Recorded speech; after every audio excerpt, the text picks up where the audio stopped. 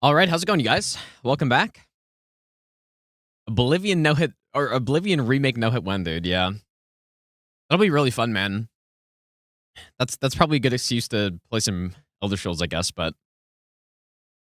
I want to practice just a couple things, probably, before we go. Also, I reverted back to an older version of OBS where the controller overlay works again. So that's good. Okay, let's see here. I didn't name any of these, so... I kind of want to do some Nameless. I got hit on Cinder yesterday. That was the only, like, it wasn't, or I guess it wasn't yesterday. It was on Saturday, but that's basically the only hit I took. If I could find... I think this is Cinder. Maybe.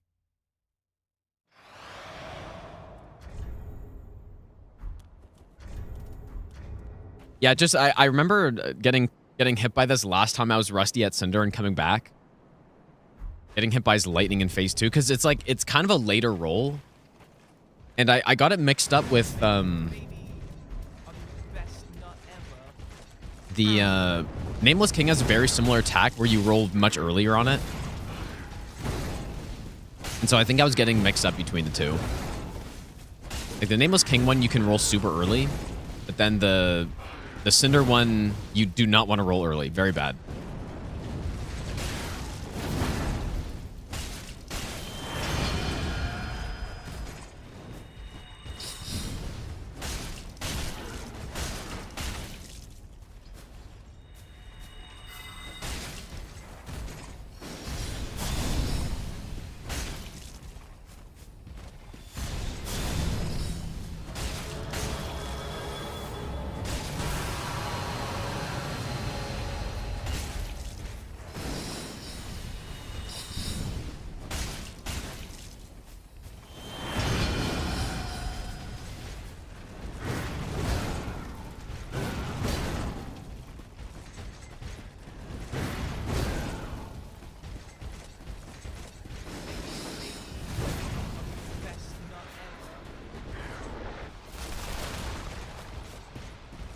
Too bad we didn't get a longer phase of that.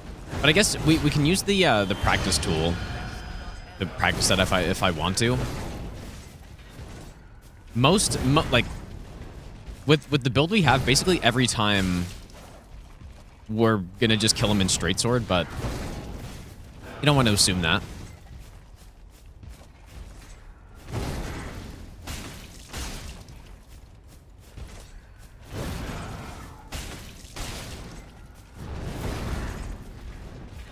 I don't know when the next convergence run's going to be, though. I kind of have a lot of things going at once here, so I guess we will see.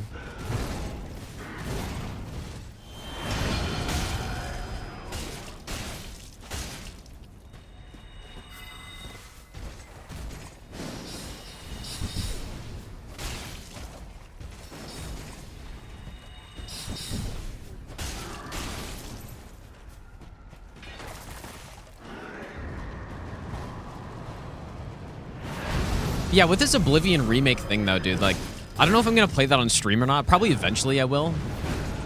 But I like 100% I'm going to be playing it. For people wondering. And yeah, I saw that Bethesda tweeted out something about tomorrow. Oh, dude, I did not mean to hit R1 right there. Whoops. My God.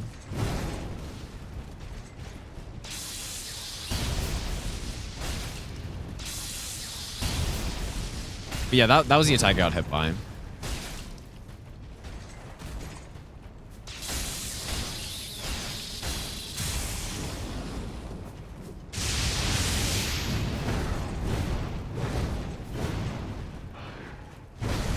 I should do some Nameless King, just... Like, I think I remember how to dodge the stomp and all that stuff, but I should probably just make sure. Machine I have.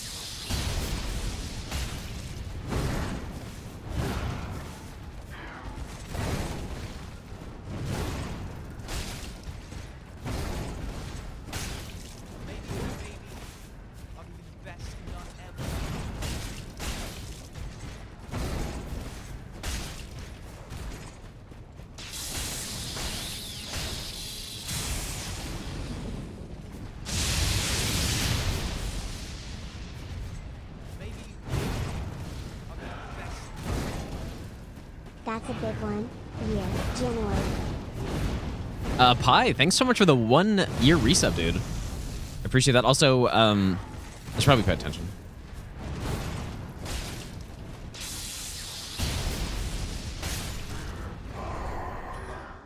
Subject 51, thanks for the brand new Prime sub. Competent, thanks for the 22-month Prime sub as well. Looney, thanks for the 11-month resub. Slithers, thanks for the 26-month resub. Pillar, thanks for the 10-month resub as well, dude. Okay, surely I can find a Nameless King save somewhere.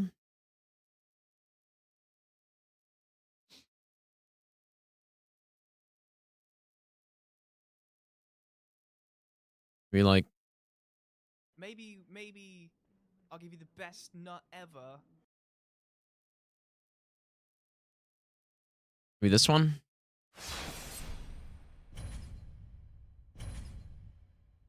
Topher, thanks for the 2-month Prime sub as well.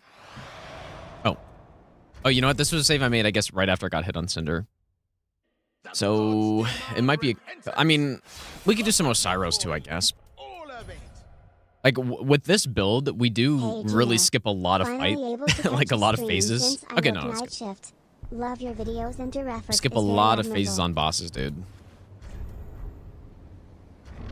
So it'd be good to do some sort of lower damage run to Derust on the game. Brayden, thanks for the $5, dude. Thanks so much, man.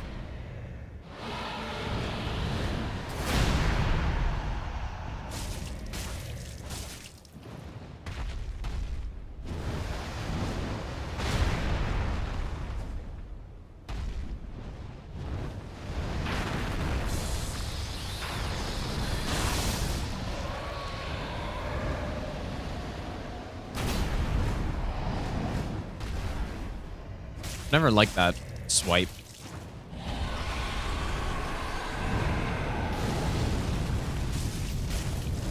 Yeah, we do. We don't talk about that game yesterday. We don't talk about that. that was really bad. It was such a frustrating game, dude. Didn't get a save. Penalty kill was atrocious. Every bounce was going the wrong way. Like that happens sometimes. So I guess the good thing is that that's only game 1. And it literally cannot be worse than that, so. Every possible bounce was in the Leaf's favor yesterday.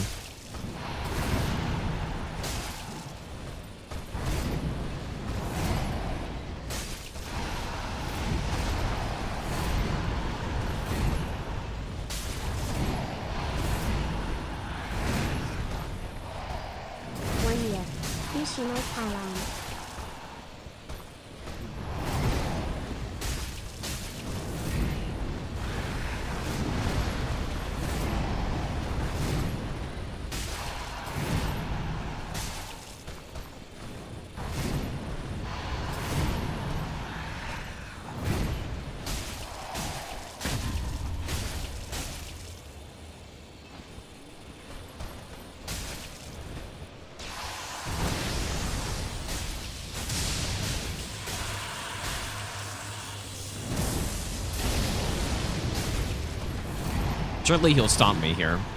I mean, the stomp dodge is actually pretty easy. It just... The only thing you need to know is that you do not dodge into it. It's the only thing. You dodge away. Virus, thanks for the 1-year resub. Thanks so much, dude. And this is the one that you dodge kind of early on compared to the Cinder lightning.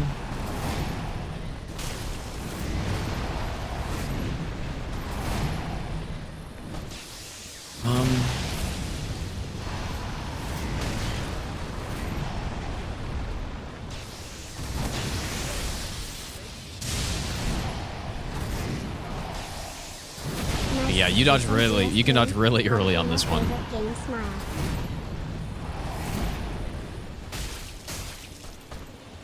Yeah, this boss is so sick, dude. Like, I was practicing him a bit earlier, and I was just remembering how cool this boss is. It's not even really because his moveset. Like, his moveset's pretty sick, but everything about the boss is so good, dude. Like, the way he looks, all of the attacks are really cool. you're fighting on a cloud.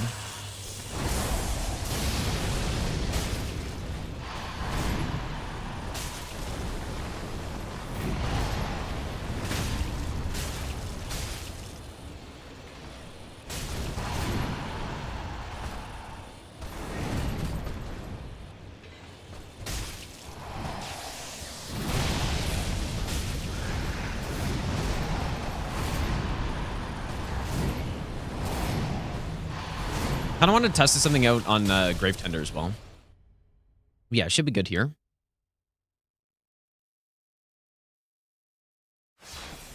Grave Tender saves probably right after this, I guess.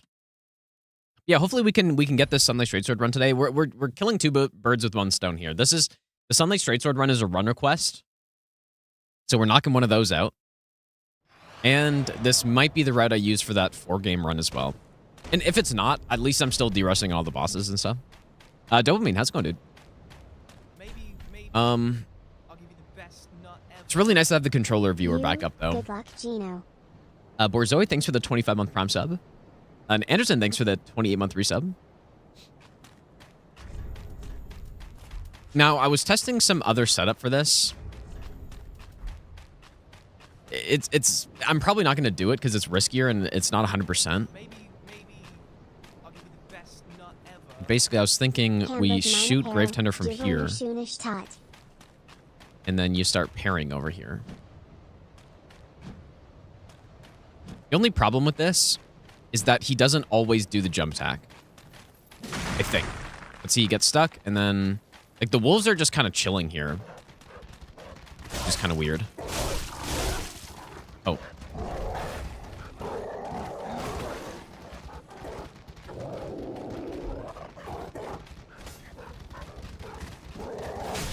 But yeah, I don't know. I kind of want to test this a bit more. Lil Moist, thanks for the 7-month Prime sub as well. Thanks, dude.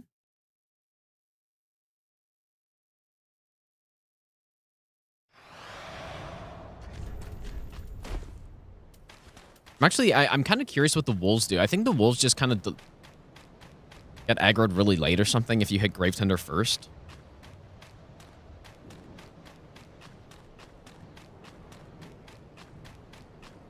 The parry, so a mid-shield parry will input read Grave Tender to come and sprint at you, basically. There are other ways to do it, but...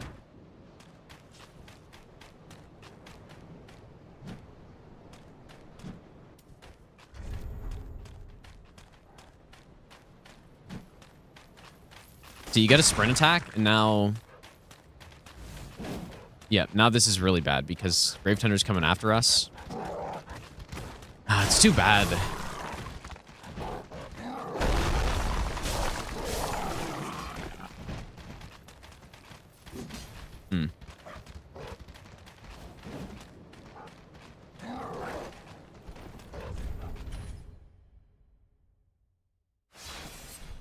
And there's just, I don't think there's anything you can really do about that.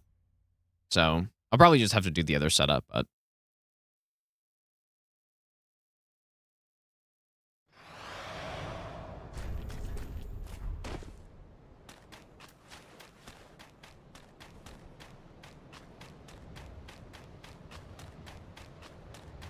Maybe I'll give you the best nut ever. No, Grave Tender never always jump attacks. Playoffs, Bracket League. Sprinting attack is possible. It's less common, but it's possible. But yeah, there's not really much more to test here, I guess. Like,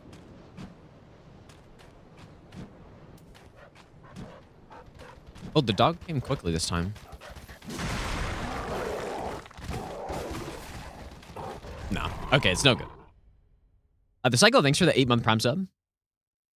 The Discord playoff bracket league, is that like in my Discord you're saying? Is that a thing? A person, how's it going, dude?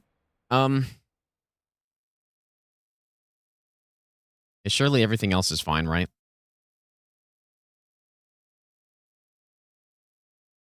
Maybe Gale, I guess. Oops.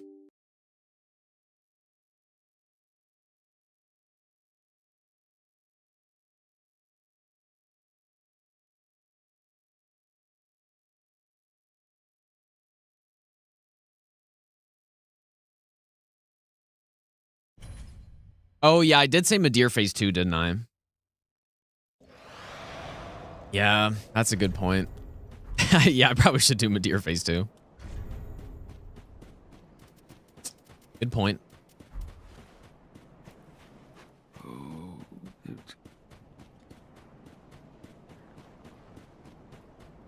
Yeah, Midir.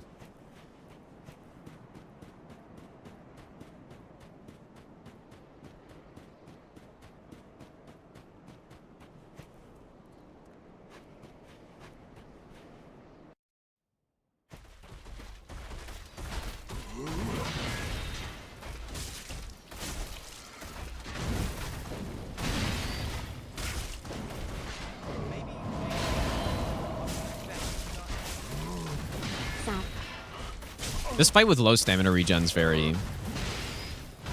Like, there's so many punishes you can go for, that if you have bad stamina regen, you just have to wait.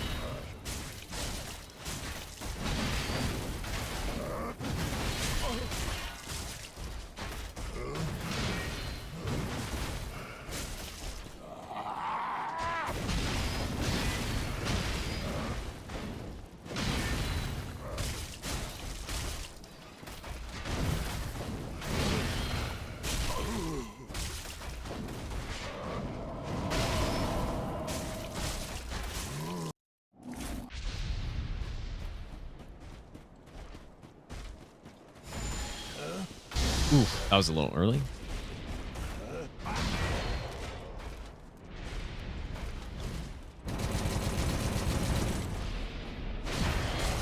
I don't know if I've ever had that happen before, where he does like the range crossbow and I'm right in front of him. That was kind of... I didn't like that so much.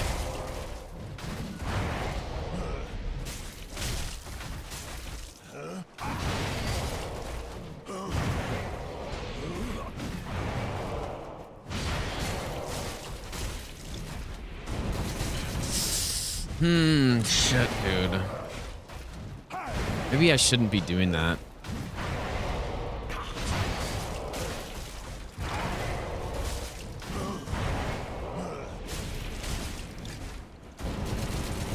It might have been that I rolled too late, because I kind of delayed the first roll for some reason.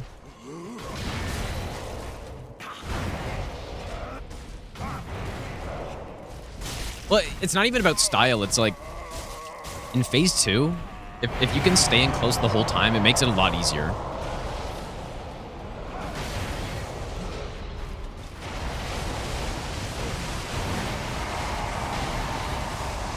Because one of the hardest things about Gale phase 2 is just getting hit by the crossbow.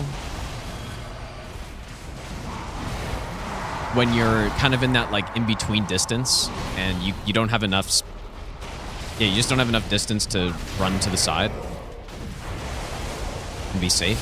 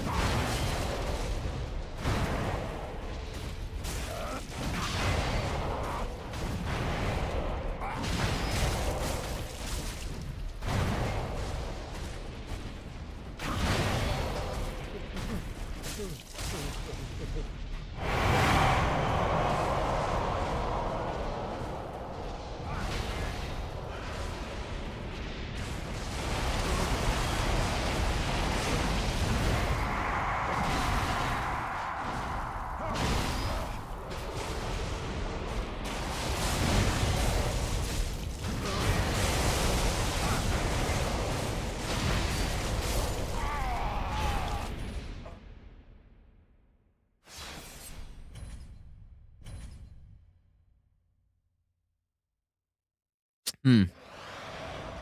I should probably go watch that crossbow hit. I think I think I rolled later than I normally do. One of the hardest. Maybe I shouldn't have that happen. Maybe Um. I'll give you the best nut ever. Tretheron, thanks for the 7-month Prime sub, dude. I'll give you the best I don't know if nut I've ever had that happen before, where he does like the range crossbow and I'm. And Suji, thanks for the 16-month Prime sub as well. It wasn't that one. Now, like, I didn't like sprinting underneath it is also something you can do, but that one is for sure less consistent. Like, well, maybe not for sure, but I remember that one being less consistent because it's more terrain dependent, and you can like any hit when he's doing crossbow will get him a stagger on him. But rolling, at least I remember, was the best way to do it for no hit, at least. If you want to stay close like this, but...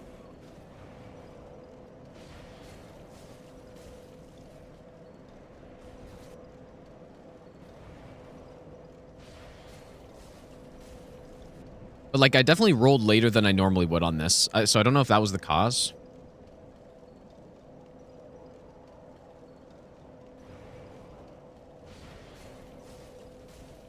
Because the train's fine.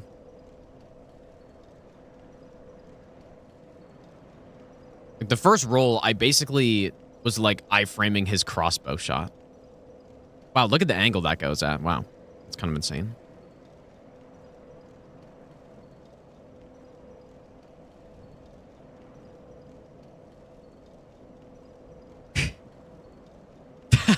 That looks kind of insane, dude. I guess it was the second bolt of this one that got me, I guess. I don't know.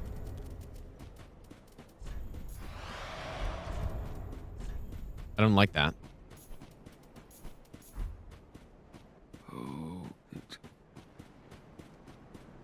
Going rightward is more... Really? You think so? Possible.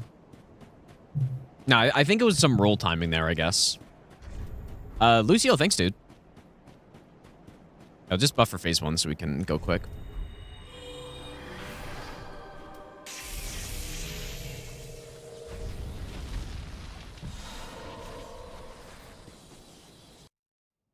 Look at how different this damage will be here. I didn't see what our damage numbers were before, but I'm sure that's like double damage. That's normally what it is when we have the buffs on.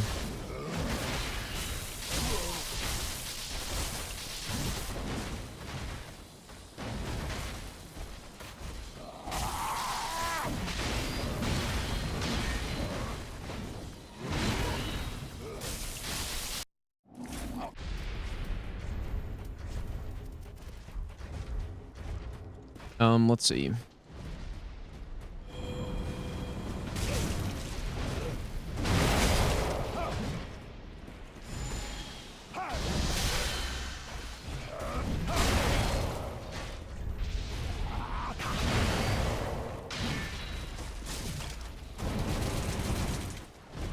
Yeah, maybe it is kind of rightward. You're right. That feels better.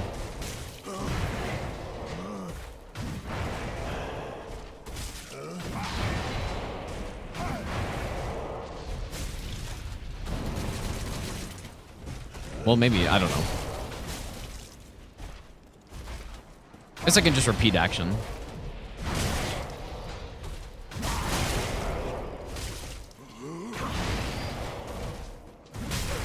I am no longer in control of the character. Do crossbow, buddy. And I'm still strafing everything.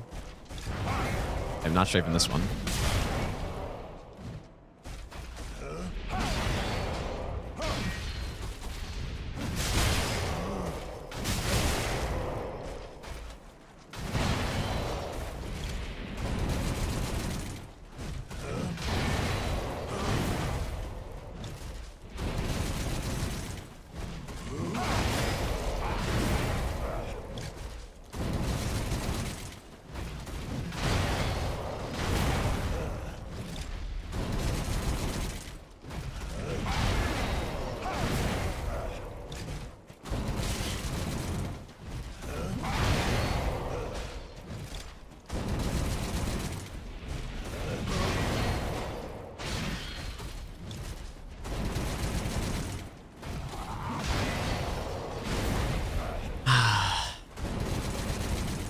I don't like...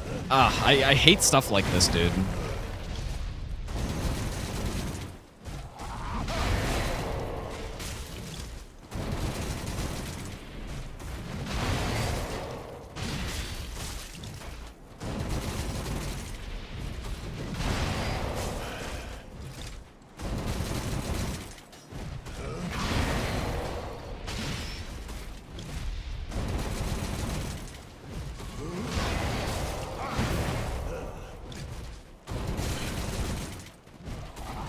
So I guess, is it downhill where sprinting's bad? Maybe? Or, I don't know. I know sprinting's not consistent. Like, I've done it and lost runs to it before. Or, well, maybe not lost runs, but I've definitely tested it, and it's not 100%. I thought rolling was the way, though.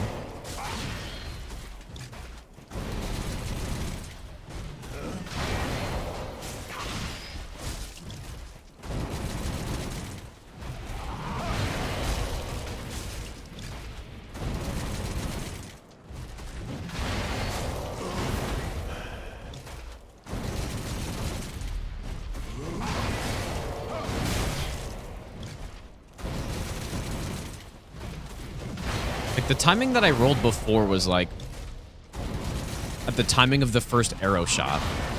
But I should probably be rolling a little bit before that, I guess.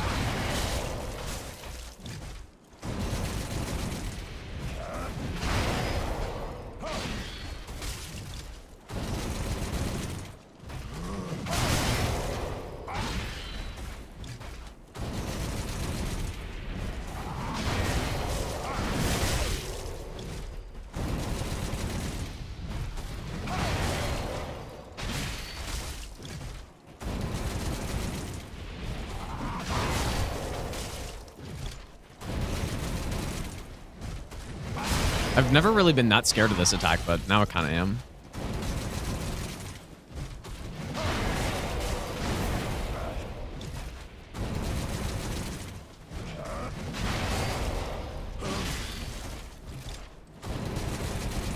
No, not in a run, but just... I was going mad, but just on, like... Whoa. The practice fight I just did, I got clipped.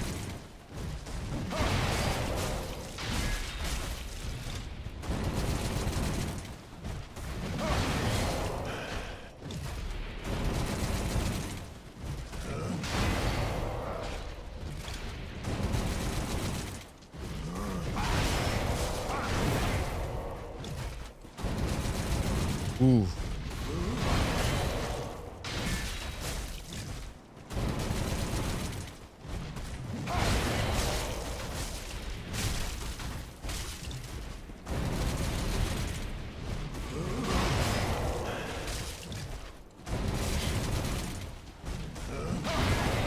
So what happened on that one?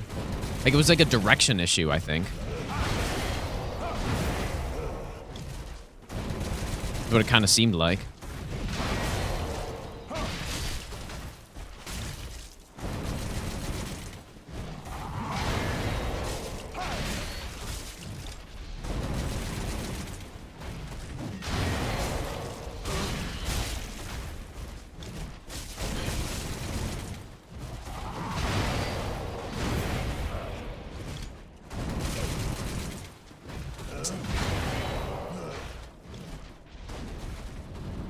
Man.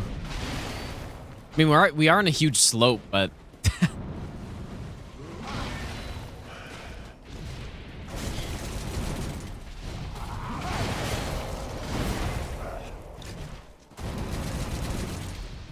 If this was Elden Ring, I'd just be able to crouch underneath that.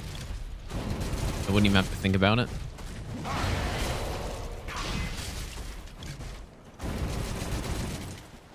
Like, I think the times I might have to go back and check, but I think the times I got hit are when I was further away, basically.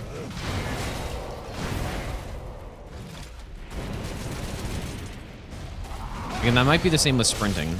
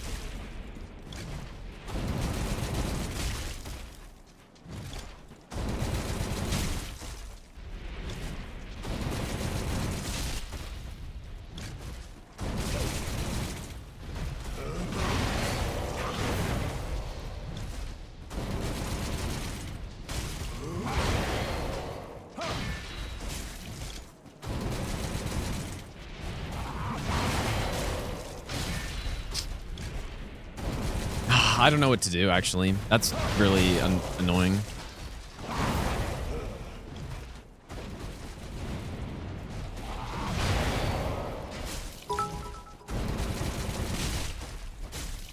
Fame is a vapor, popularity an accident, riches takes wings, the only earthly certainty is oblivion. I think it's just distance. That's all I think it is. Got to be like actually right against him.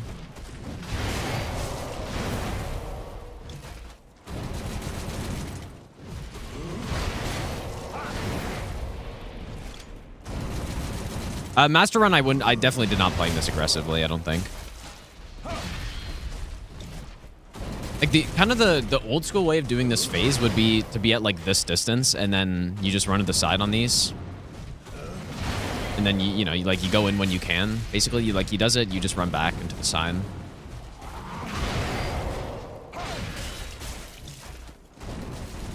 Like this.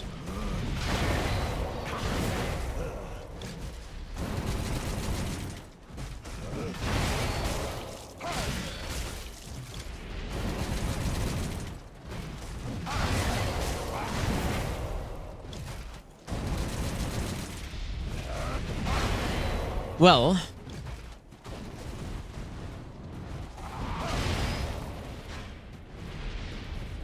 oops.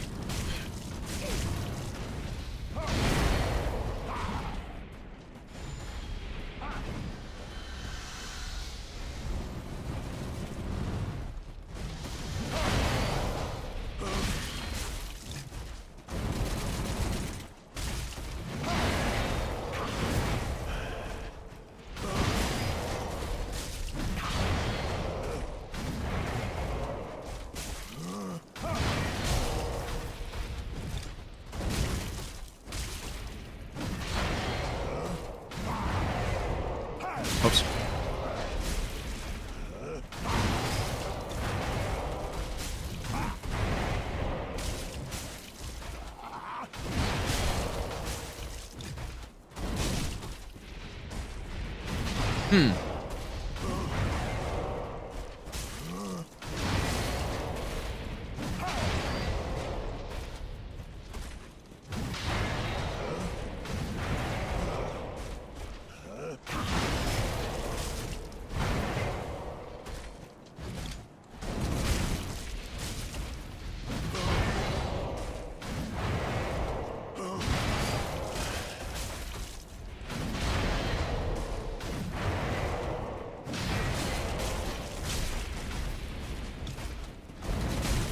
Like, so what I'm changing here is I'm basically just punishing oops, oh boy.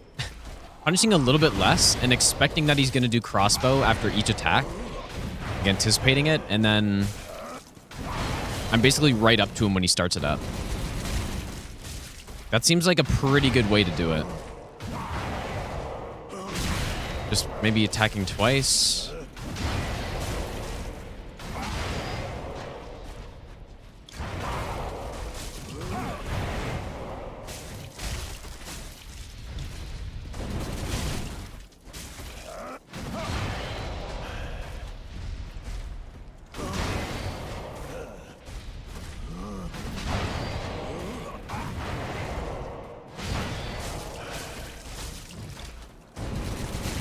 Like 3 is still fine there, I think.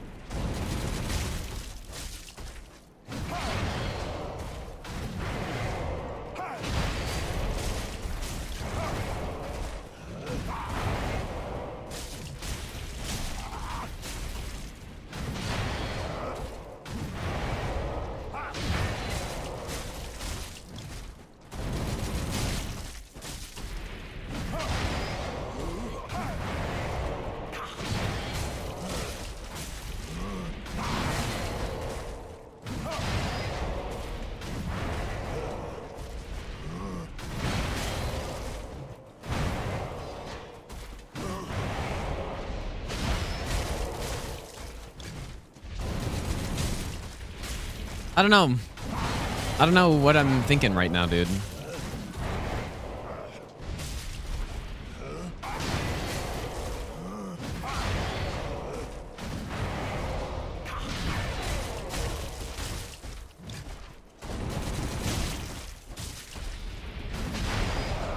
It seems pretty good.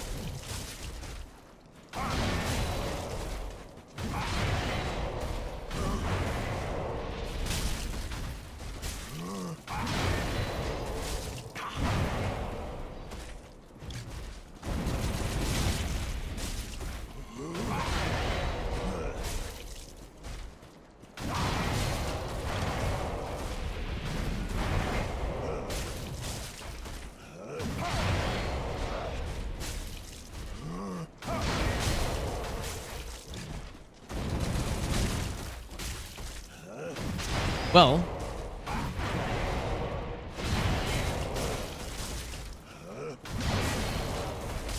I guess this is what I'm gonna do.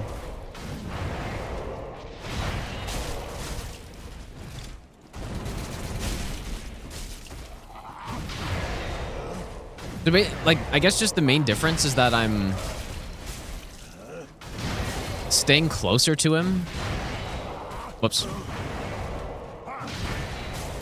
After he stuns, I can only do one hit. Like, and I basically, as soon as he starts shooting the arrows, I need to be in a full sprint directly against him. I'm guessing.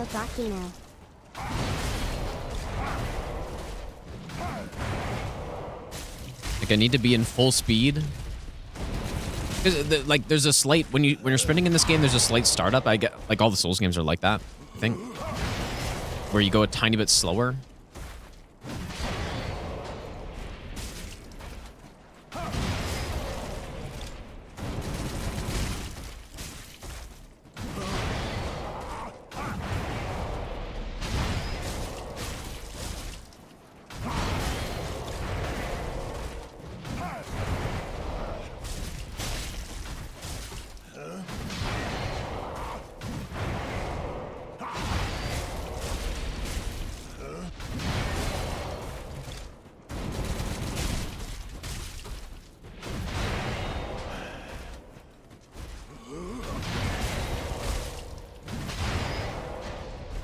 I wonder if he's being kind of weird because his health is so high.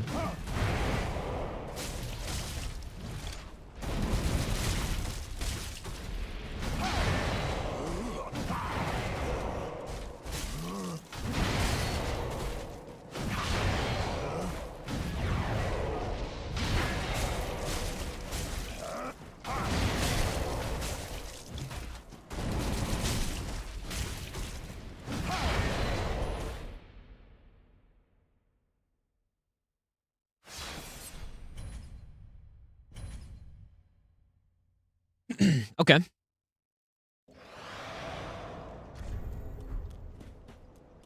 I guess that's what I'm going with for now. Yeah, I really like it, Agora, actually, dude. Yeah, I really like it. It's weird. Every Bon Iver album is kind of like that, where I listen to the first time, I'm like, okay, that's fine. And then I listen to it again. Like, it just gets better the more I listen to it. Oh. My thumb just, like, cramped up somehow. My favorite song on it, though? Let's see. Probably, I like most of the songs. I'm not sure which one my favorite is. I don't know, dude. Everyone always asks me what my favorite things are, and I don't pick favorite things almost ever, dude. I don't think about things like that somehow. I always like that. Abhishek, thanks so much for the donation, dude.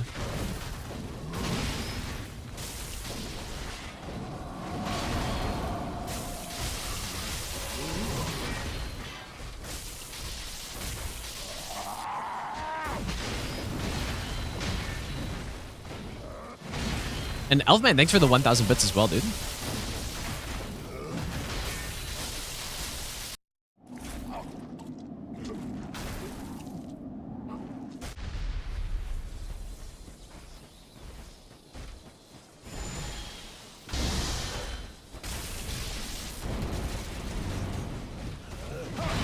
I really hate the disc opener, dude.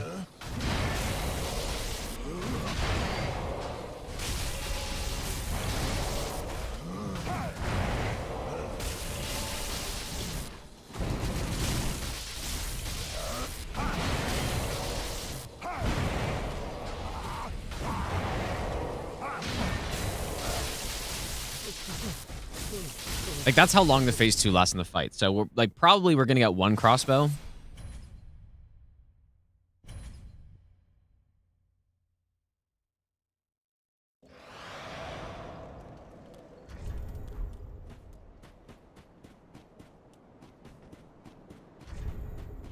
Yeah, this weapon is really good, yeah.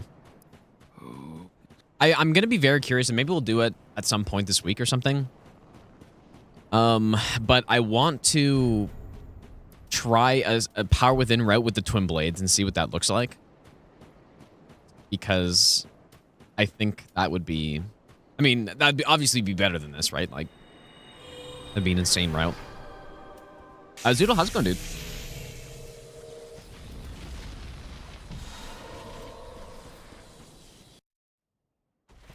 All you need is a +8 blessed shield.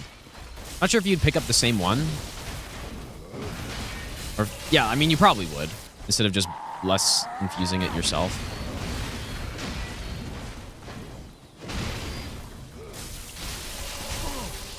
And normally going down to arena would be a good thing and something that makes sense, but because we're using hidden body, we don't even need patches anymore, which is insane. Imagine telling me 6 years ago that no hit runs would just not even get patches for all bosses, dude.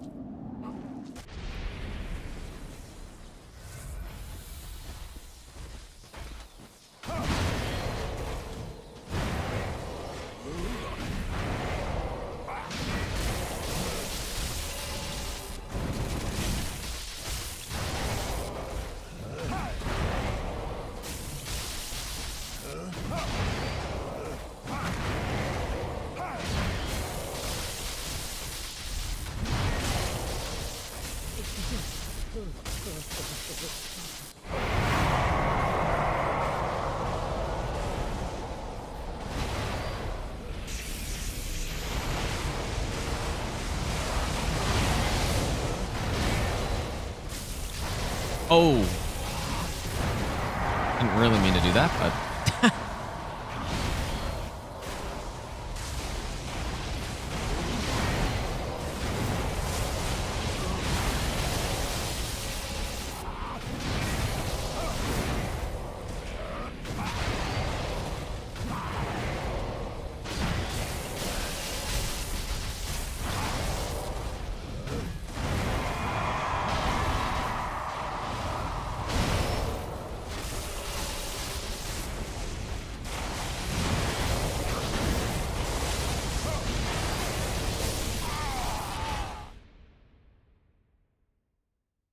Back in your day, you used Henri's sword for no-hit runs? Is that true?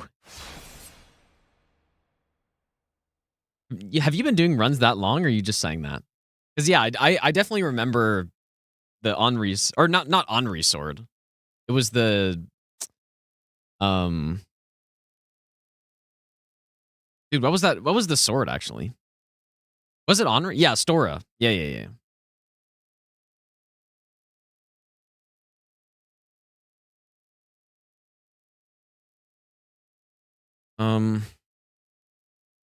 Okay, I wanted to do Midir. I'm not sure if I have a save for it, though. But yeah, I guess Honorees too, though, would be another one. It's 2016. Jesus, dude.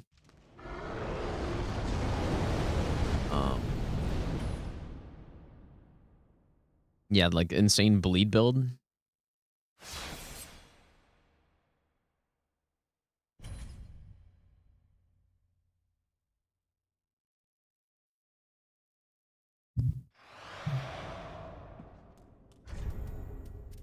Just gonna do some lower damage Midir. I say lower because I'm still gonna use my +5, but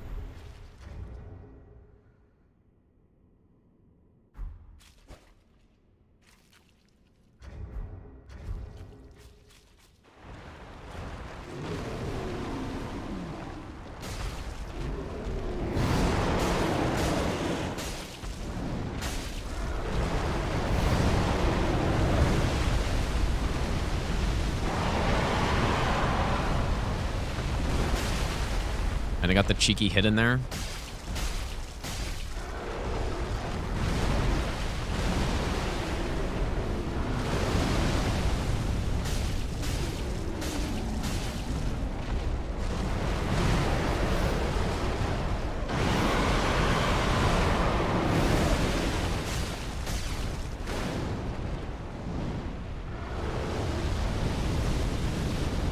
Imagine a dragon boss that doesn't have fire breath deflection, dude. Could you imagine?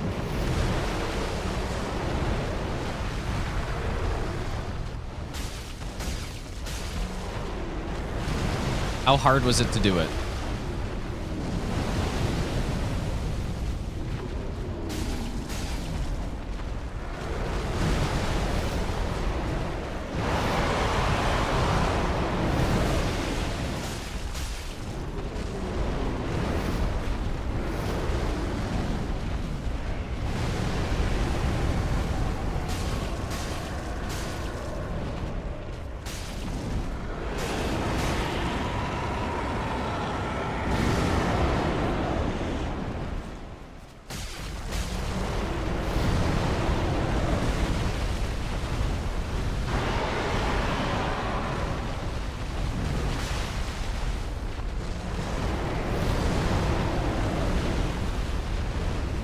Never been a big fan of this attack. Looks cool, though.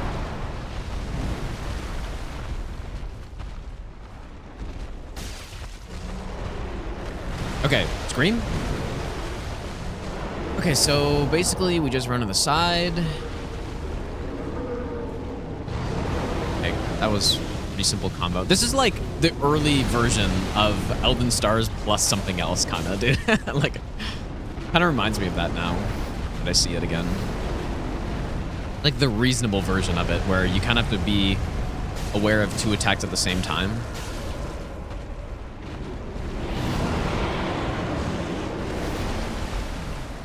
I want to see charge. The charge is one of the toughest attacks, I think.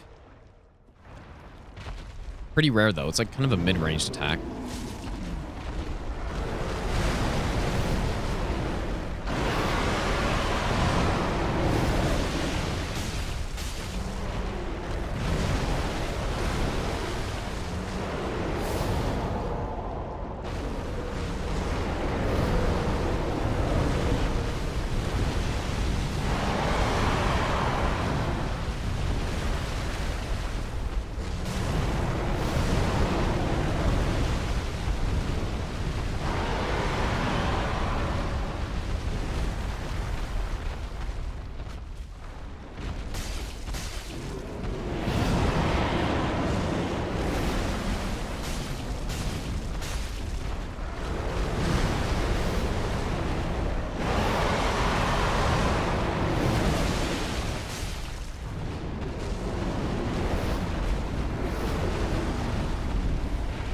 My first playthrough on this guy, I spent so long here, dude.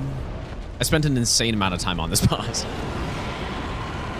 It's because my perseverance build just didn't work anymore. And then oh boy.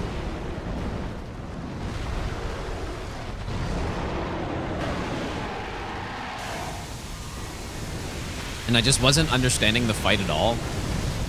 Because this is before I started kind of understanding how Souls bosses kind of, at least the good ones, they kind of tell you, they guide you into how to fight the boss a little bit, right?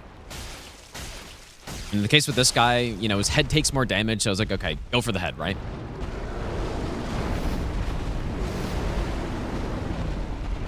That sort of thing. So I didn't really pick up on that.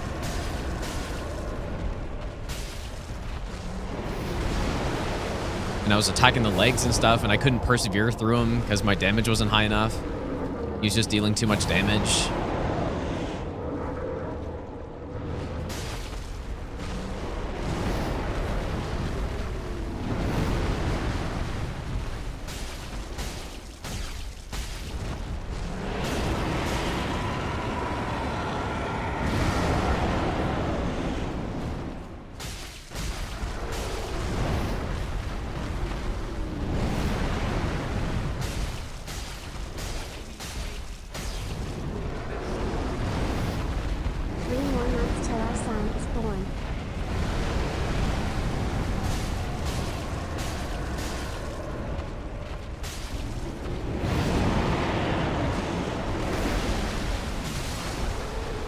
I was actually just thinking that. Does he stagger again? I guess he does. Interesting. I don't know if I've ever had him stagger twice before.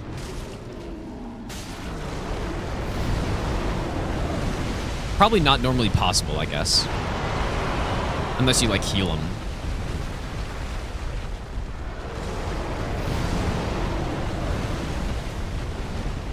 Hi, Mike. Thanks for the 6-month Prime sub. Thanks, dude.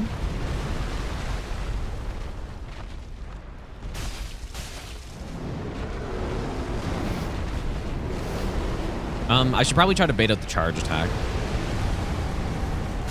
It would be so unlikely that we get it, but I would like to be prepared.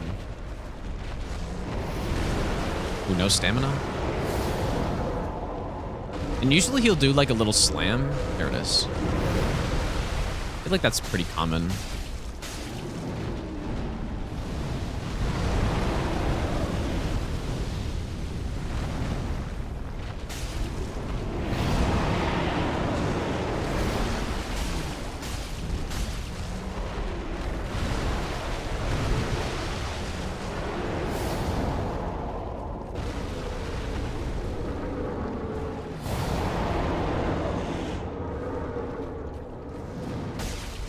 I remember these attacks looking so sick before, but now that Elden Ring's a thing, like these attacks look like nothing compared to Elden Ring's attacks.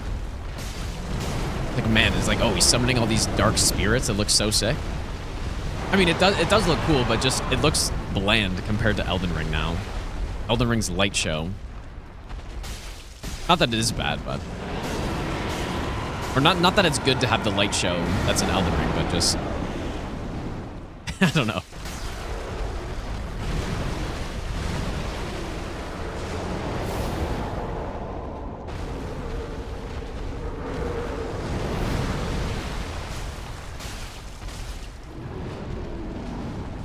Yeah, Bale Phase 2 transition versus this one, yeah. A little different. Whoops.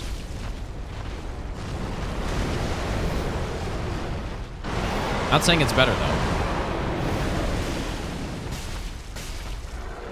It's just funny to compare it.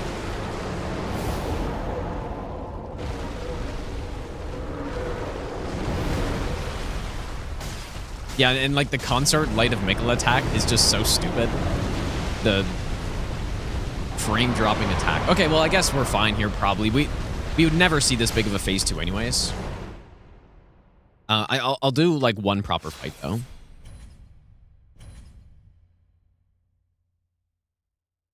But yeah, I need to do this Derust on a lot of these bosses because I haven't I don't know, I haven't fought them on a no-hit run in actual years, dude. Last time I did an all bosses no-hit run in this game would have been I don't even know. Like probably 2021 or something, or 2022 maybe. Been a while, dude. Not mean to do that.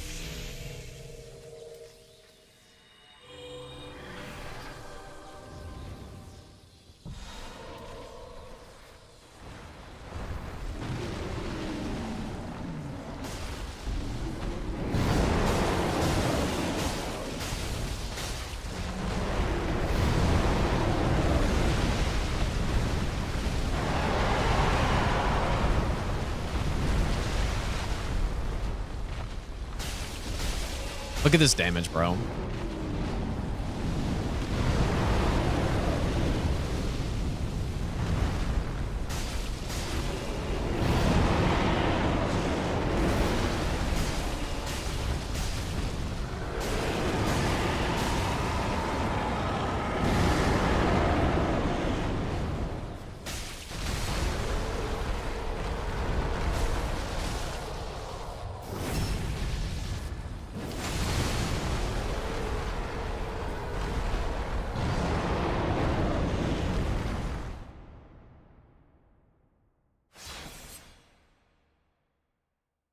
Yeah, the our damage is pretty good, you could say. Like, what about a twin blade build where you go like 40 dex, but then you get a good amount of faith to use lightning blade on it and power thin or something. I wonder if that would work out. You'd have to be a pretty high level though. It's the only thing. Okay, surely the rest of the bosses are okay. I mean, the run from the weekend. Holy shit, dude. Hello? Run from the weekend, the only hit I took was on Cinder. The other hit was just like a routing thing. Yes.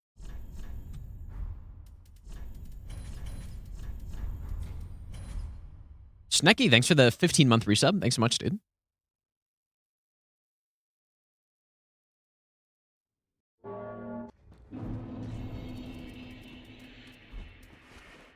Yeah, I got hit. The other hit was pulling the lever for Frida. With hidden body, I didn't know that one of the bugs could still aggro to you, so basically we just simply go, like, the old strat, the old fast strat would be to just gun it to the middle of the room and then homeward bound. So I'm just going to do that, but with hidden body, and it should be good.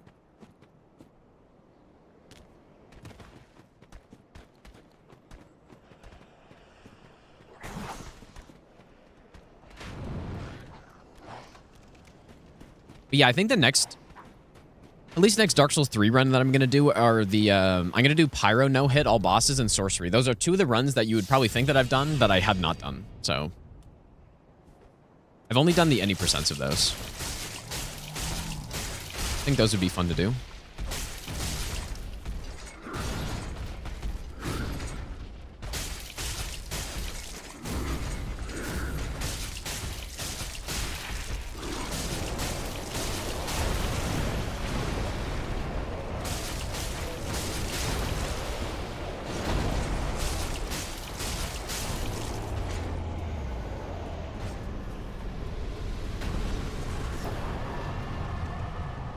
Yeah, Pyro boss is pretty cool. Like, it definitely gets...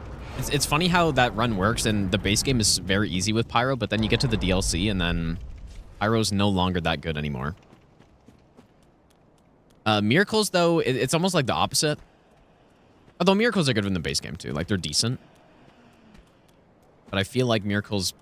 Maybe they don't get, like, insanely strong. Well, I mean, you have Sunlight Spear, but...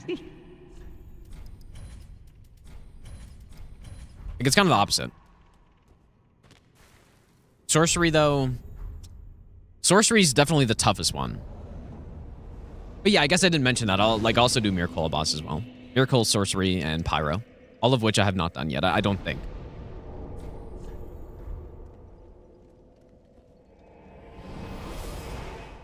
What's my dream run to achieve? I can't really say I have one. I don't know, I just keep doing more fun runs, and... There's not some ultimate goal run that I have in mind at the moment. I've basically done... I've done a lot of things that I want to do already.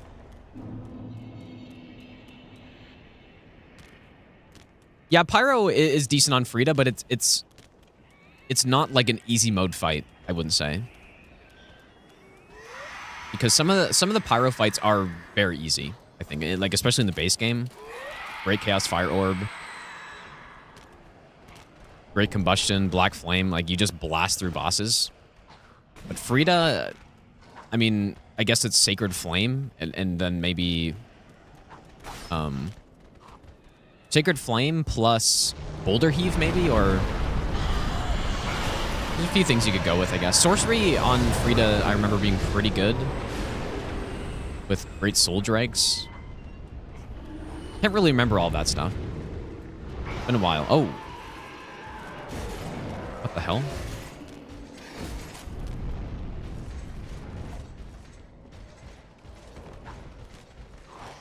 It's interesting.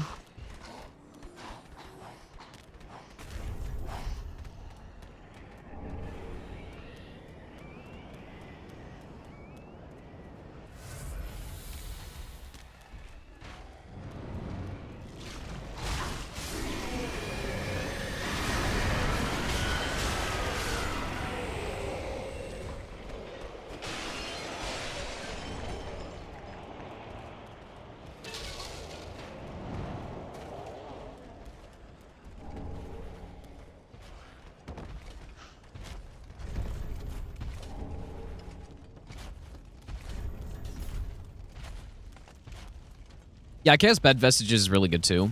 But I remember, but like Couch was the first one to do basically all, like, or at least most of those spell runs.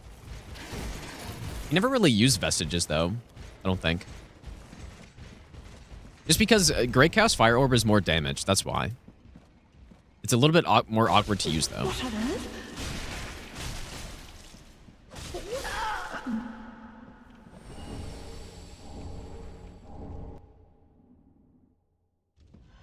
Yeah, Toxic Mist, I guess, but Toxic Mist is not the most convenient thing to pick up on a no-hit run. Normal runs, it's not so bad because you can at least get a bunch of health. Or, well, you can get health on no-hit, but it's just not... You don't want to be leveling health on a no-hit run, basically ever. Even when there are situations where it's good to level health or whatever, it's still overall not something you would want to do because you're just not getting more damage from that. Yeah, Toxic Mist is a brutal one to pick up, I think. I'm remembering which lava pool it's in correctly. Like, that's in the sideways lava pool. What I mean by sideways is that,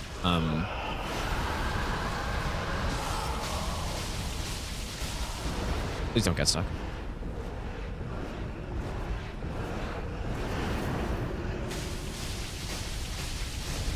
The way lava works in this game is that, or like the lava pools, they basically attack you from a certain direction, or they hit you from a certain direction. So what that means is that you can block it, but only while facing the direction that the lava's like hitting you from.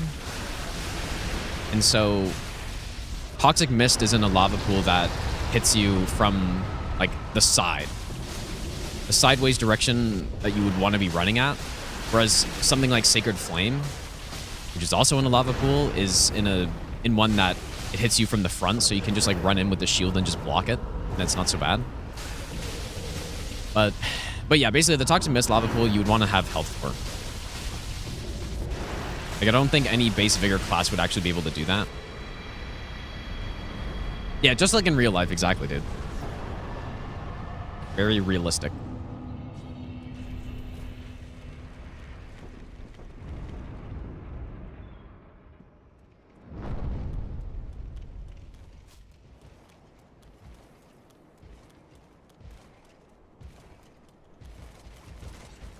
What no-hit would I say is the easiest to get in DS3? Twin Blades, or honestly, I would argue that... Yeah, Twin Blades for sure. You could also go Pyro. Pyro's a really good any percent.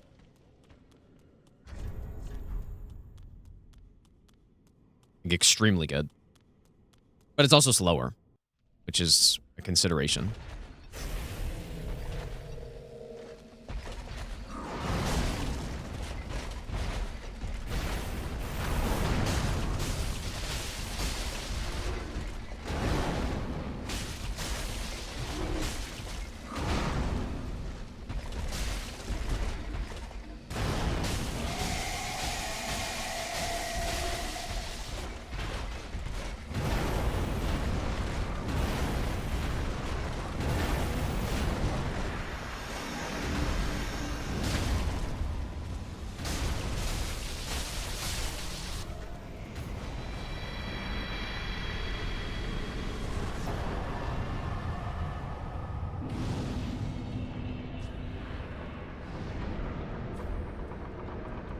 What do you use on Pyro? So Pyro, you would go with... Kind of depends. There's a faster route where you don't get Sacred Flame, and then there's a slower one where you do. But basically, yeah, Sacred Flame, Chaos Fire Orb, Great Combustion, Black Flame, and that's pretty much all you need, I think. Here's some other ones, like like Fireball you use. Fireball's actually pretty good in the early game.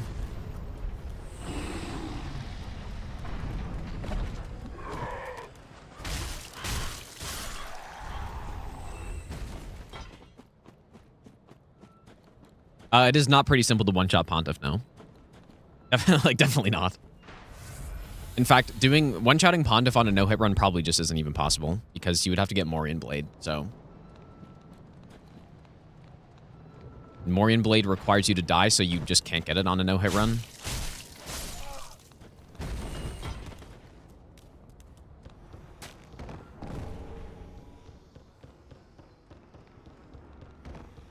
And then, yeah, you'd probably need to, like... I don't know if Power Within would be needed, but Power Within's obviously behind Pontiff, normally, so...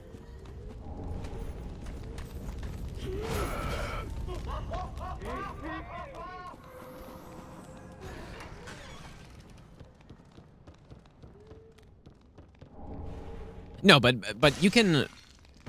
One-shotting a boss is often not needed, right, to make them scripted. You don't need to get the one-shot. So for Pontiff, let's say you're doing some sort of melee build like we are now, if you have a melee weapon that will deal... I don't know. I mean, with the amount of damage we have here, Pontiff is actually scripted with one variation. So... There's no... Usually, just trying to build a one-shot character is just not worth it, right?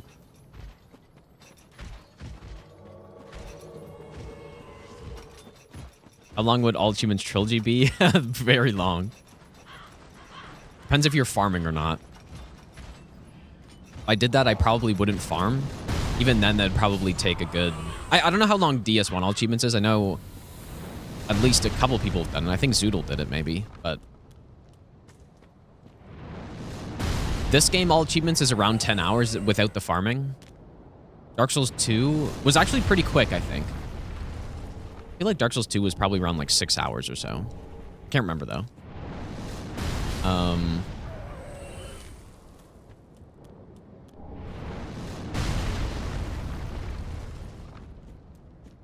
But yeah, and then Dark Souls 1, I think, is pretty long, I thought. Wonder what the Twin Blade route would look like with all the buffs. Well, it's not really all the buffs. I think it's just Power Within. But yeah, I mean, it would look like you had 20% more damage, I guess. And even more, even more stamina regen. This one, All Achievements, much shorter. Yeah, well, the speedrun doesn't really tell you the whole story, but yeah, I have no idea how long it is.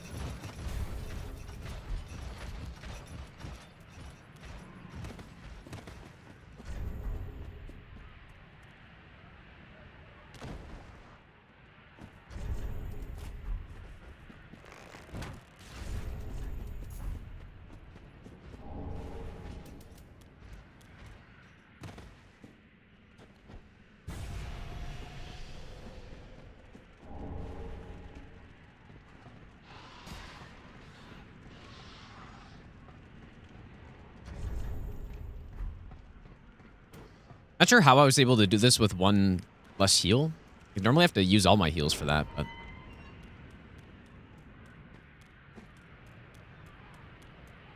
It's weird. DS3 skulls not last as long as DS2s. I don't know. I feel like they're similar. They have way less range, though. Way, way less range. Maybe I forgot something. I like...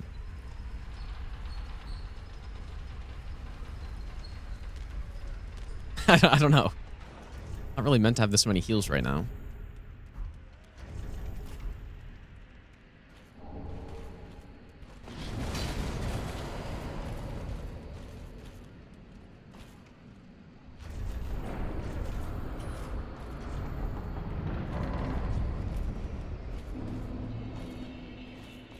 Okay, so we go back to buy skulls first, I guess.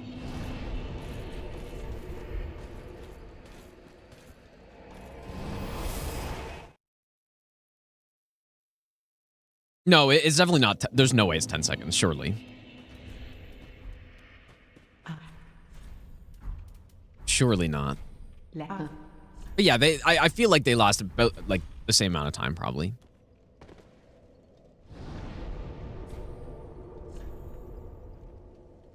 Here we go, back here. These two skulls working as soon as they leave your hand. No, that's I don't think that's true either. Like they work the same way. It's just DS2 skulls have basically unlimited range, I think.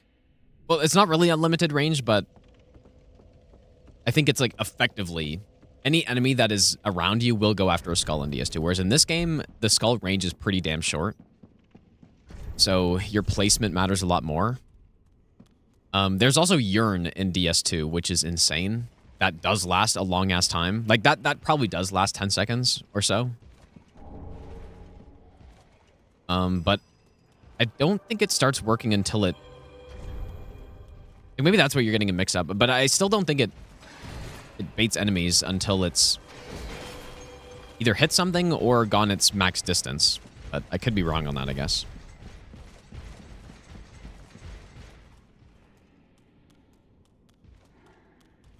This one.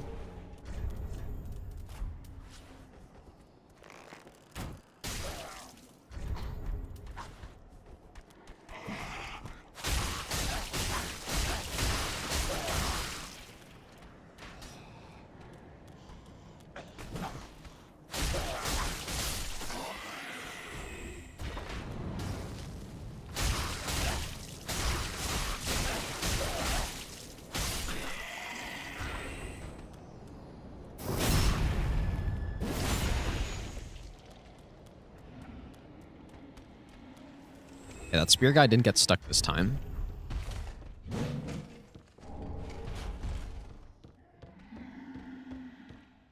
We could probably just sprint it from here, but...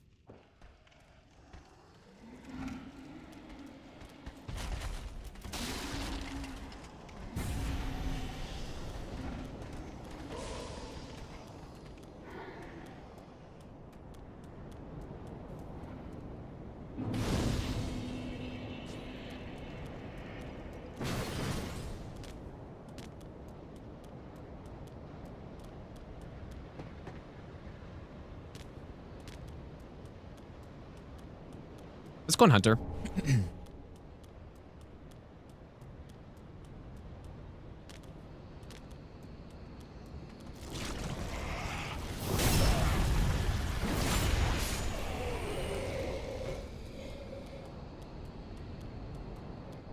The Kazan run is not over now. I still have a bit of the game left to go.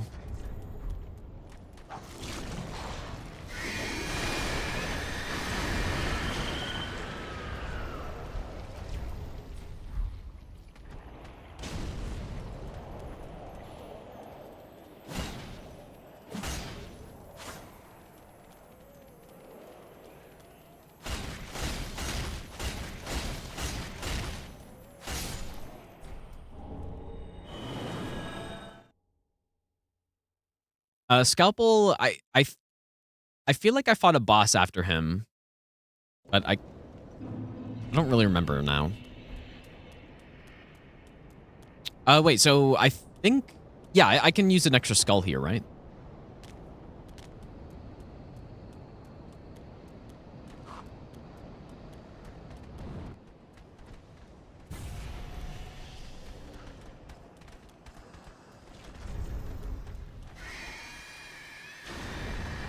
Hopefully that was fine. Because we pick up 2 more, and then we need 6 for Deacons. So, and then we use 1 here.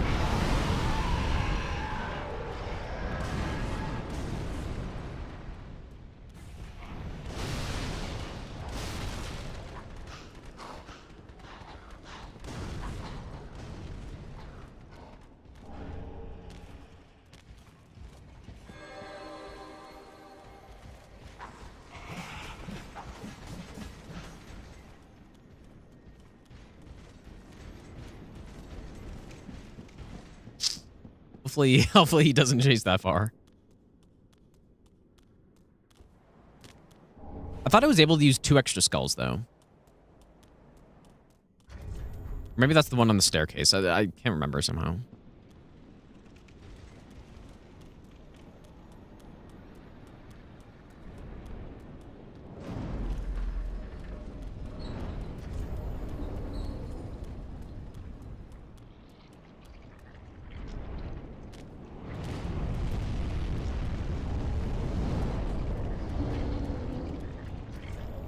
All right, the weapon.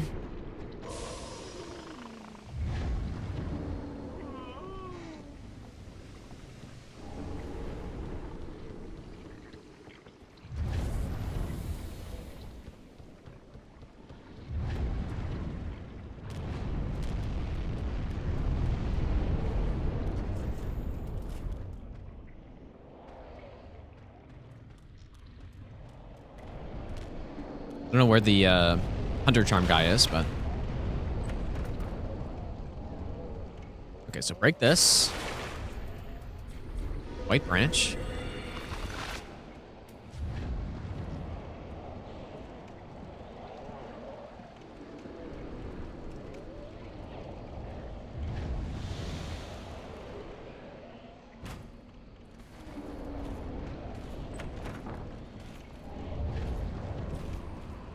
Perfect.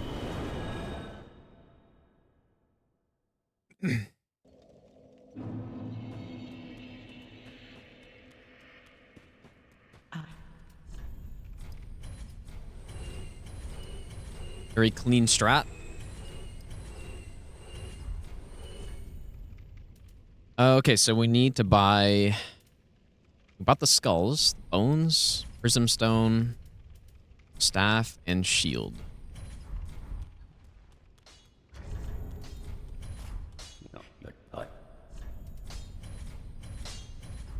Ready.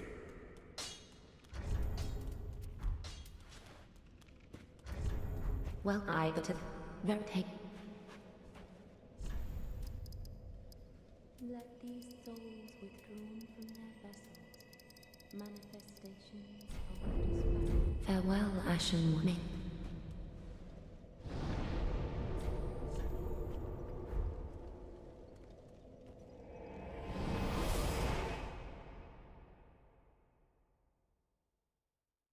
Is it just you or is Kazan kind of underwhelming? I didn't find it underwhelming at all, to be honest. I haven't finished the game yet, but I've really been liking it a lot. It's definitely different, right? It's not just a normal Souls-like game. With the, you know, the RNG gear and the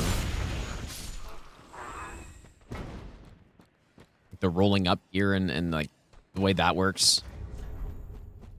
In the mission style and farming bosses and stuff. I really like how it's done, personally. Like Kazan or Wukong more. I feel like Wukong's a game that the more you play it, the better it gets. Whereas Kazan isn't like that as much, which is probably a good thing. But I don't know which one I like more, though. feel like Kazan is more polished than Wukong is, maybe. And the biggest downside in Wukong, for sure, is the X-spam combat. Like, it's unfortunate that you don't have more combos to use. And, like, using see-throughs is cool and all that stuff, but...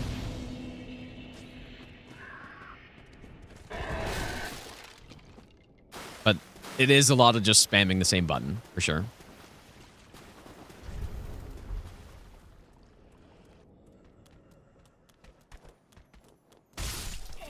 So...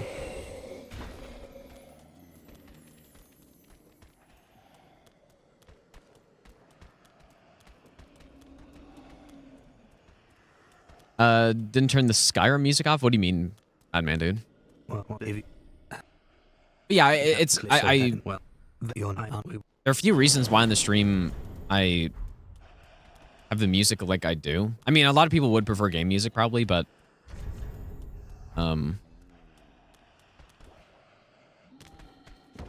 main reason that I don't have music on the YouTube stream is because of the copyright, but it's also kind of nice because if you want to hear music, or at least the music that I'm playing, you can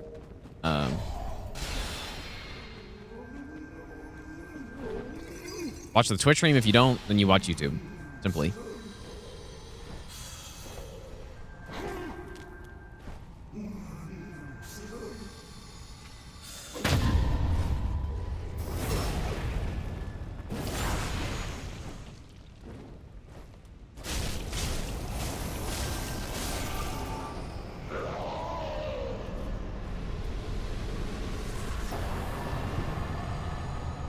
Yeah, Oblivion remake a waiting room, dude.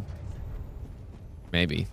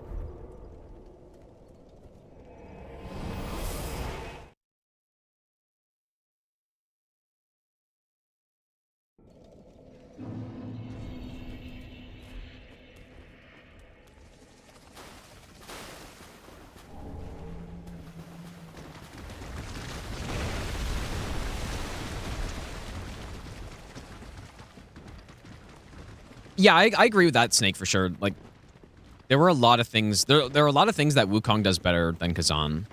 Like, overall, I think Wukong's a better game.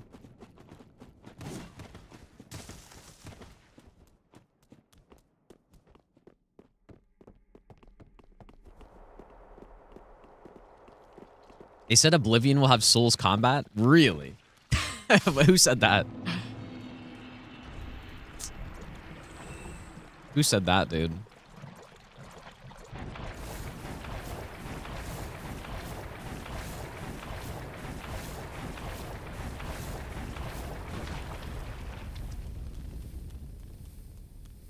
Yeah, your dad who works for Bethesda? Yeah, is your last name Howard by any chance?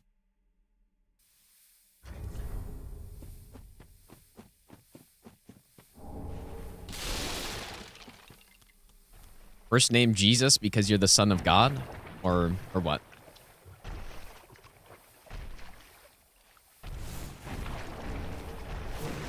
Guess I'm just aggroing this guy every time now. Oh.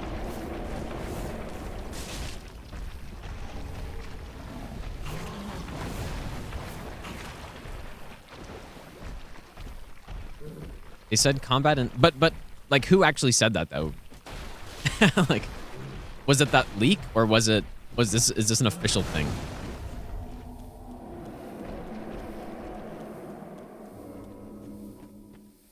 But yeah, man, like Souls or Skyrim and Elder Scrolls games with actual good crisp combat. My God, dude. Because even with, I've been playing Skyrim lately quite a bit. even with the combat mods, there's no way it comes close still. It's still like super janky and stuff. It's much better when you can actually dodge and you don't just like run into combat and start face tanking and trading and all that stuff. And blocking, I guess. But yeah, it's not even close to what you get in a Souls game. Obviously.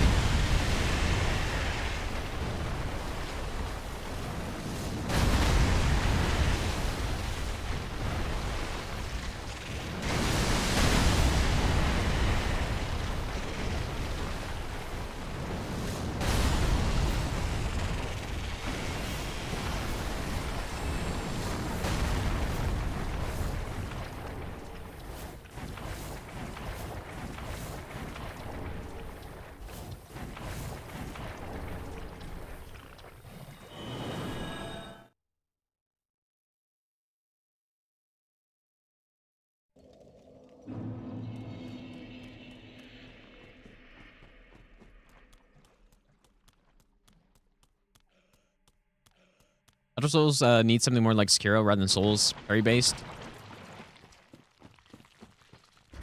Well, I don't know if I agree with that.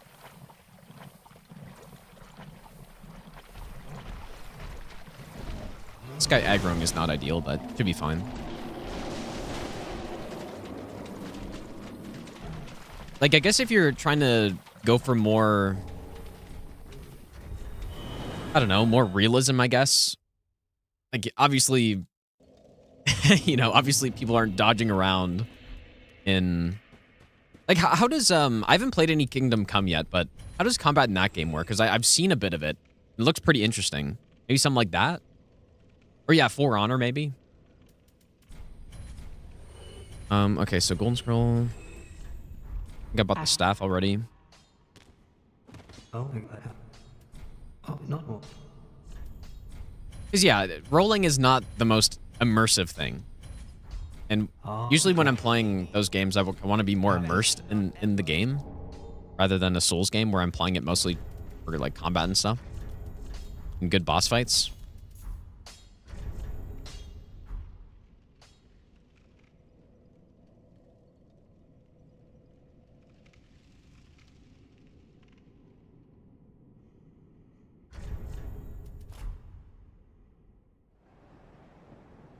So yeah, I guess I do agree with that. More in that direction would be better.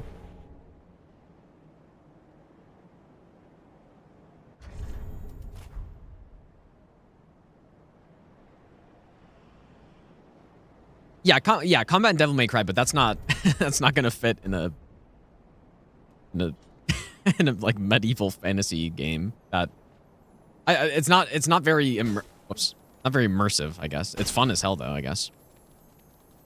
Or it would be. I haven't actually played any Devil May Cry, but...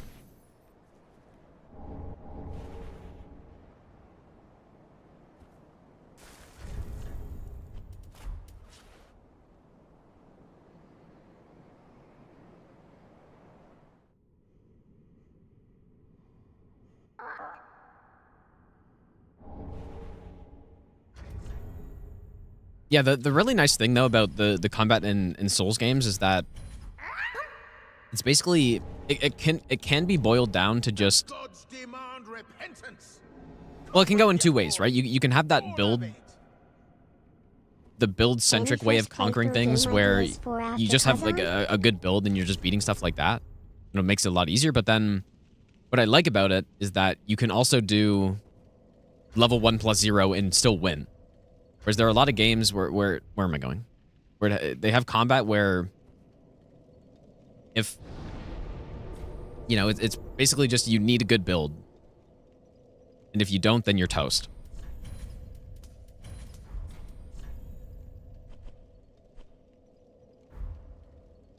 So yeah, maybe, I don't know.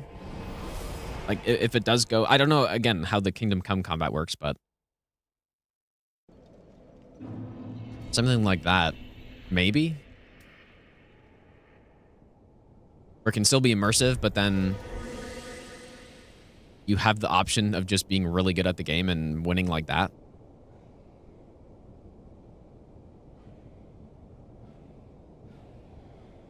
Snake, thanks for the donation, dude.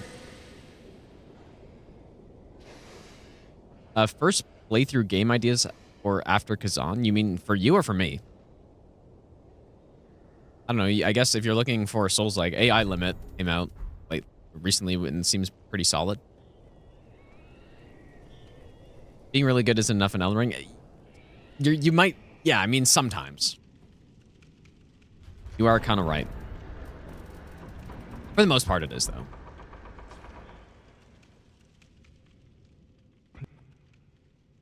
Did he make spellcasting not overpowered with Souls combat? That's a good question, actually.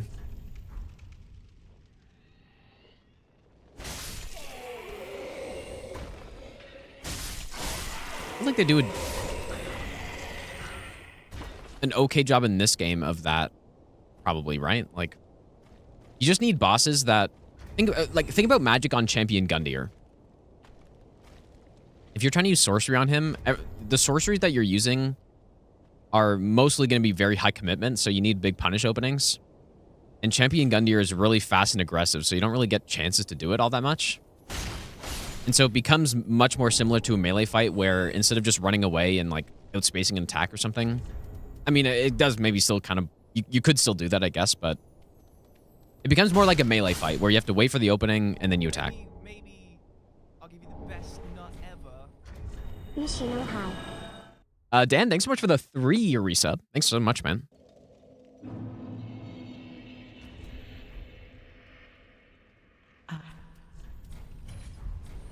Okay. +4. What?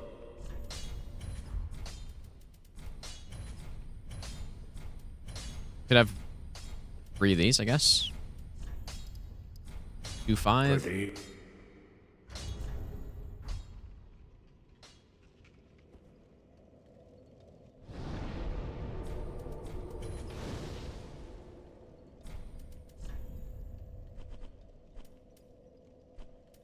Why did I go there?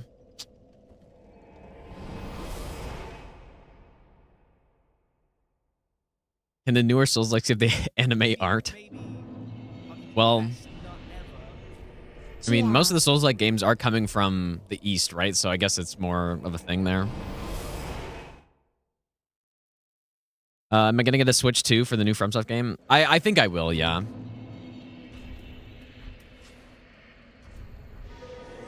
I think I will.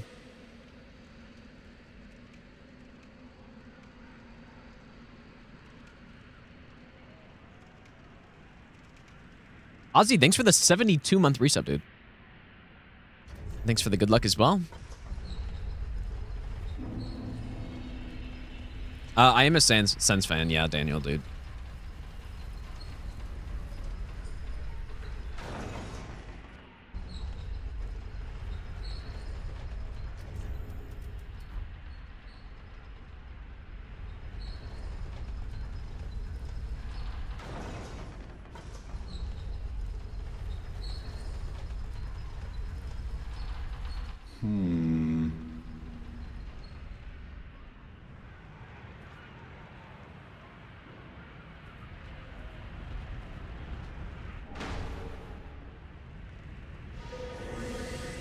People are calling to boycott Nintendo because of the game prices.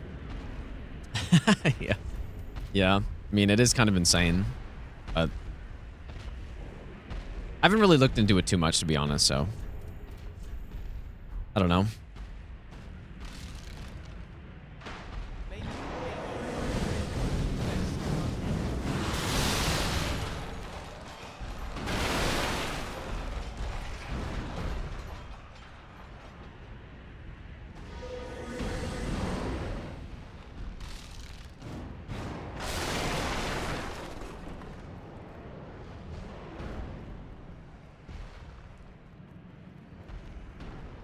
But yeah, like for me though, I'm in a very fortunate and unique situation where I can buy games and just write it off, you know?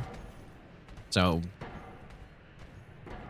it's not really as much of a concern to me as it would be otherwise. And I also don't really, you know, I don't play a huge variety of games either. So if I'm only buying I'm only buying one game and I play it for 2 years or something, then that's like it's fine, right? So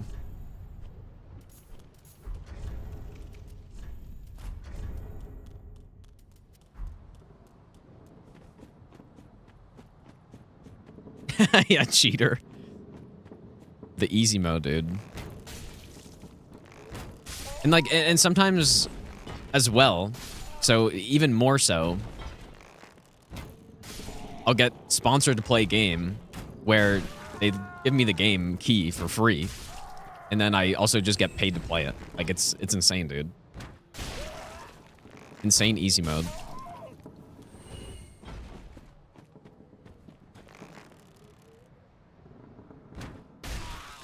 Imagine telling me that, though, like 10 years ago, dude.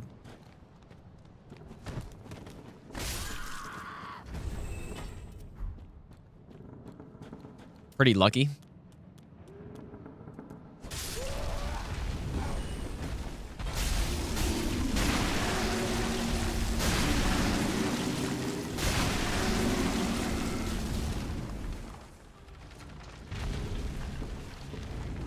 You don't think Souls combat should change much? I think Elden Ring did a great job updating Souls formula. Well, it hasn't changed much. So, I think they agree with you.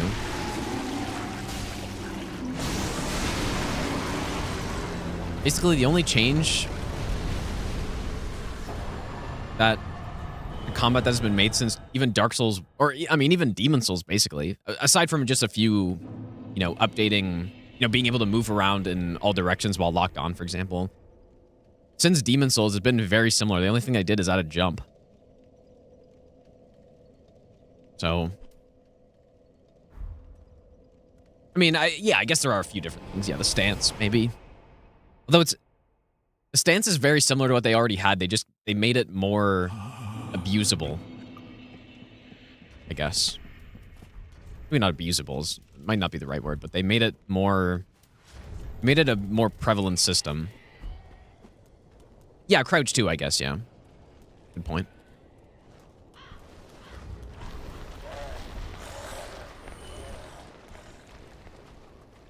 Well, yeah, charge attacks, I guess, change from...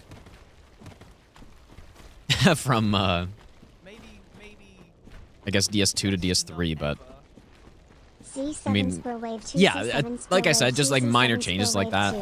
But the main thing is the jump, I guess. That's the biggest change they've made that I can think of. Is yeah, the charge attacks, being able to... Hello? Being able to hold charge attacks for different amounts of time is a thing, I guess, but... Yeah, yeah, horse and stamina combat. I'm just talking about in combat. But yeah, I guess there's horse combat, but that's not really what I mean. What? Oh, I don't have the ring on for sure or something. Oops.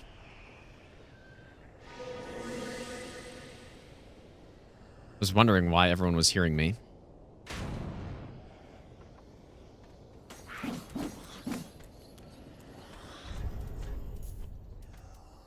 That could have been kind of bad, actually. Yeah, I've seen the Oblivion remake stuff. Yeah, I'm pretty excited for it. Assuming it's real and all that good stuff. Ooh, you gotta be aware when you're using hidden body like this, man. Yeah, guard counter too, I guess. Yeah, that's good. That's a big one. Yeah, I kind of forgot about that. I guess you could even throw in there the parry tier as well. Pretty significant. Although, it's unfortunate that's just an item that's kind of late in the game, but...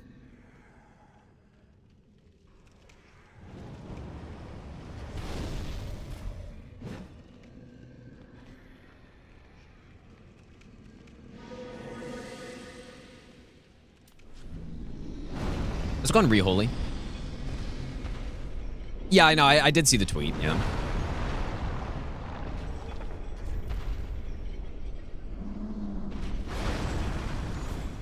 It is really a shame that the parry tier isn't earlier in Elden Ring, I think. But I guess that kind of just incentivizes the NG Plus playthroughs a bit more.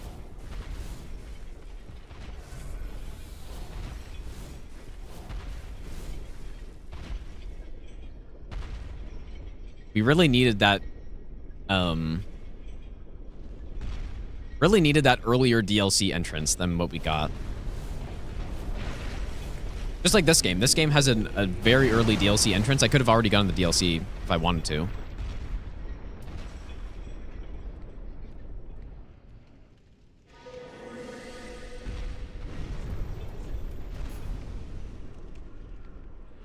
At least one of them.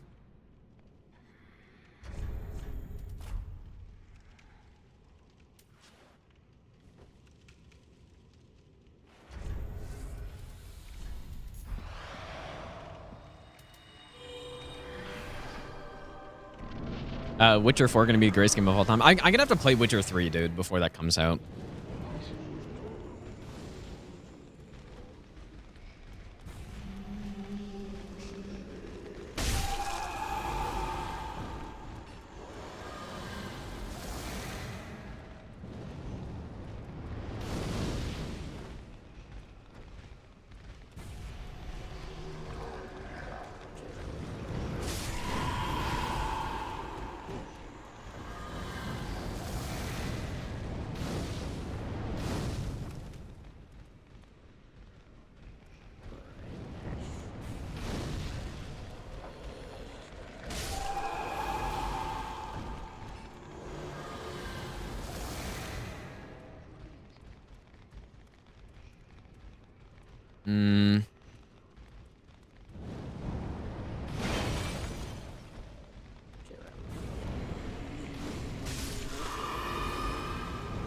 It did a pretty good job not killing a bunch of extra guys on this one. Just wait for these guys to spawn, come around. Looks like there are 3 of them. You don't want these guys trying to fireball you before you throw the skull, so.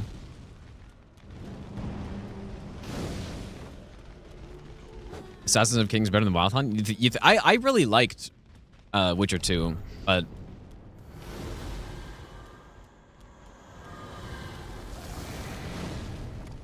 yeah, I really liked it. I didn't play it that much. I only did one playthrough, but I did quite enjoy it.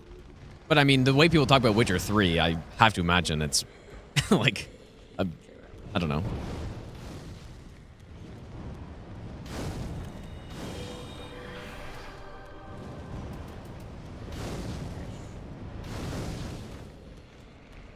Okay, wait for a swap, I guess. There it is. Like that.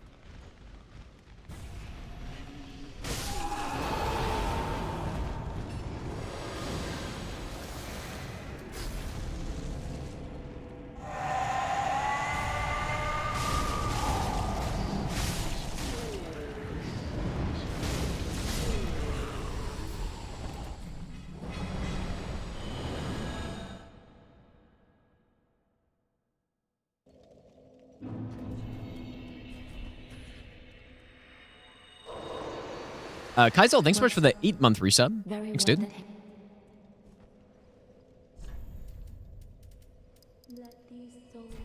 Bomb Eunice, thanks for the brand new Prime sub as well.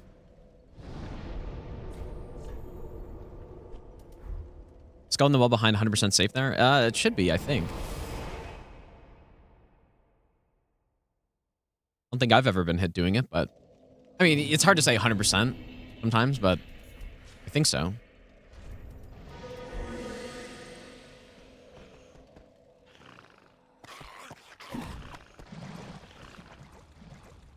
It's insane how much better Deacons, ever since people started using skulls for Deacons and getting patches early and stuff, it's insane how much easier they are.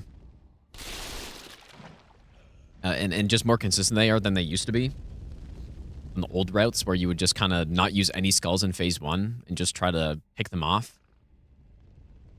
Also, it's a much more enjoyable fight now because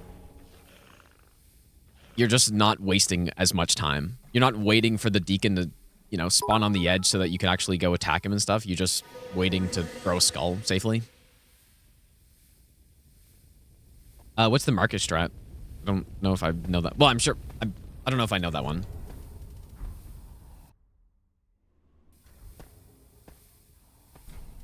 What does that strat mean? Agora, thanks for the 100 bits, dude.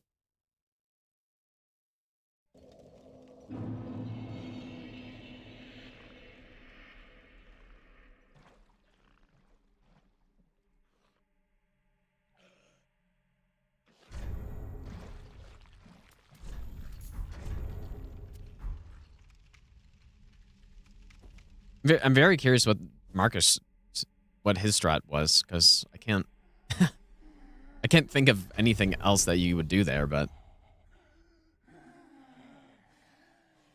oh yes, okay, sculling the tomb, yeah.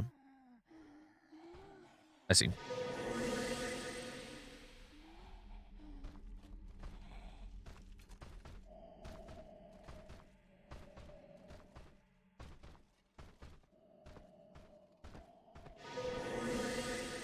Yeah, there are a few Deacon strats. Like, on a run where we got Storyteller staff, we probably actually would do the STS strat for them, which is killing the Archdeacon through the wall. I'd probably do it, because there's really no reason not to. And we could just save the skulls and use them in other spots if I really wanted to, I guess. I don't know what other strat there is, but...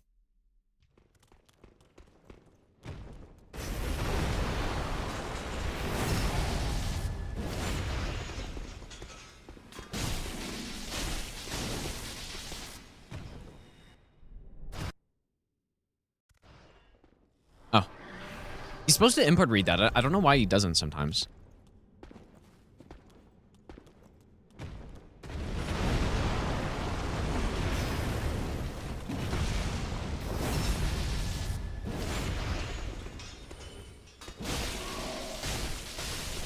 How good is this Watchers with this weapon, man? I'm trying to think if I'd ever seen a one backstab Watchers kill on a no-hit route before. I don't know if I have, but... I mean... pretty damn good, dude.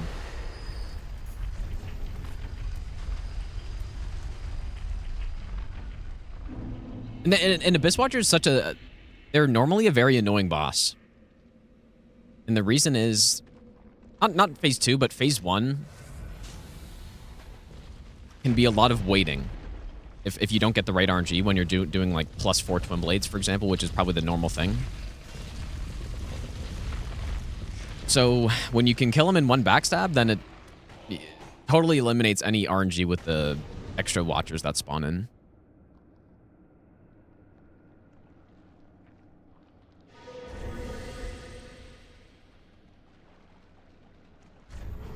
Okay, so we're gonna go get the ashes in here.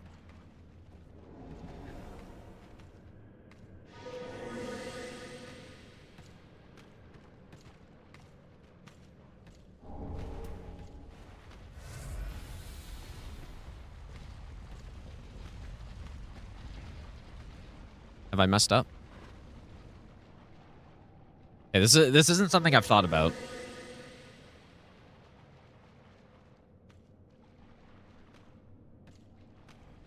Okay, I see. Okay. Ooh, okay. Yeah, I haven't really tested out picking the ashes up too many times, but yeah, because the rats block the other way. When that guy doesn't walk, then he's directly in the way.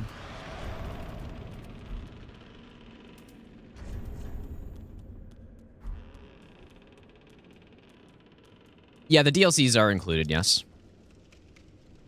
You fought Gale for the first time yesterday, and he beat your ass. Yeah, he's tricky at first, but he's not... I think he's a really satisfying boss on a first playthrough because you're forced to learn him properly because he's so tanky, but then he's a satisfying boss to learn. Like it doesn't really take that long. It's pretty intuitive, I would say. And it's very satisfying once you get it down. Oh, 3-hit kill?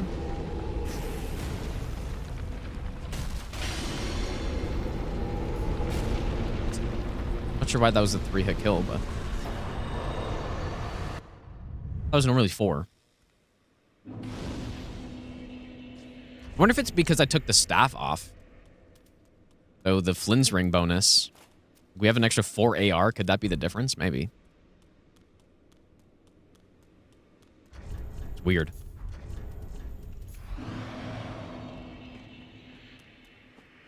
Yeah, this build's pretty good. Yeah, you could say that. I'd say the build's solid. Yeah, two-handing a straight sword in this game is definitely worse for the most part.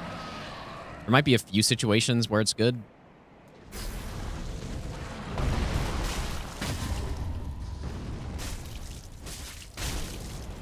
Oh, wow. Okay, maybe I should just repost him there.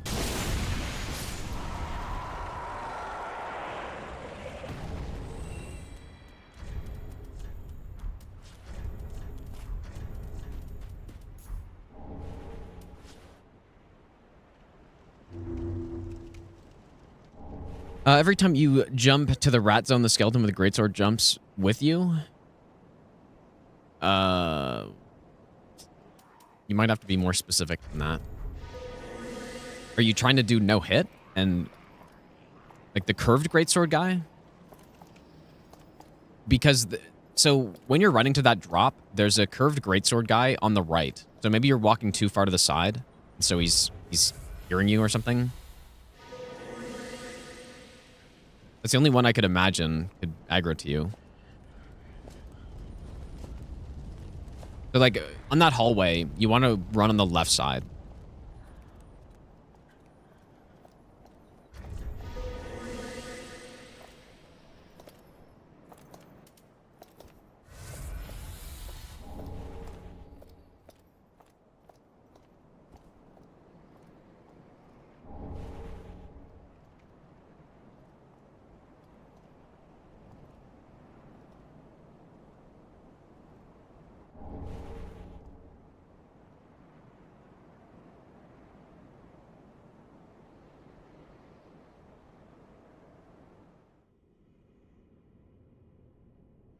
Sunlight straight sword only buff in the game. No, there are a couple buffs in this game, like Deep Protection and Power Within we use later, and Sacred Oath, which is basically the same as Oath of Sunlight, but just spell version. There's like Karthus Beacon. Like there are quite a few buffs. Yeah, I guess Warcry's a weapon buff, but yeah.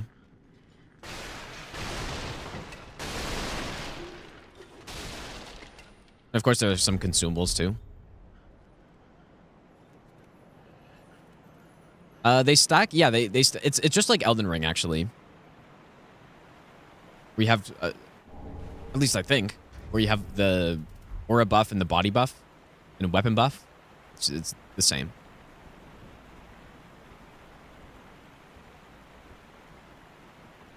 So yeah, I can use this build. We use Oath of Sunlight or Sacred Oath, whatever it's called on this weapon, which is basically like Golden Vow, and then we use Flame Grant Me Strength. Well, Power Within, but it's basically like Flame Grant Me Strength, and it's the same. Like one's an aura buff, one's body buff, and they stack. And then we have Sunlight Blade, which is the weapon buff. How long should the run normally take? The any percent, or sorry, just all bosses in this game with this route is about 2 hours 20 minutes. Doing the 4-game all bosses run will probably be about 20 hours, I think.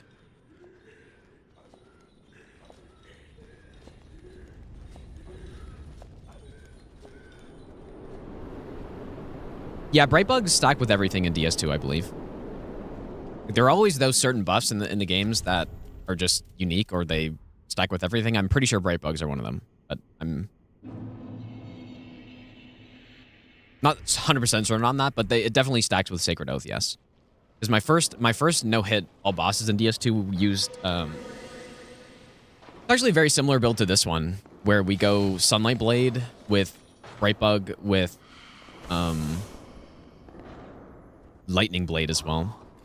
Yeah, well, I guess I said that. Sunlight Blade, Sacred Oath, Brightbug. So very similar. Maybe I'll give you the best not Manji, thanks for the 3-month Prime sub. I appreciate that. And also, Gore, thanks for the 100 bits, dude. Witcher playthrough without chat. Like you're saying I'm streaming it, but I'm just not looking at chat the whole time? Like one of those playthroughs? I don't know, dude. When would I have time for that?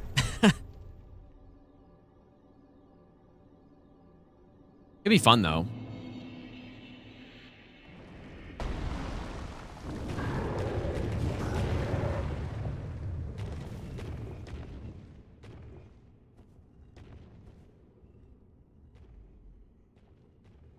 Getting poisoned by the boss count as a hit? Yeah. Any status effect from an enemy or a trap counts as a hit, not from the environment. But yeah, it has to proc as well. Any like buildup is fine.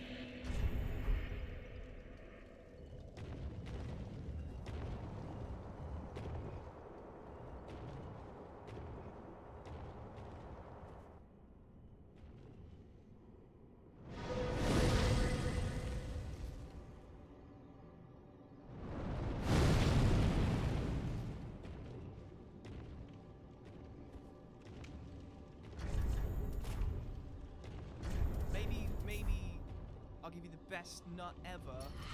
Glue.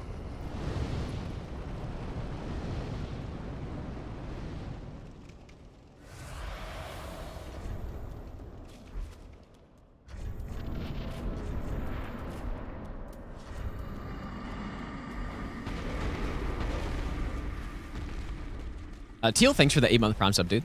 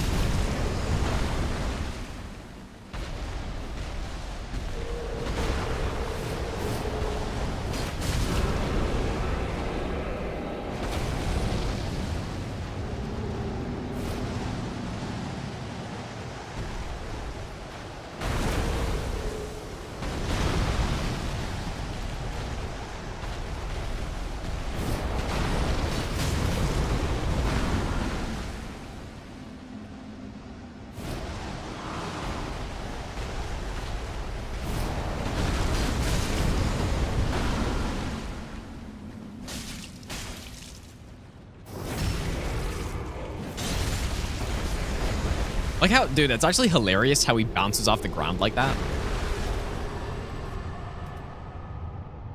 I don't think I've ever noticed that when you kill him on riposte.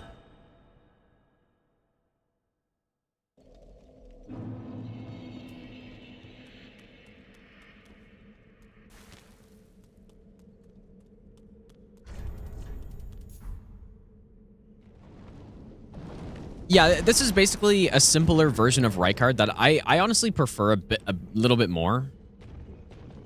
And the only reason I prefer it more is because I don't know, it's totally viable to fight him without using the weapon that you get. Maybe I do think Rykard is better in every other way though, basically. Can't wait Except for of his- you can except see his my most annoying- only wait. went with Elden Ring DLC smile. I like I pulled one of them somehow. What I don't like about Rykard is the annoying skull attack in phase 2 and the earthquake attack, which is kind of annoying. Yhorm doesn't really have any annoying attacks, but he's very simple. That's kind of the problem. But Rykard looks cooler and is definitely a better boss. But I just like that Yhorm you can fight straight up, no problem. Yeah, the lava too. Yeah. Like I guess that's what I mean, or part of what I mean. Okay, so plus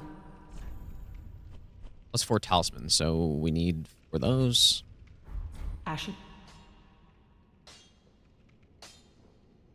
Did what?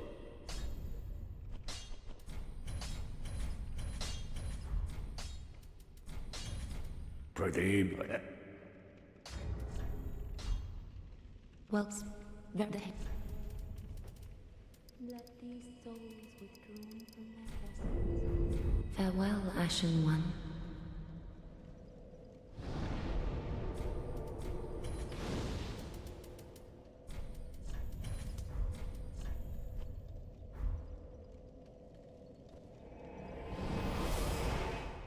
Yeah, poison attack's not great.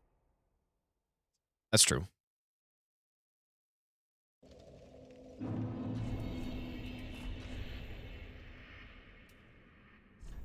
I do kind of feel like when you compare Yhorm and Rykard, it's a very representative comparison of the difference between Dark Souls 3 and Elden Ring. I guess, like, sort of the direction that they went in that game versus Dark Souls 3. Like, Dark Souls 3 has, you know, simple bosses for the most part that are very fair and, like, not, you know, not super over the top. And then Elden Ring has bosses that have these, like, wild attacks, but, you know, they also are much more cinematic and look way cooler. Not in every case, obviously, but just probably overall. And have, like, the much more complicated moveset.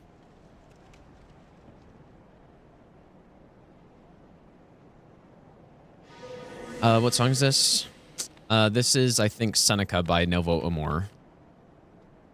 Why does this song... I wish the song command just worked properly, dude.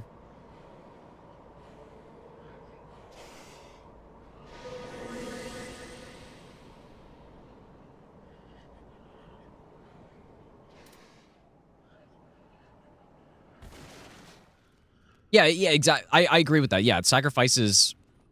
like, tightness is a word, I guess, but... Like, it'll sacrifice the quality of the boss fight itself for the visuals. In some cases, 100%. Which, personally, like, I'm not the biggest fan of. Ideally, you just have both, right? But...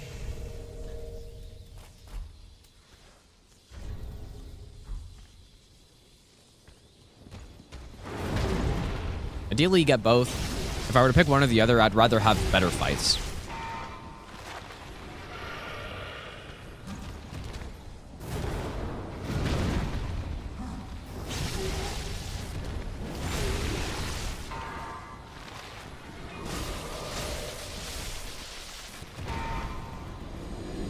Yeah, and there's no doubt, too, that some of the Elden Ring bosses do have both.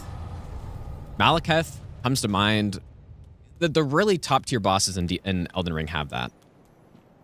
Yeah, Morgott, Malekith, R'hllana, Mesmer.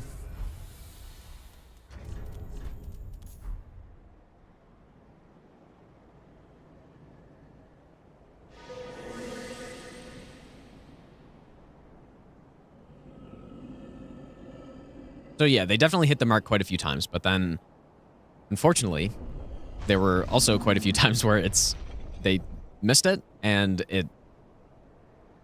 I don't know, I guess Dark Souls 3 is a much more consistent boss experience, I think. There are some bad ones, there's no doubt. Greatwood and, you know, Deacons and stuff are pretty bad, but they're not, like, wildly terrible. I mean, maybe that's debatable, I guess, but I feel like Elden Ring they've got the best, and they've got the worst, sort of. At least for the more modern Souls bosses. There are certainly bosses worse than someone like Fire Giant or whatever, but...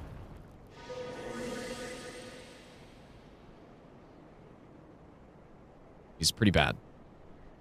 They have the really good and the really bad.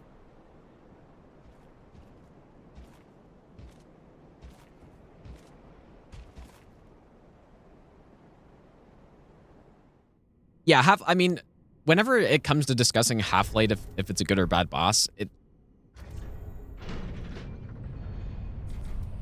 kind of tough because I really like the online part, but I hate the offline part. So I don't really know where to go with it, but yeah, if we're just considering PvE, Half-Light is one of the worst bosses they've ever made, for sure. I mean, it's just an NPC times 3 that heals itself. Honestly, its moveset isn't that bad. It's more that it has the 2 painting guardians with him. Problem. I'll give you the best nut. Frosty, thanks for the 7-month Prime sub, dude. And Lime, thanks for the 14-month resub as well.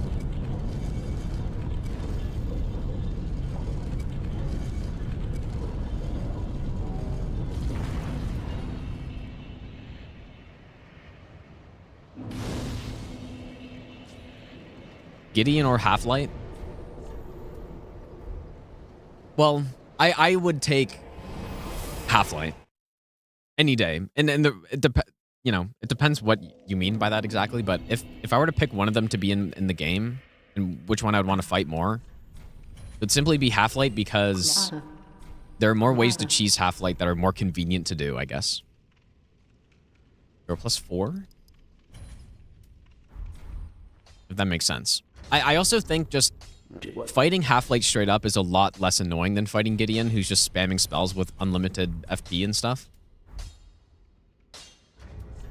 Again, kind of like the main problem with Half-Light is just the 2 painting guardians. They are very annoying.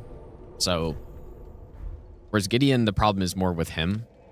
And it's funny, you can cheese Gideon in the exact same way that you can cheese Half-Light with status from behind a pillar and stuff, but in Dark Souls 3, it's a lot easier to set that up, I guess. So,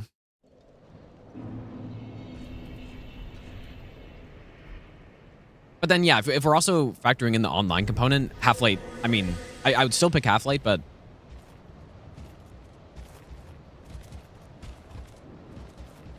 with the online component of Half-Light, which, again, I like, then I would even more be inclined to pick Half-Light. So.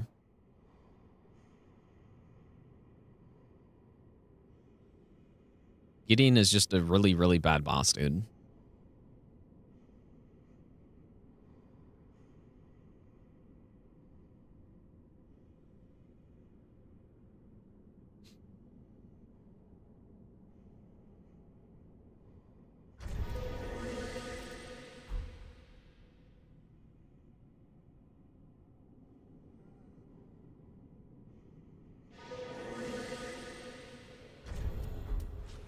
Yeah, Letta is kind of like an extreme version of Half-Light, a little bit. What if I Lightning Blade first? Ah. You know what, like, does Lightning Blade last longer than Oath of Sunlight anyways? It might.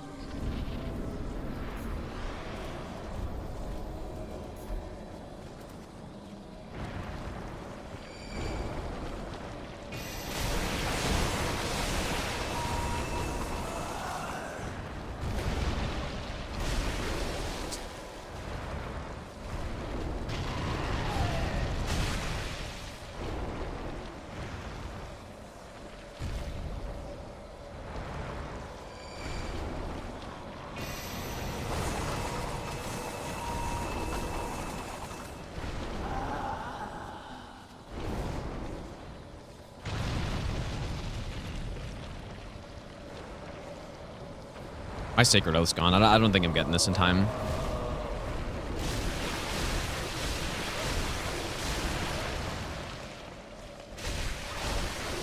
Oh, and we get the clutch headshot at the end, dude. Dang. Clutch headshot.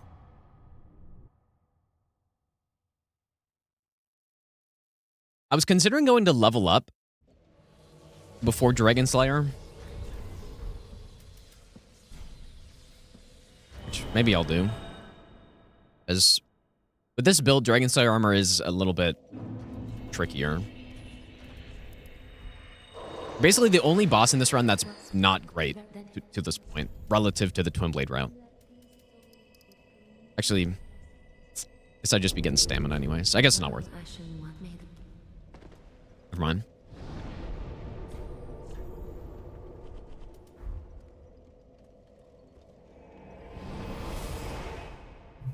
The gods demand repentance. Snake, thanks for the donation, dude. All of it. Right after you do it is when I'll do that run. Also, Frosty, thanks for the 7-month Prime sub. MG plus 7 blindfolded win. I've always felt like Elden Ring boss designs were more about trying unconventional means to deal with the movesets. I don't know if that's what... Yeah, like maybe they're not all about that, but I do think in some cases that... You know what, dude? I should really set up Red Tear Stone for Aldrich, I'm thinking, because then I would carry it over to Dragon Slayer, too. Also, I had no Pontiffs, so... Yeah. Like, would I just do it in the elevator, though? I can't really think of another spot to do it, but I do think that in Elden Ring, some of the boss's movesets were made more...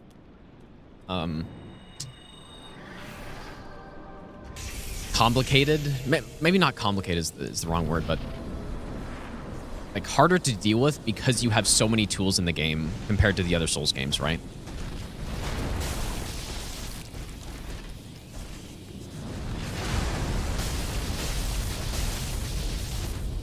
And like think about you have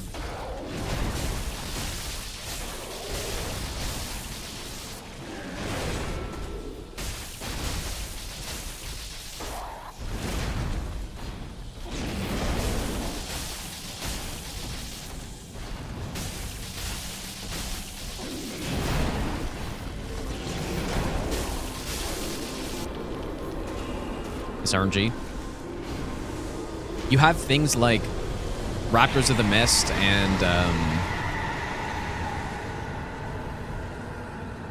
Bow the Indomitable and you know, all of this stuff that are just more tools to evade boss attacks. And so I think maybe that's part of it. They were thinking that you had these extra tools, so the boss attacks could be more over the edge. Millennia's Waterfowl and like Reichardt's Earthquake attack and stuff like that. They're very... Maybe I'm just not thinking of them, but I feel like in the Souls games, there are way fewer attacks that have more active frames than you have dodge iframes. No? There are very few of those. In Elden Ring, there are quite a few.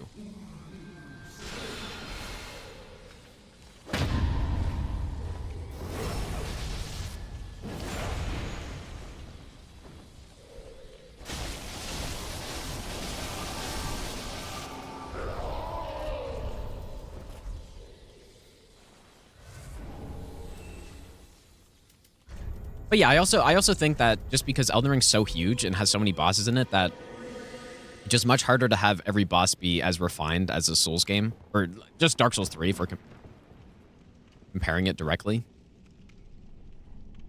So having... You know, having broken attacks like Borealis, Frost Breath and stuff isn't... It's unfortunate, but it's not that crazy because there are just so many things in the game that they were bound to miss something.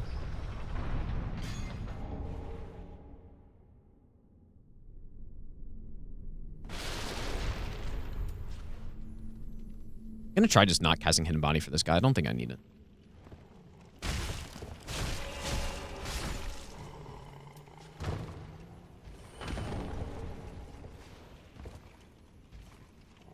Although someone was...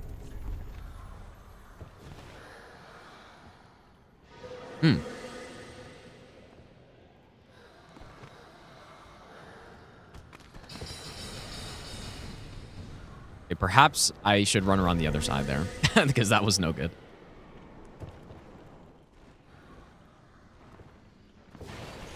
I normally do, but I was kind of scared of the hands. Dunk head and wax, dude.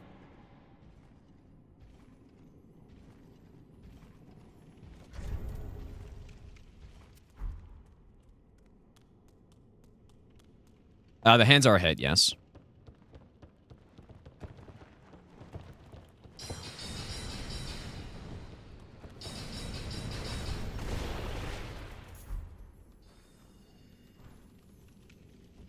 No, if you're wax, you don't get hit by them. It's not really good wax pool to dunk my head in, though, if I was actually going to do that. No, I definitely have to run around the left side of that guy. Nearly got hit because I didn't. Didn't the God run that the section is better with the ring? Which one, though? Because I take the ring off for the same part that I took off the ring here. But is it better to do it before as well? Might be.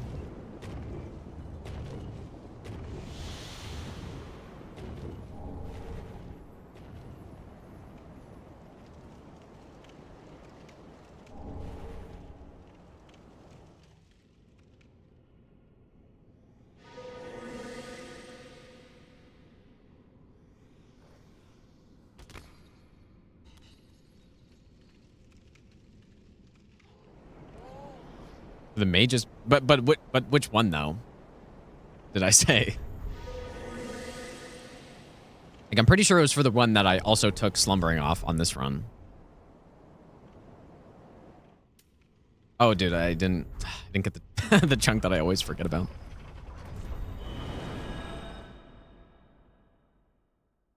But yeah, I guess I'm not claiming that that's for sure what they did. You know, they were thinking on right card, people were going to use Valve the Indomitable on the to dodge it or something. I mean, you could also just block that attack very easily, right? So there are other ways to deal with it.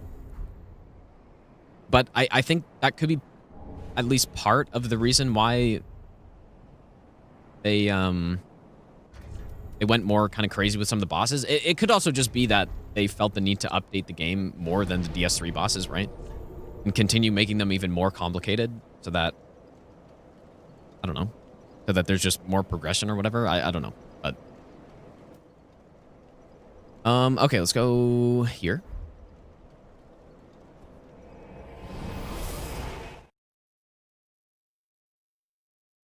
Yeah, you can go over with the bone pile, but they probably didn't even know that you could do that. But yes, you can. I mean, you can also you can dodge it if you're close range as well, just by going to the side, but it's still not.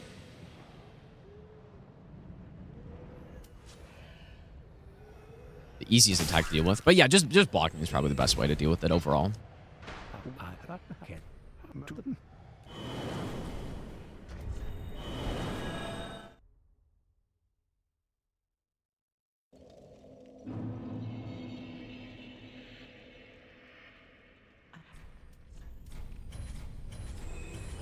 Yeah, for the next run though, I'm definitely setting up Red Tearstone for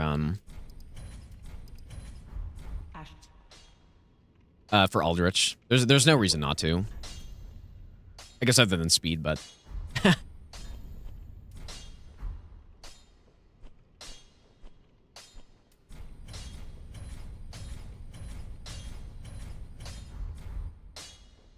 +8 shield. Well,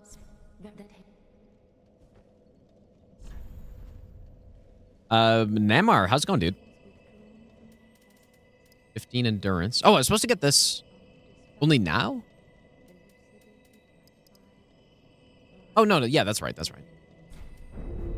farewell, Ashen. In retrospective, what do I think of the Jensen Chikrin trade? I think it worked out for both teams. We go with this one. I think the trade was fine. I mean, Chikrin dropped off quite a bit on the back end of the season. He's a really good defenseman, but like Sen's, it would be nice to have him still, I guess. But I don't think it's I don't think it was a bad. Oh, I didn't get the power hand. I don't think it was a bad trade. But the like at least in isolation, it wasn't a bad trade. But when you look at what they gave up to get Chikrin and then what they got in return, then it was bad, right? So it depends how far back you look. Because what did they give up? Was it a first, second, and a third or something for him? Like, pretty hefty price to get basically, what, a second back plus Jensen? Like, not ideal. I think they got a second as well. I can't remember.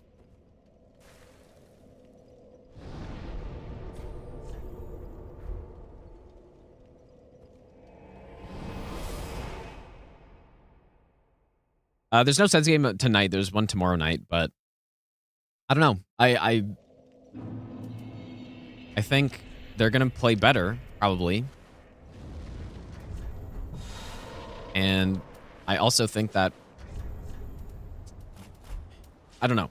Like the game yesterday, basically every possible bounce went against the Sens, which doesn't usually happen twice in a row. So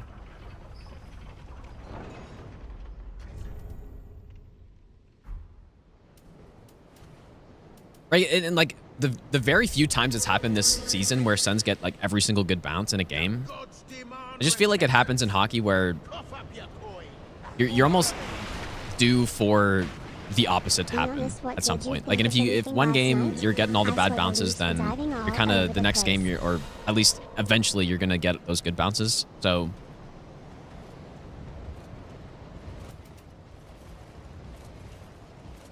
I don't know. I'm not concerned yet. If they like lose, if they lose tomorrow, I wouldn't be too concerned either. If they lose at home, though, that's bad. That's very bad. Like, it's not the most uncommon thing for, you know, two teams to just go, you know, you win the 2 home games, lose the 2 away games. It's not super uncommon. But, I don't know. Yeah, Allmark needs to be better. Like, you can't win games, especially in the position that the Sens are in. Like, you need your goalie to make saves that they're not supposed to make. At least a couple of them, you know? Like, at least 1 or 2. But everything beat him clean, basically. Yeah, not that the loss was his fault, but that's what the good goalies will do, though. Theo, thanks so much for the donation, dude. What do I think of the reffing last night? I was honestly in disbelief, dude. I couldn't believe it at some points. The Sens definitely were very undisciplined, and they were getting, I think they were just getting a little like overexcited, or maybe they thought they would get away with more since it's playoffs. But even that, with that in mind, I mean, they took what, 6 penalties? I think 4 of them were legit penalties for sure. 2 of them were very soft, even for like a regular season game. But then even more so were the, like, I don't know, even the Leafs, they got away with stuff, dude. They definitely got away with some stuff. Which was probably the more frustrating thing even, dude. Like, Brady got speared, and then, like, Greg got popped in the back of the head that went totally undetected, like, in the middle of a play. And like, with how tight they were calling the Sens, I don't know. It was not great. But yeah, probably, that's what I was saying with bounces, like,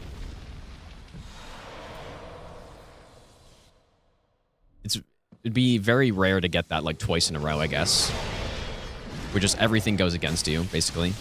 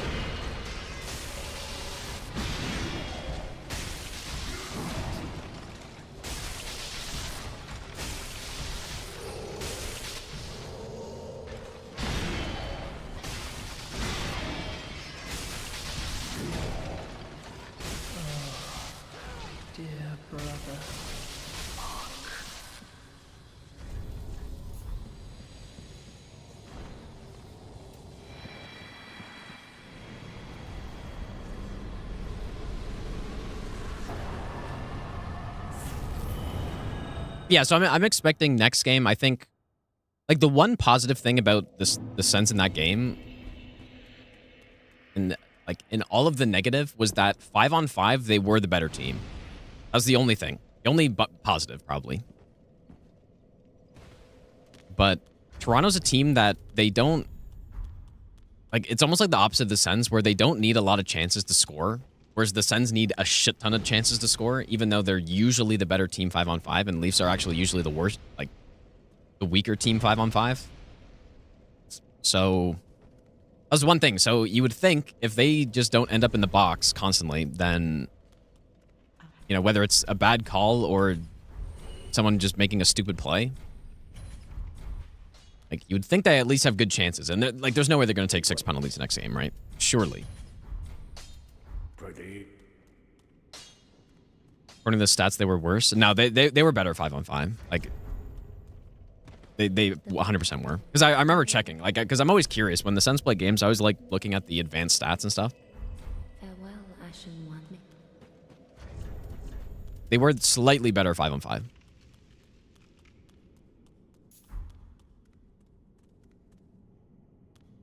Maybe I'll be the best nut ever.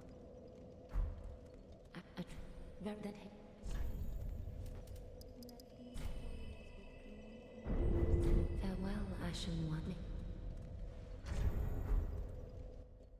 Dio, thanks so much for the brand new Prime sub, dude.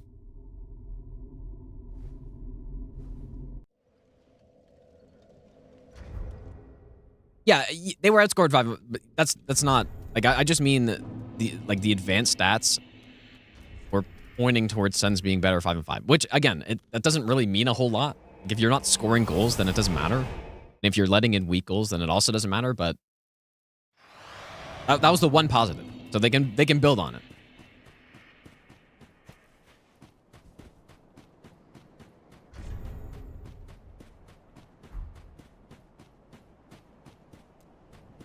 Yeah, Zetterlund definitely needs to get more ice time. That's true.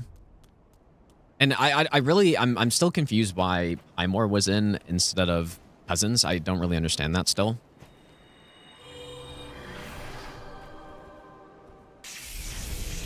Because I honestly feel like Imor had not a great game either.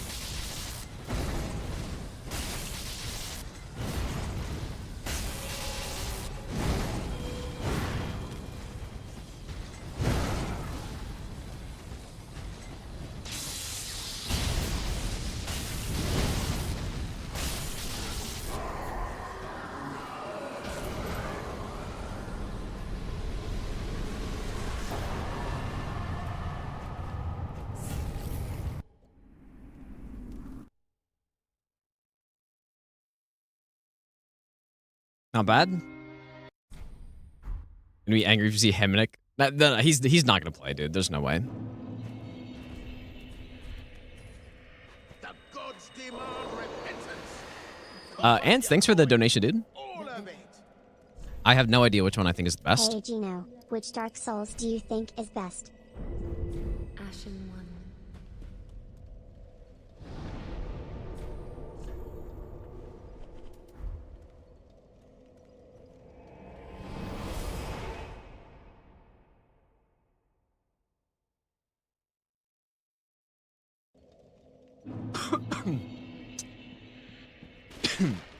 Just swallowed my water weird, dude. Jesus. Choking my water, dude. That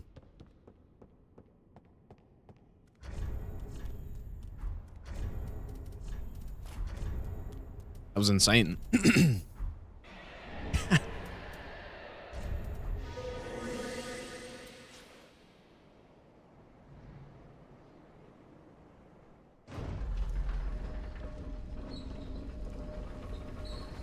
But yeah, I also do think, you know, like I would agree that they were at least, well, the Leafs at least had one total embellishment. That was like, that should have been called, I think. That was the, I forget which one it was. One of the cross-checking penalties definitely should have had an embellishment on it, dude. It was kind of insane how he went down. I'm surprised, like, I feel like they normally would get someone doing that, but not this time, I guess. There's definitely one. I don't know about any of the other ones, though.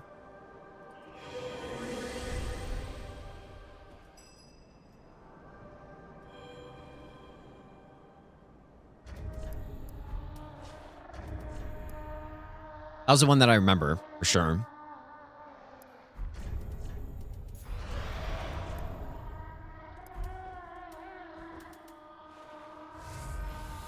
Yeah, I saw the Vegas. I saw people talking about like some Vegas like clips that should have easily been penalties, but somehow weren't. It's been a problem for the past how many years, dude? At least the past 3 years in the NHL that I can think of. Or at least that I've been paying attention. Where I don't think it's actually.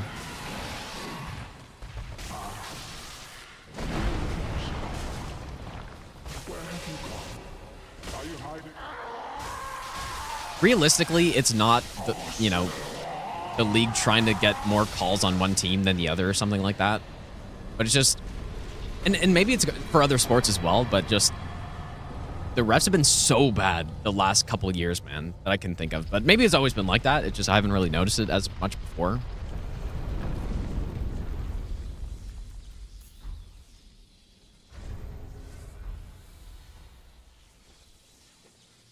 Or just never thought about it or something.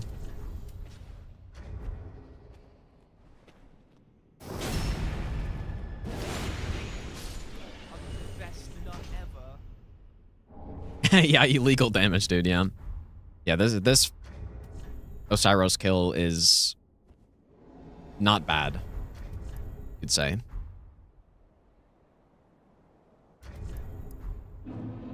Not bad damage.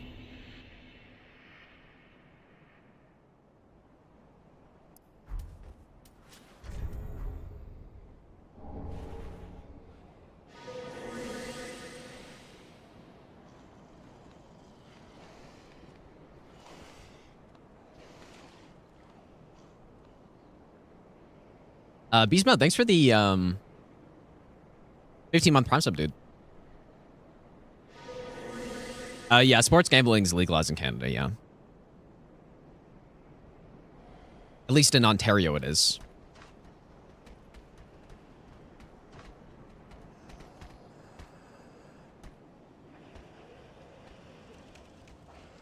And yeah, the ads are absolutely insane, dude.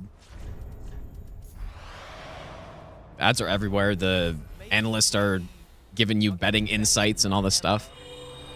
It's insane, dude.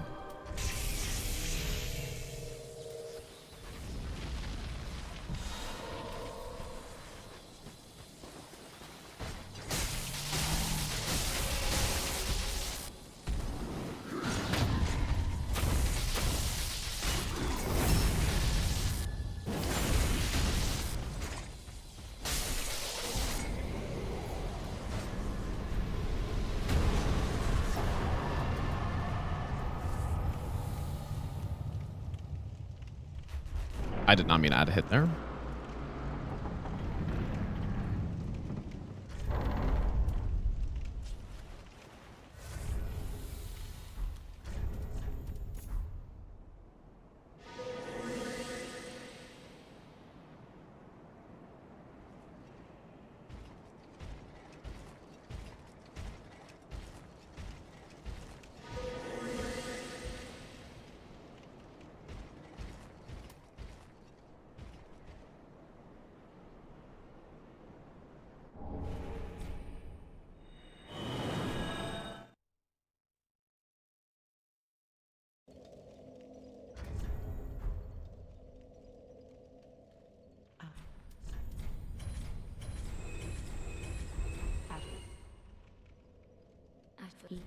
Then hit.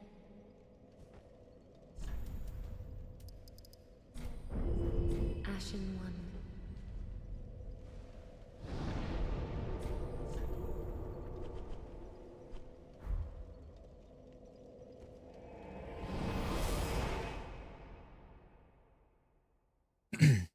Political ads they do in Canada aren't even allowed in Germany. Yeah, I mean, the political ads are just like pure propaganda, basically, right? So I could understand that not being allowed. I don't know how many people here actually pay attention to them, but no, like obviously nobody I know does. I'm sure like they wouldn't spend tons of money on it if it didn't work, I guess.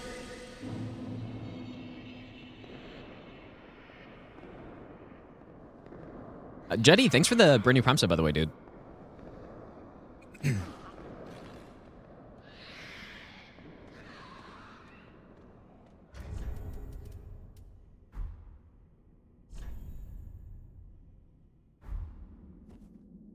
What programming languages did I use as software engineer?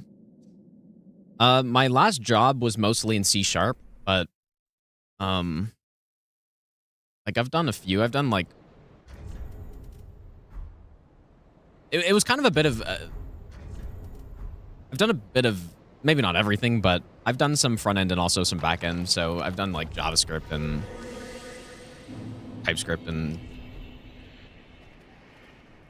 some other stuff as well.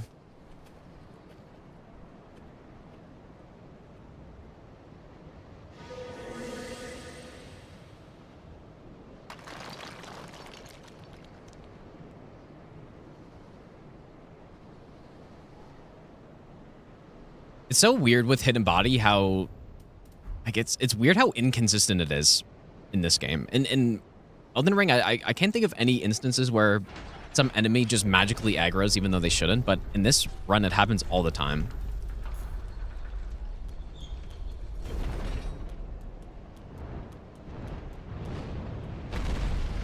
Wait, I'm in the... I should pay attention. I'm in the slate blue Prada t-shirt. $1,700. Is that so? Yeah, my $1,700 t-shirt, dude.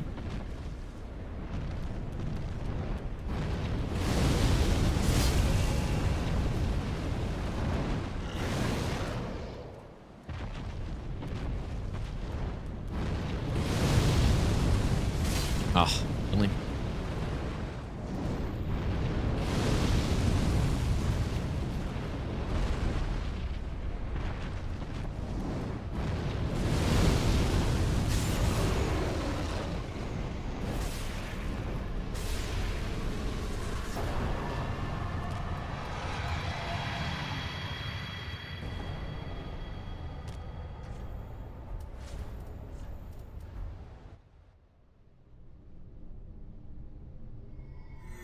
I haven't tried it yet, Miklos, dude. Definitely should, though.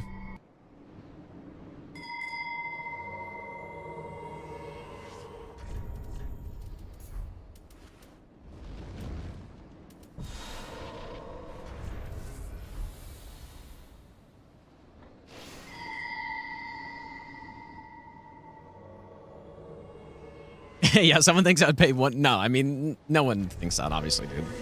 Surely. Most I'd pay for a t-shirt is like... I don't even know, dude. Not very much.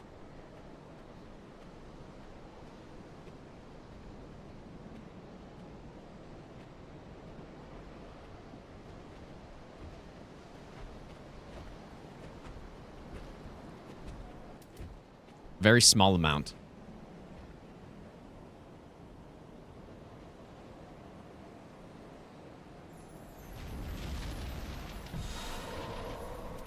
All right, I think we do want to have the shield on for a little bit here, but I'm not sure how long.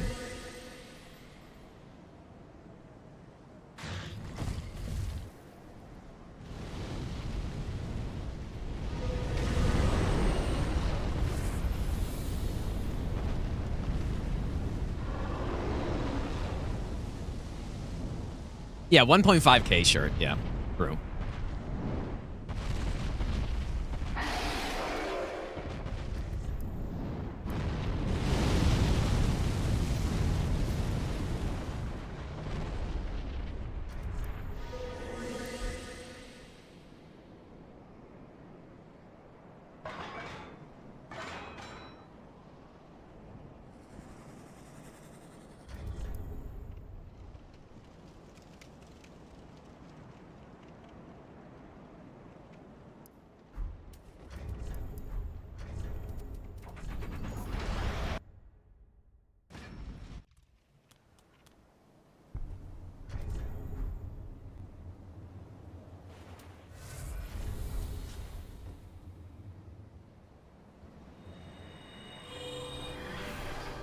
Must I pay for a haircut? I don't even pay for my haircuts, dude. I get them for free because my girlfriend's mom's a hairdresser, dude.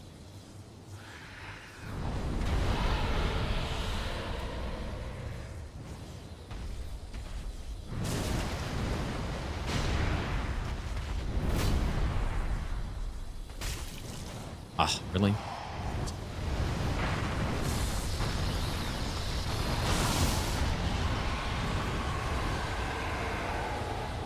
This is just horrendous RNG here.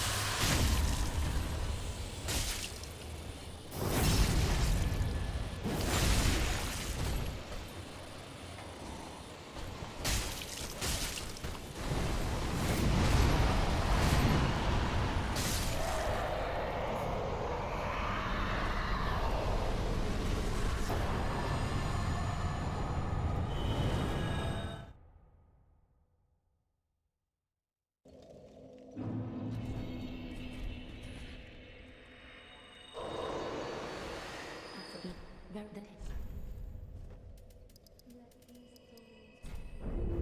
Ashen one.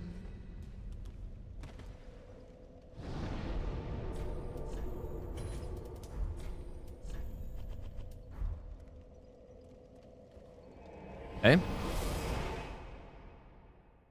Yeah, the damage. There are two spots on this run where the damage is not great. Nameless King and Dragon's Armor. But for Nameless King, the damage in phase 1's really good. Is the dragon's weak to lightning or whatever, but in phase 2, he's obviously not weak to lightning anymore. And then Power Within wears out as well. But even then, if we get good RNG in phase 1 and I get enough Power Within hits in phase 2, then I'll give you the best nut ever. we should still Mr. get the Know-How. kill before phase 2. But in that instance, we just got kind of bad RNG, so didn't quite get it, but it was... He did like 2 attacks after, so it's really not a big deal. This is still a very good route, though. Like, despite those 2 bosses, this route is probably the next best thing after Twin Blades, I would think, for a melee route. I don't know. I mean, maybe there's something, but... There's some other good weapons, like the Crow Quills and stuff, but... I don't know. Basically just clearly a step down, whereas this build on certain fights is arguably better than Twin Blades. Blair, thanks for the 1-year Prime sub. Thanks so much, dude.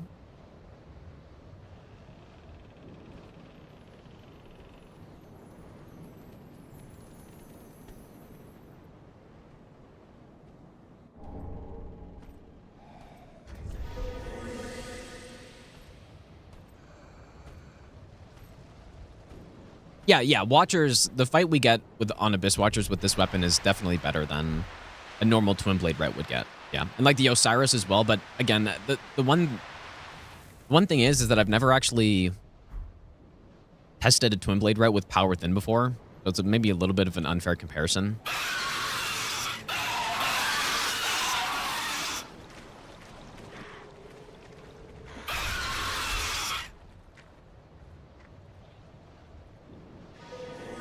But yeah, the Osiris we get on this run is actually insane. I mean, most of the boss fights are insane that we get on this, to be fair. The Cinder's very good. The Princess is very good. Yeah, like the Watchers fight is insanely good.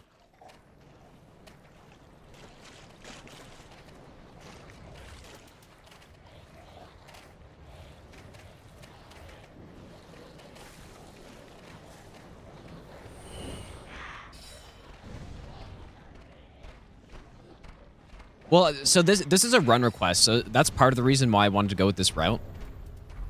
For the 4-game run, I'm still not certain if I'm going to go Twin Blades or go with this.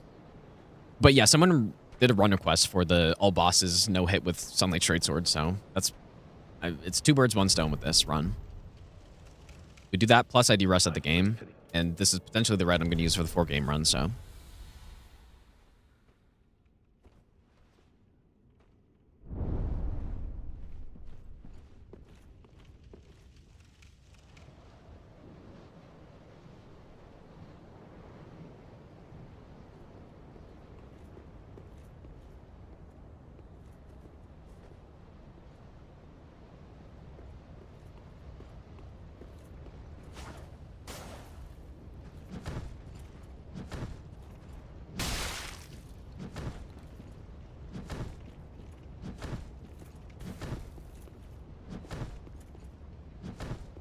Maybe I'll give you the best nut.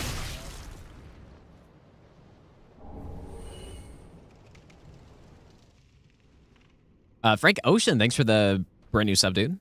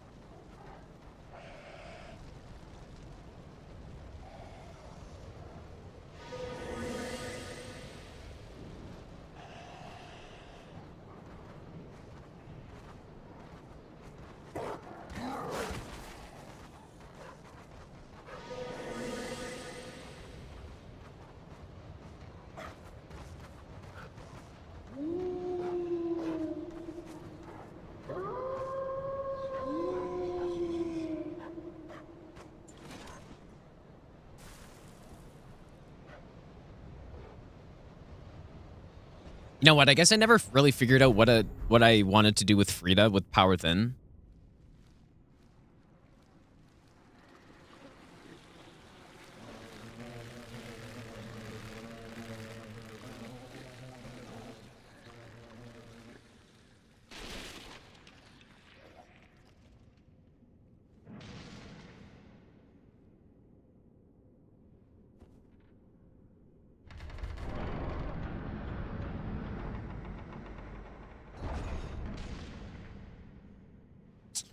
Yeah, it's kind of awkward because you don't really get enough time at the start of phase 2 to use it. Or at least to use it and then do the firebomb long jump strat.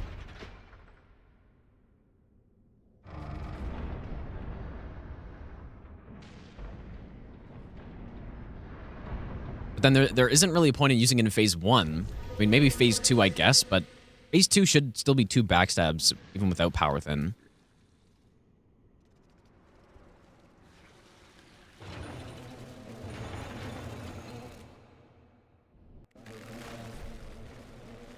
Why did I go back to...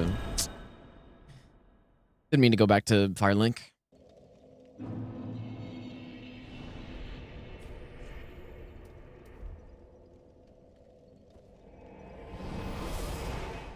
So yeah, I don't know what to do.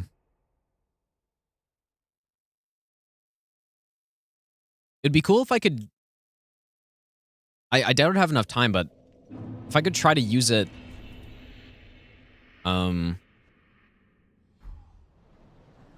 at some point in the middle of phase 1. Maybe. Time for the Tarzan.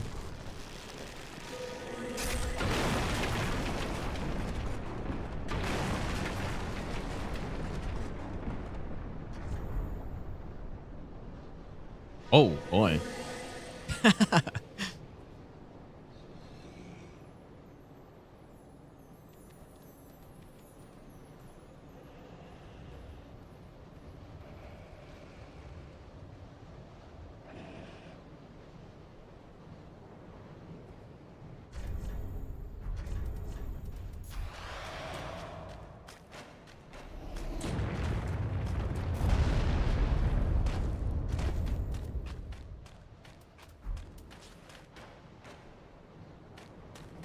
Yeah, what caffeine does to someone, dude, right there.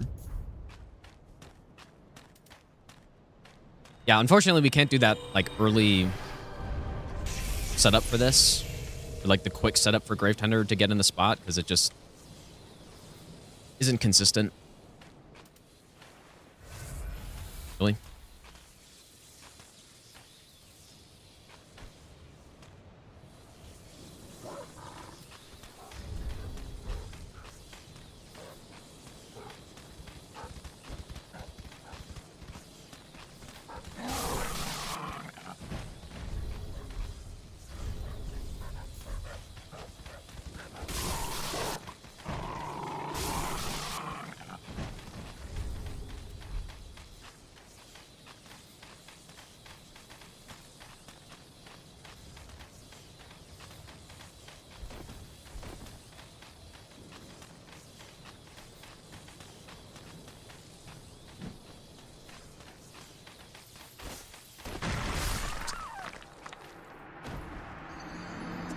That is insane, dude. I got stuck on the ice, I guess. Hmm.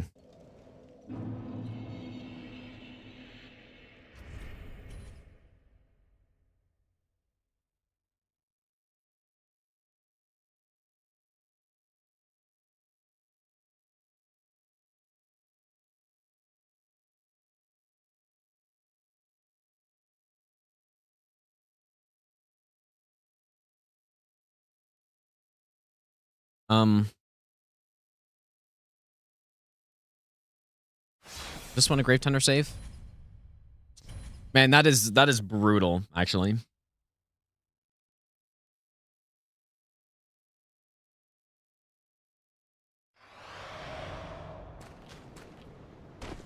Like, I kind of want to see that again. Like, there's a low chance that he does the sprint attack instead, which he did there, which should normally be fine. I dodged it perfectly fine, but then I roll away, and he does the tap R2, which perfectly roll catches after, because I get stuck on the ice. Or wait, I thought I did at least, but maybe not. Oh, I got stuck on him, actually. Oh.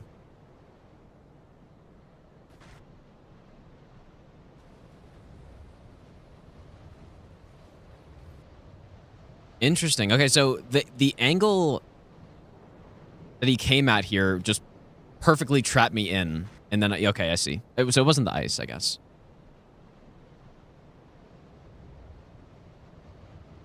This is a new strat, so it's not surprising that there could be things wrong with it, maybe.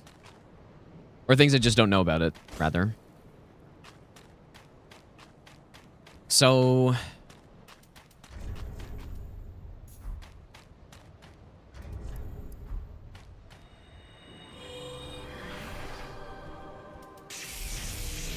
like, I guess it's about the angle of approach, then.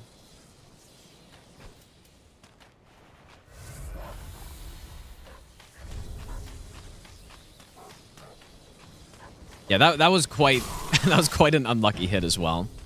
But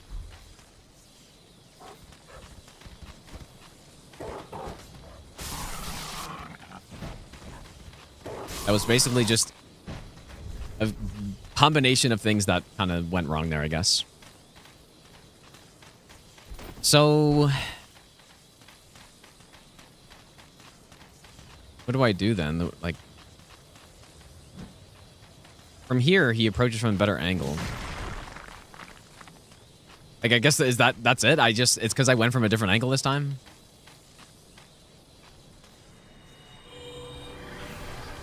That's all it was.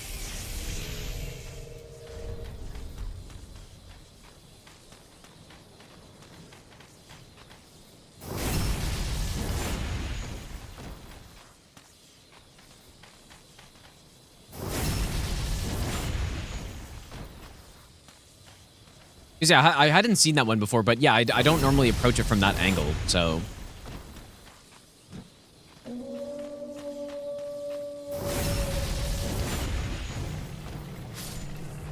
Dang, dude. That's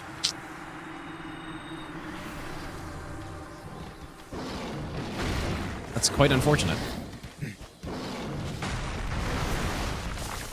I hate straight swords on this boss, dude. It might actually be better to two-hand. Until we get phase 2. I actually have no idea who found that strat. Dang, dude.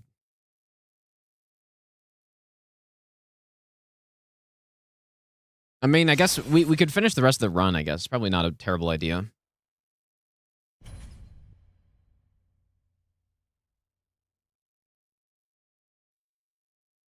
Yeah. It was just simply the angle, I guess, but I should test this out more and make sure that that can't happen from this side, but man, such a... That was the very unfortunate situation right there, dude. And the reason I tried going from that side this time is because when I was trying the other aggro strat, he seemed to just, I don't know, like I was just doing it from there and it seemed fine. So that's something I changed, but obviously shouldn't have, I guess.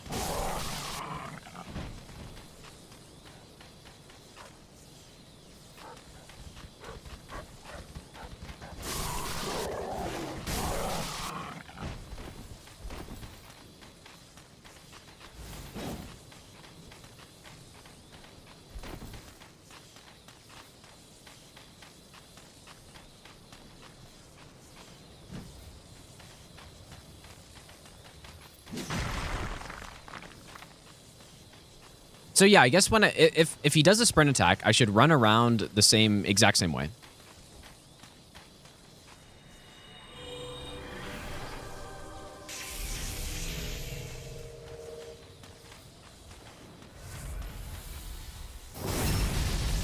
The parry's the input read.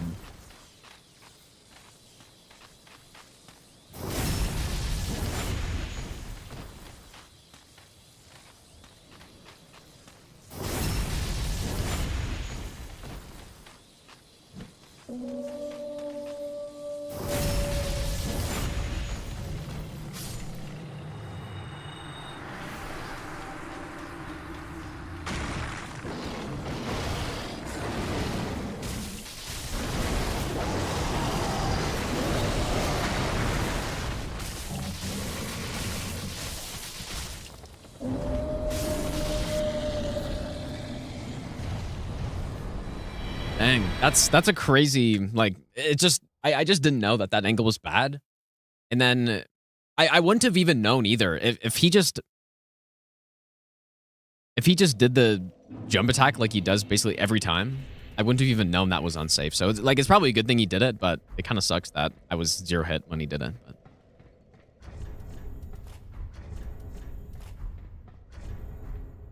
Yeah, just like the perfect roll catch. Because he could have also done any other attack after that sprint attack either, right? Like, could have done anything. But good to know.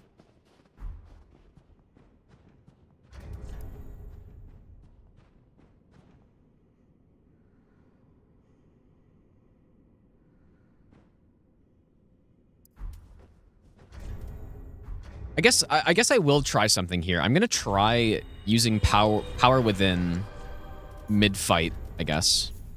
Oh boy.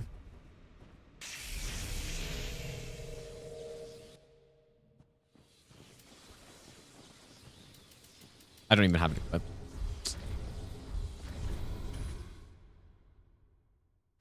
No, I'll start another one. Yeah, I'll probably start another one. Yeah, started streaming kind of late today, but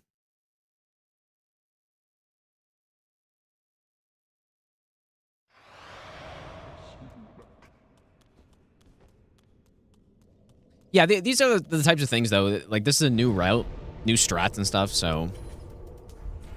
I didn't really make a mistake there. I mean, it could have been saved, obviously, but...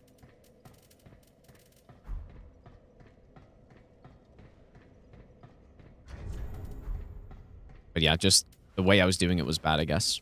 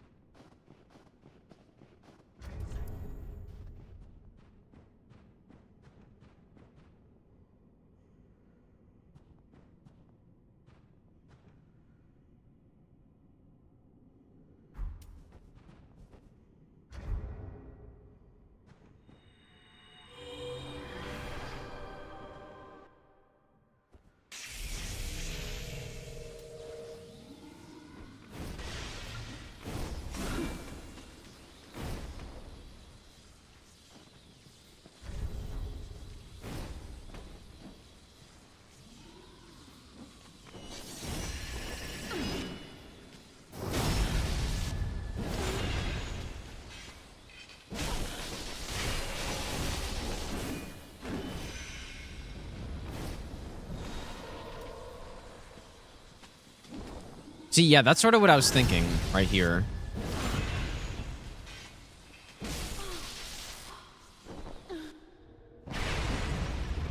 You get big jump.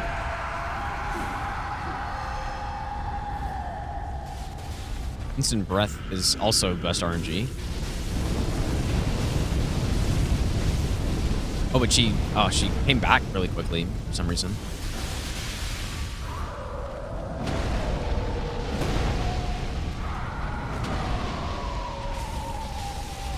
See, now, like, look at that phase 2, right? That's what we want. That's the phase 2 we want right there. That wasn't even perfect, but man, it makes such a difference when you get a quick phase 2 like that.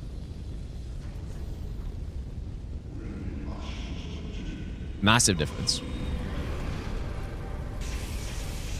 Okay, so I'm gonna fight her a couple more times and test that at phase 1 power within more.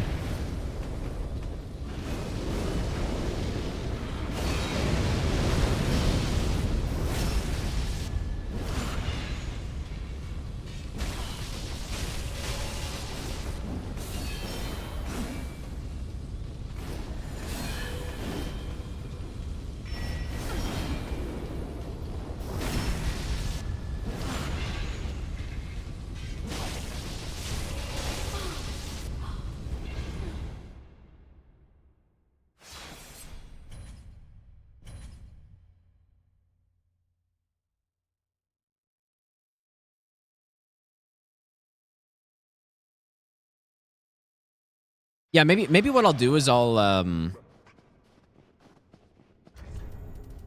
mean, we probably don't need to finish up this run, I guess, but I'll probably go just take a quick break and go eat something and then start up a new run.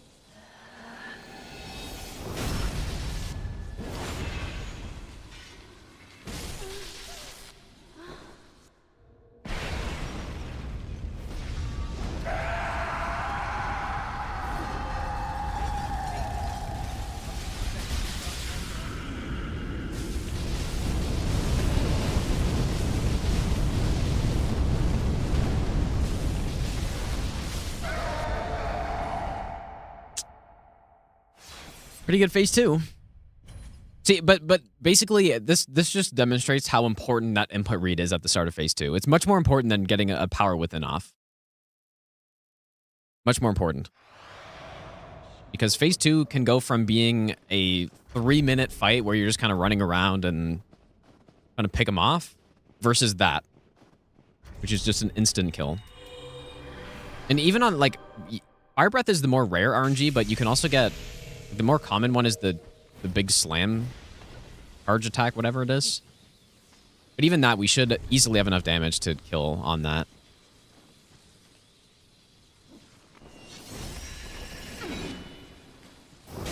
But it does seem like this buffing makes sense, though. Like, right when she does this, Power Within. Swap. Killer.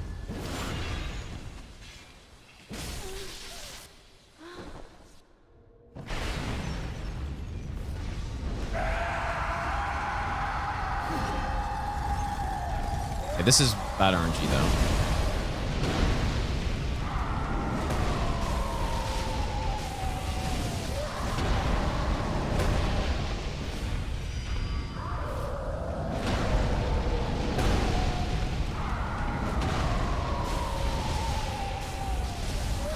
But, like, even still, though, still much better. Oh. Oh, no, we're good.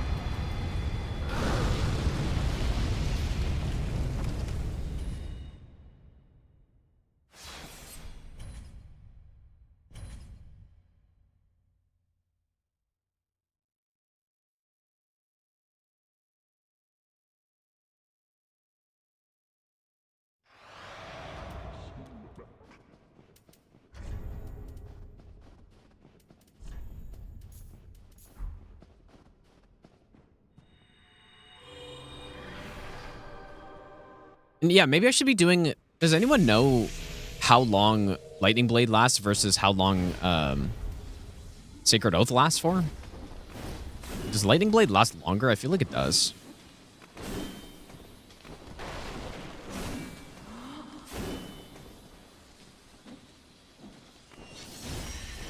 Oh, boy. Whoops. Not ideal.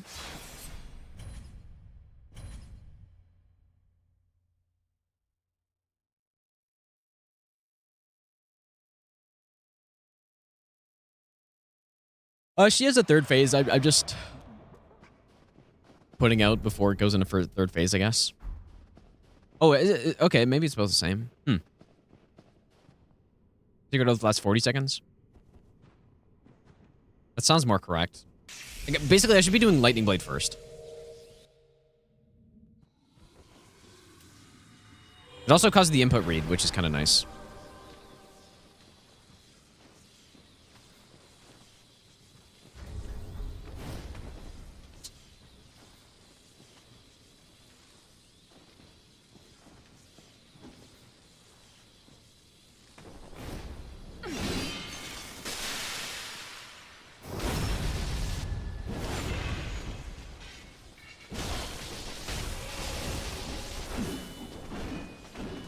Oh boy, I forgot about this attack. Jesus, man. I was lucky.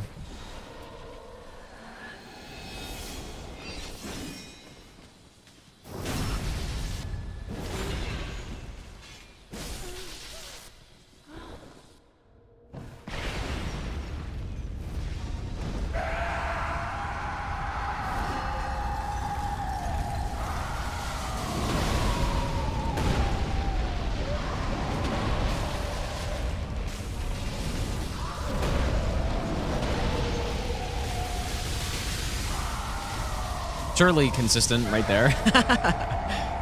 Okay, I probably wouldn't be that aggressive, but... Okay, well, I'm gonna go eat something really quick, and then I guess we'll start up a new run, dude.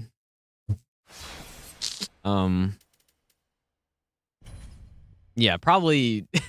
I mean, that is a thing that you can do, I guess, but it just probably not the best idea. Especially when speed isn't really a huge deal, right? But anyways, I'll be back in a couple minutes, you guys. I'm just going to go get a snack, and then I guess we'll start up a new run.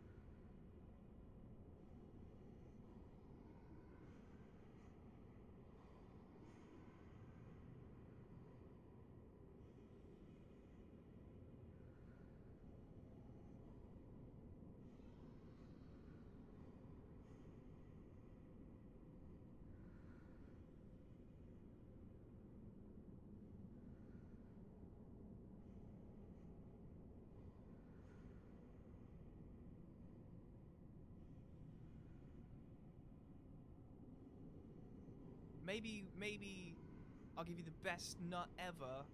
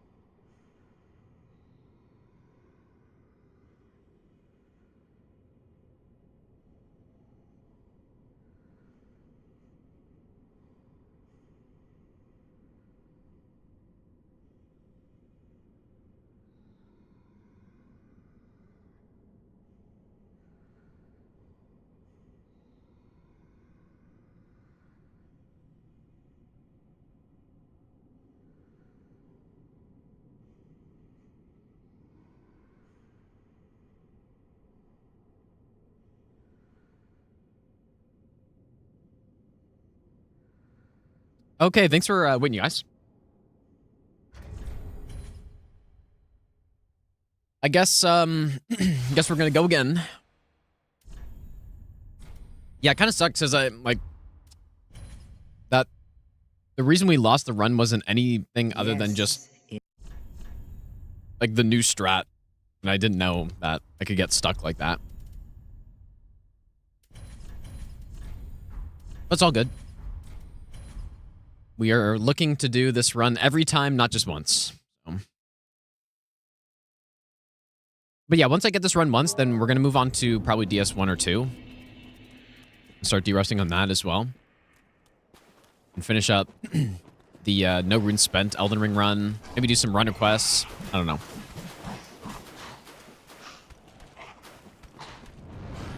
Yeah, learn something. That's true. Not in the way you want to learn it, though. Ideally, I learn that in practice, or I learn that and don't get hit. How's it going, Charlie?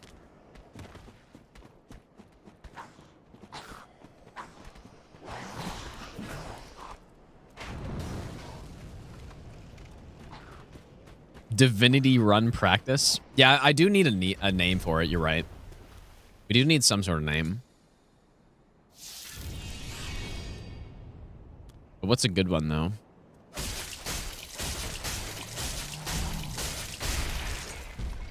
The Tetra is 4, right? The Tetra God run, dude. I don't know. That doesn't sound very good, though.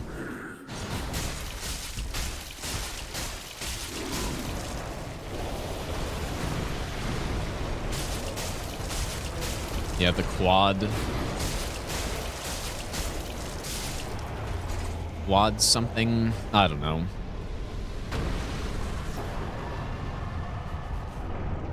And I guess does adding, like, if I added Demon Souls onto this, I mean, realistically, if I decide to add Demon Souls, I'd probably add Bloodborne as well. And then how many games is that? That's 6 games. So that's all I would do. And then that would be the Quad Run 3. I don't know. Not God Run, the Quad Run, surely. Huge name, dude.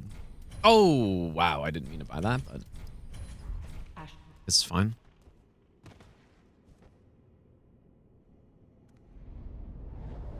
The Elder Quartet.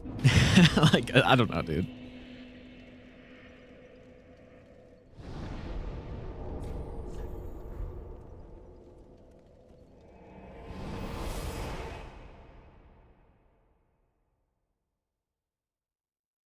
Epic quad run. Epic quad run, dude. It's funny.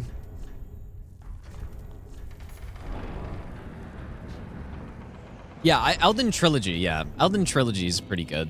But then there's nothing that indicates that it's all bosses, but oh yeah, no, I guess I did like that one. Elden Trilogy, but I don't know. What I liked about Elden Trilogy was that it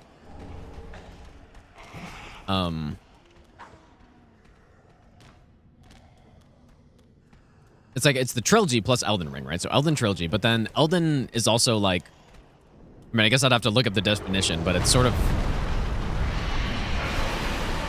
like a bigger version, I guess, right? I don't know. I don't know what Elden exactly means. But it makes it sound like a grander version, which is the all bosses part, you know?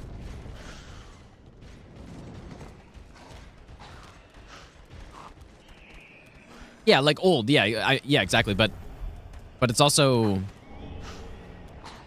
feel like it makes it sound more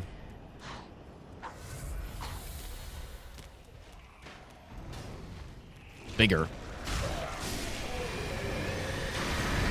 It's like in any game when you're fighting an enemy that's elder, an elder version of some enemy, they're going to be a stronger version, you know? Or like, I don't know. Something like that. You guys see what I'm saying? So I do like Elden Trilogy, I guess. think no matter what I call it, it's gonna make me cringe a little bit, but that's okay. I don't cringe when saying the God Run because it wasn't me who made that up. Oh no! Oh no.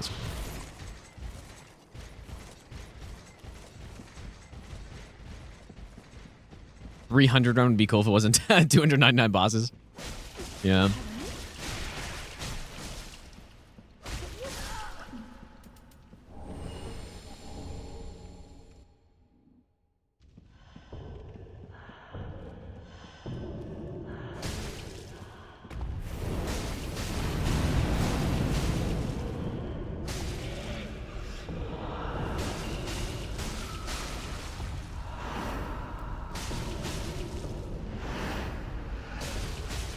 I got 299 problems and Letta isn't one.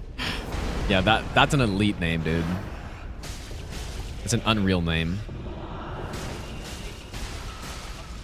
It'd be so good if it wasn't longer than the actual run restriction itself.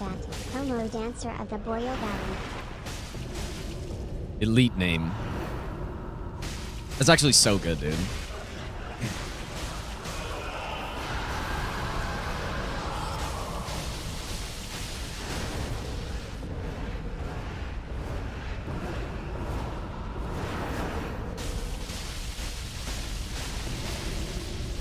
Yeah, the Twitch and YouTube chats are combined for me.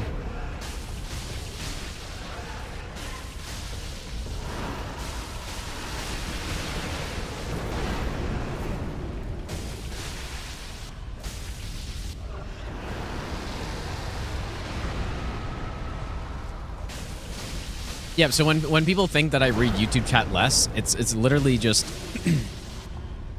RNG, I guess, right?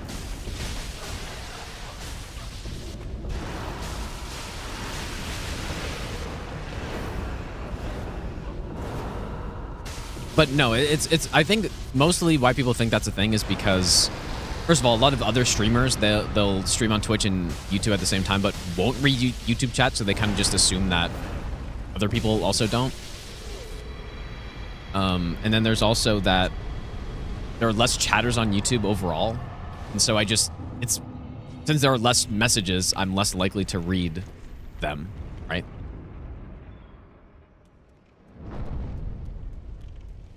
Yeah, Elden has prestige. Yeah, that's the word I'm looking for, 100%. It's higher prestige. In my mind, at least. So that's why I do really like Elden Trilogy. Like, maybe that's the one, dude.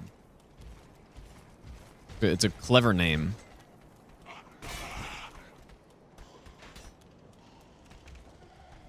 Elias, thanks so much for the 9-month resub, dude. Thanks, man.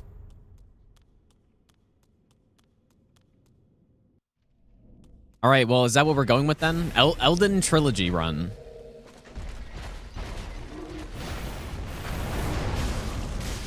But then what do you call, like, let's say I do Demon Souls plus Bloodborne after. What is that called then?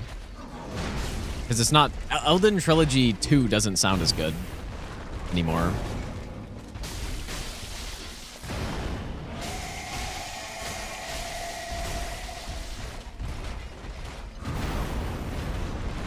Yeah, that can have its own name, I guess.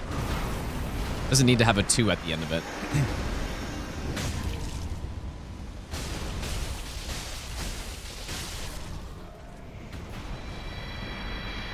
Yeah, I don't know. Nah, Sekiro, dude, I wouldn't I'm not going to include Sekiro in it. But yeah, I guess God Run 3 all bosses. Yeah, I guess that makes sense, doesn't it?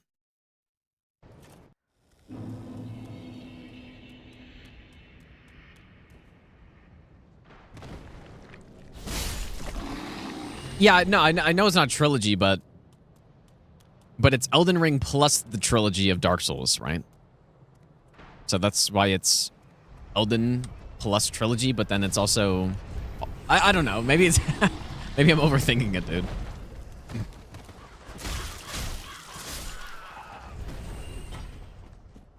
No, Sekiro, like, for people who don't know my opinion on it, I really like Sekiro.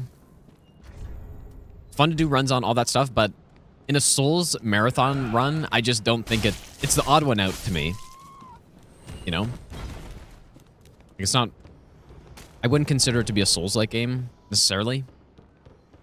So that's why I wouldn't do it on this run as well if I start adding other games.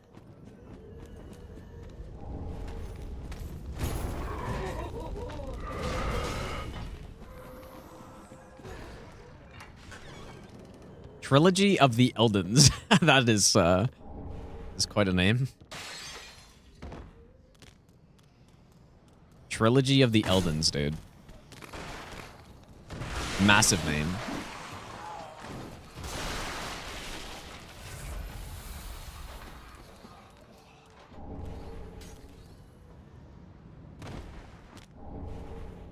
But yeah, honestly though, I'm also not as interested in running Sekiro as the Souls games.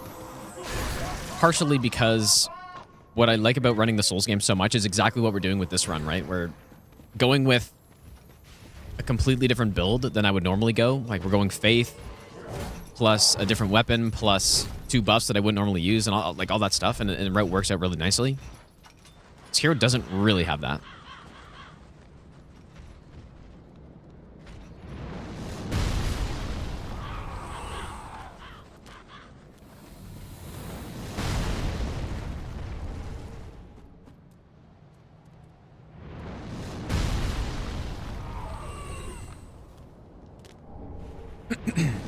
I feel like Elden Trilogy on its own just sounds like any run with Elden Ring plus Trilogy in it.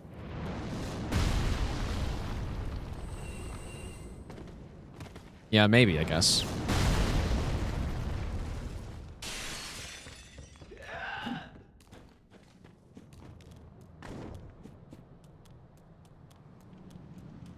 Yeah, this run probably will be YouTube video, just like all the other run requests, I guess.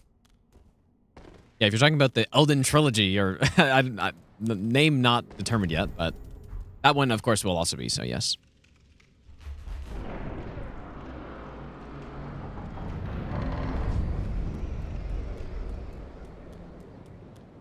I guess I'm getting an Estus refill somewhere. Did Hodrick die? I don't think so. He didn't die. I think poise breaking has made combat better than in Elden Ring. Wait, better in Elden Ring than Dark Souls? Maybe best not ever. What I really like about Elden Ring is the fact that it's not R1 simulator. This game can be a little bit too much R1 spam. And there isn't a huge incentive to use R2s. But Elden Ring with the poise breaks and getting a lot of poise damage on your charged R2s, plus having... I mean, that alone would have been enough. But then you also have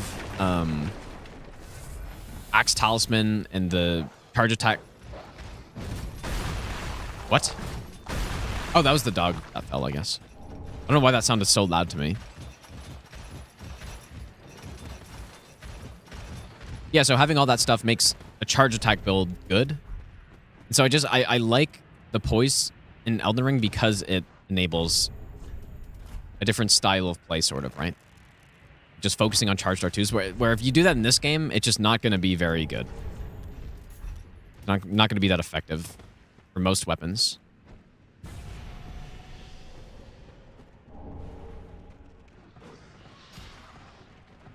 Yeah, jump attack as well, for sure.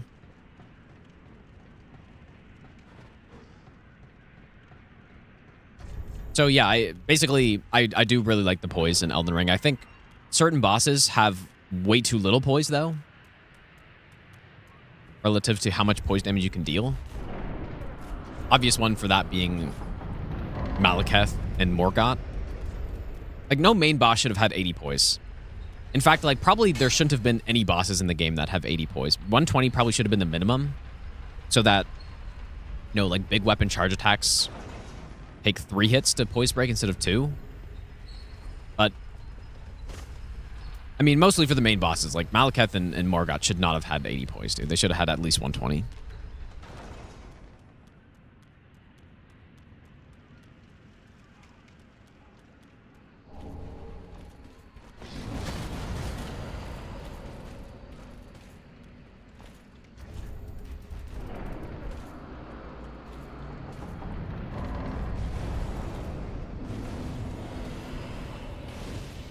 I like Elder Scrolls games. Zoof, if that's what you're asking.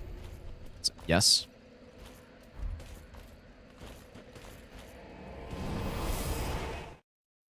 I think Malkav should have been 2 full health bars.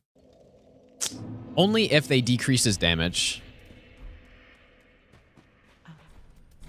Lecker. Ash.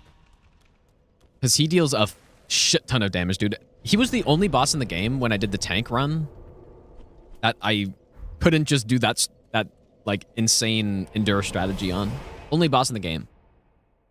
And like inherently that's not a bad thing, but overall he just does so much damage, and I think it gets offset by the fact that he has such a little health, but I would prefer more health, less damage from him.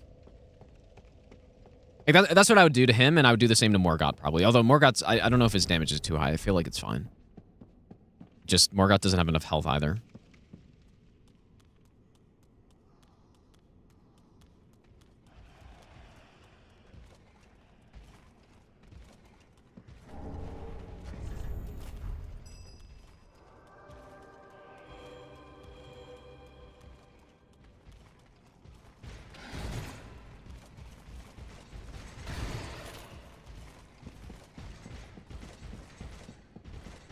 For the name, you'd replace the God part of the God run with all bosses.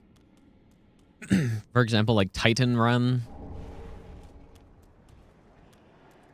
Yeah, I don't know, maybe. Oh. He's sprinting at me, but then he bugged out.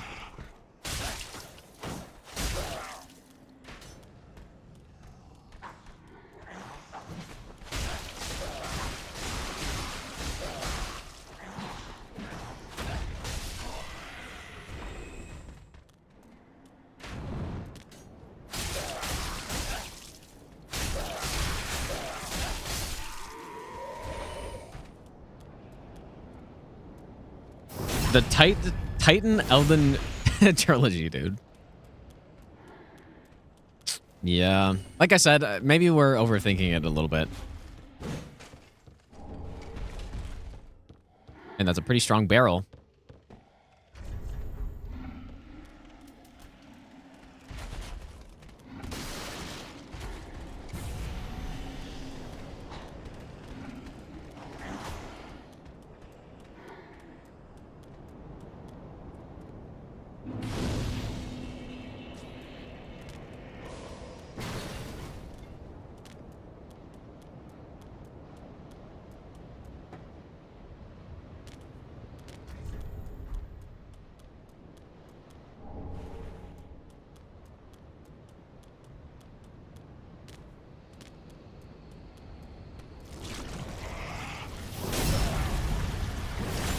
Premium God run. Premium.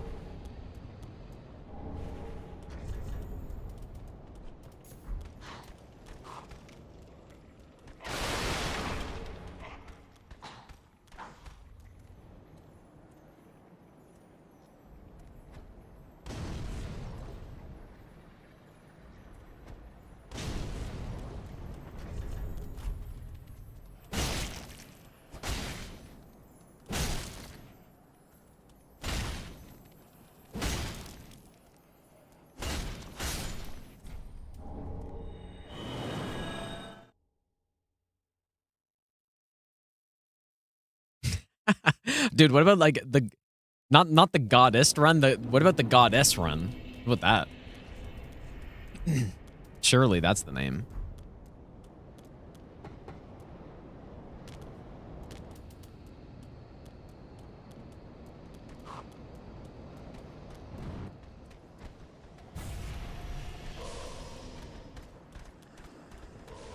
It is too bad it's not 300 bosses though.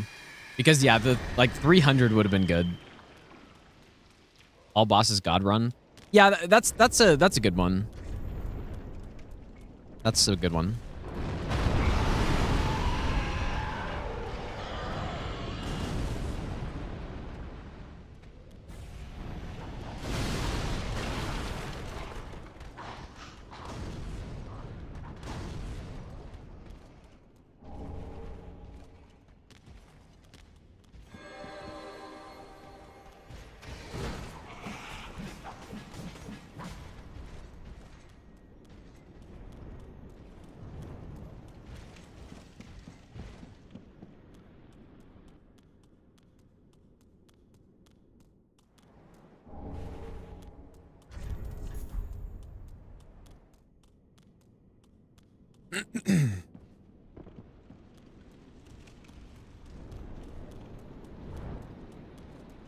Or maybe I should just simply not be a coward and just immediately throw in Bloodborne and Demon Souls into this. Like I could, but the run's getting insanely long at that point.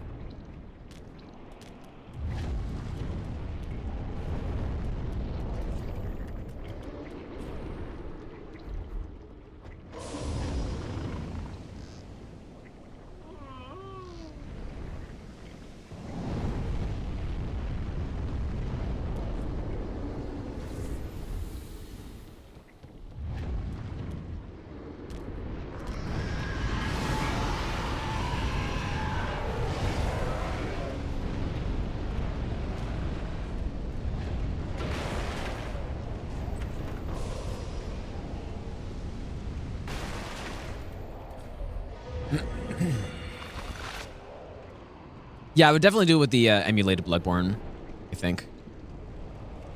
I don't know. Not sure yet.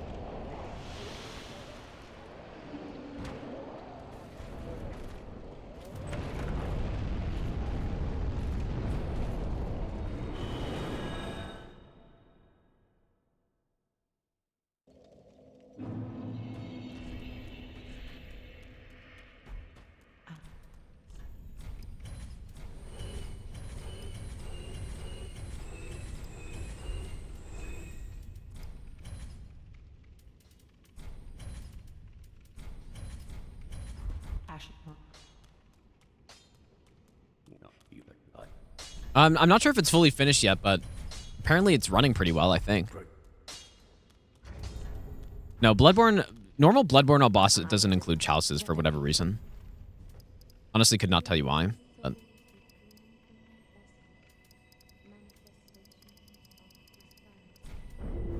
Farewell, Ashen One.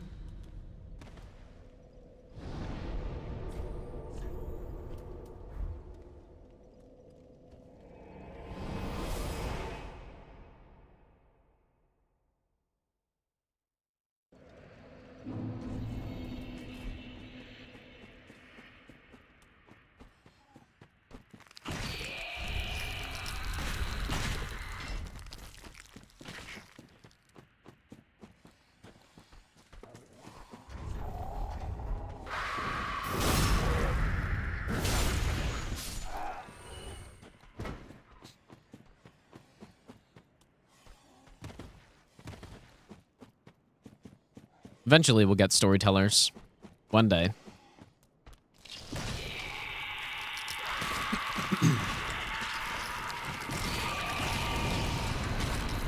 Reached Orphan and it started lagging on PC. Yeah, well, I've heard that you also need a really good setup for it to run well.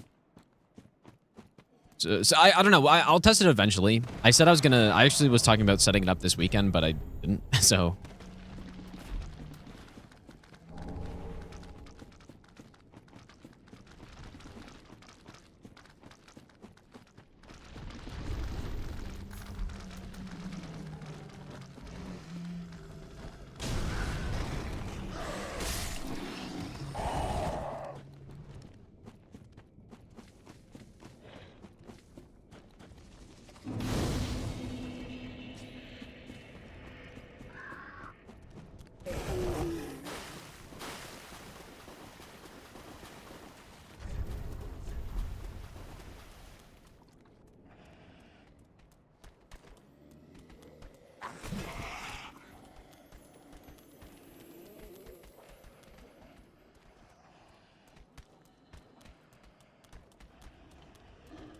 Anyone know how many how many bosses the normal God Run 3 has on it? Well, what is it? Very much so that in the your eye armor.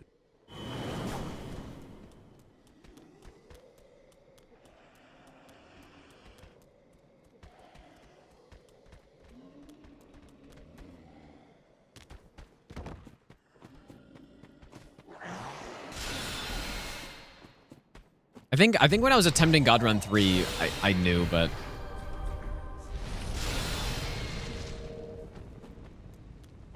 yeah, 4 Rottens would count as one for sure.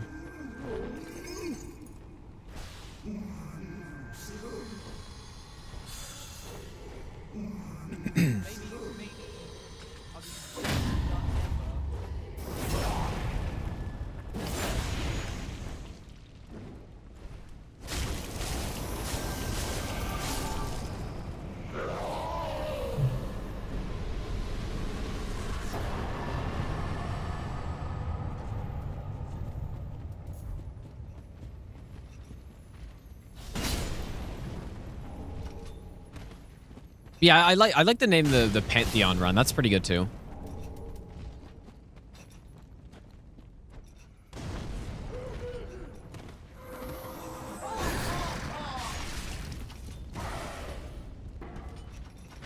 Johnny, thanks for the brand new Prime sub, dude. Also, Ryan, thanks for the 10-month Prime sub as well.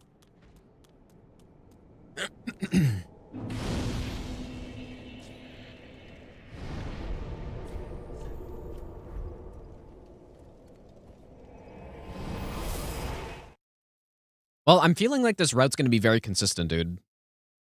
As, you know, once we get all the strats perfectly dialed in.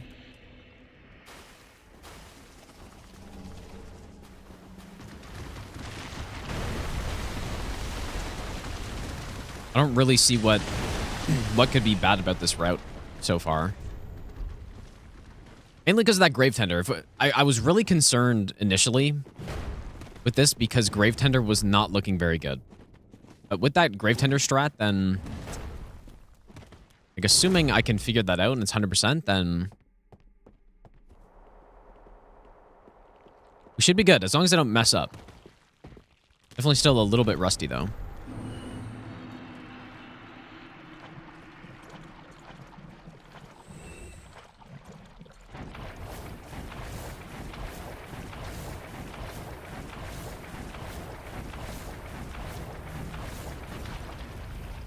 Need a fresh poll in the community tab. Yeah. I don't know. I like Pantheon Run a lot. But if I'm just going to add Bloodborne and Demon Souls on top, then like God Run all bosses makes a lot of sense, right?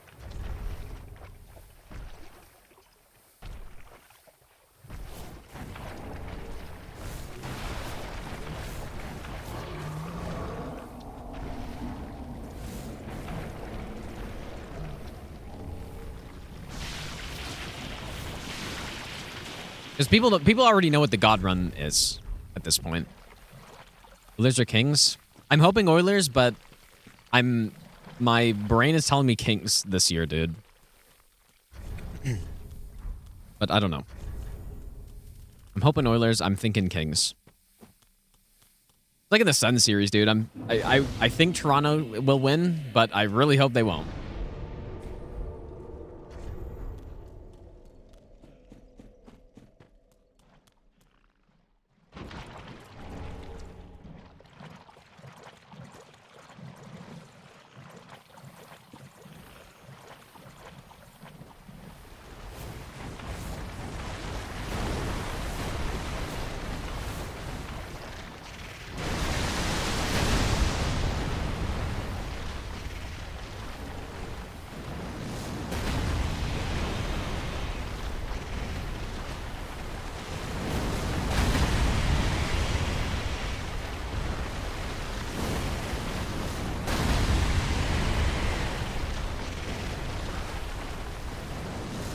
No, I know of the Hollow Knight Pantheon run, yeah. I am aware of that one.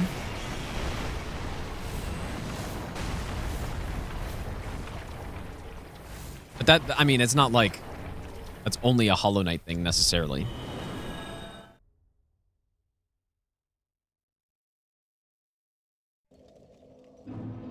I had to vacation in a Souls game. What poison swamp would I want to swim in? Probably the... I don't know. They're all bad, dude.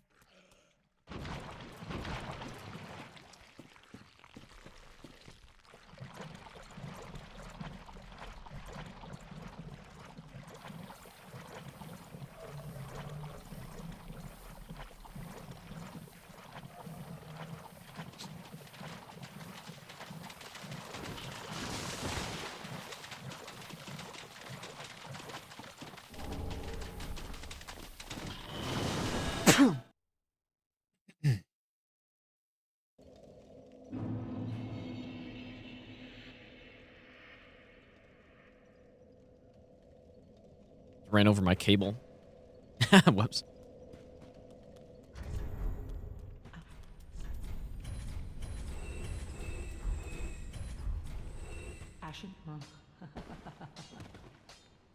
Oh, there you go. Not what. Too bad oral decoy sucks in this game, man. From. You go from urine in DS2. Out the. Urine in DS2 to oral decoy in this game.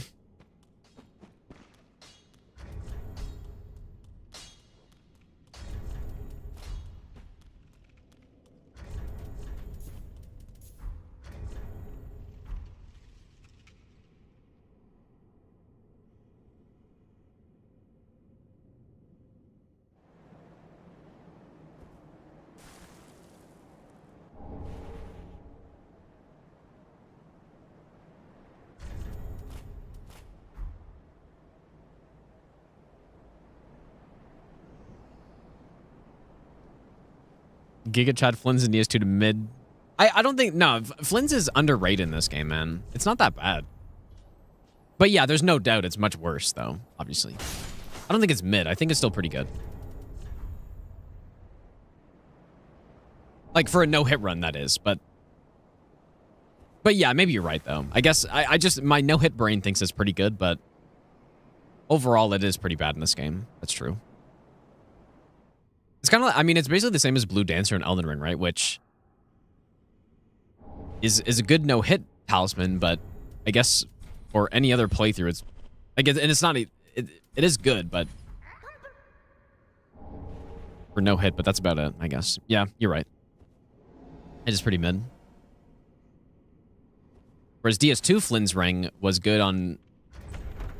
Like, as long as you... were thinking that you were going to go with DS2 Flynn's Ring and you didn't level up Vitality, then it is very good. On any build.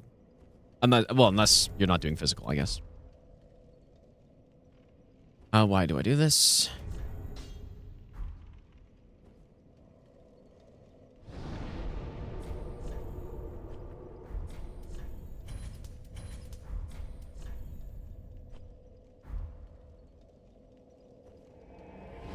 Almost all damage rings in DS3 are doo-doo water. Nah, that's... No. Ritual... Lloyd's Sword Ring is very good. Well...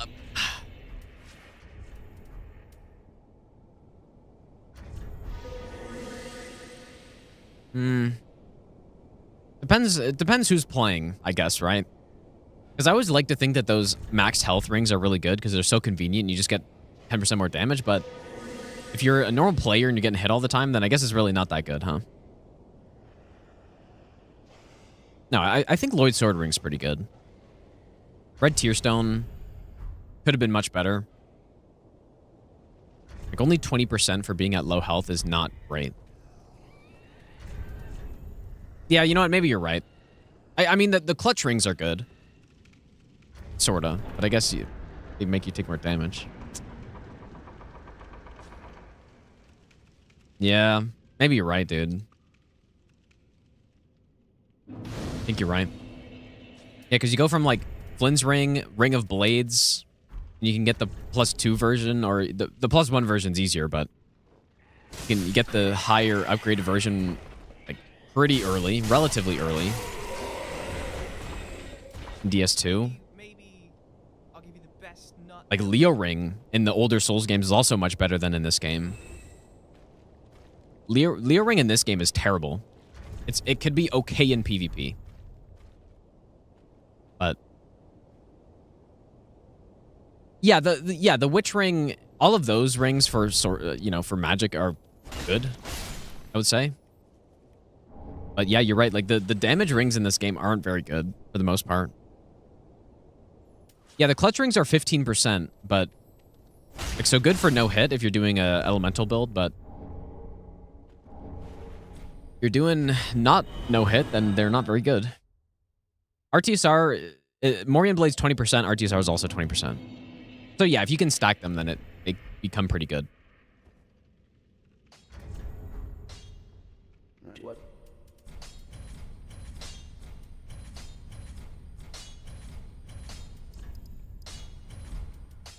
And maybe that's what they were thinking with RTSR only being 20%, but who knows?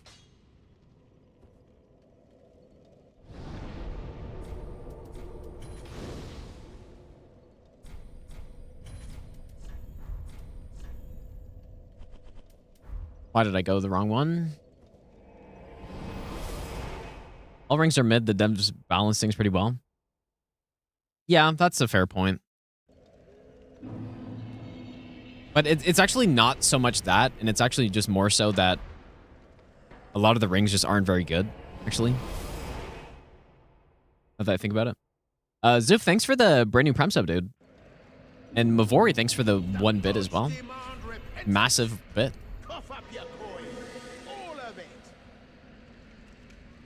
Hey, Gino, you should go max volume. In Rad, thanks for the donation, dude.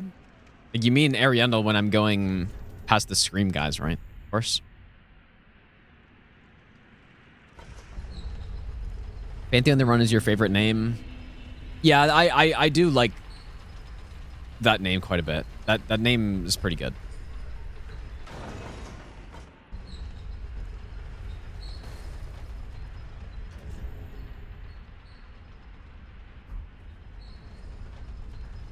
What percent equip load does Flynn's Ring take effect? I don't actually know. It's not percentage equip load in this game. It's it's just like Elden Ring where it's the actual value. Right, so I'm at 12.1. I can't really remember. Oh. Oh my god, really?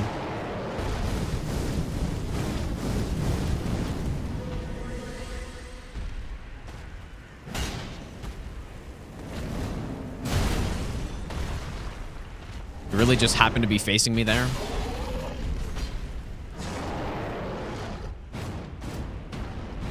Yeah, I don't know what the maximum weight you can be to still get a slight benefit from Flynn's Ring, but it basically, the more weight you're carrying, the less damage you get from it. I'm sure you can find a chart of that somewhere. Maybe they made rings work because of 4 slots. No, but like if you just compare with Dark Souls 2, though,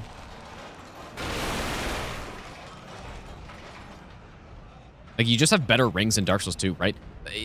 Yeah, you have Flynn's Ring, you've got a good Leo ring in Dark Souls 2, but then you also have... Yeah, and Ring of Blades. But then you also have Stone Ring in Dark Souls 2. You just had some insane rings in that game. I've never really thought about it. And then in this game, they're much worse overall.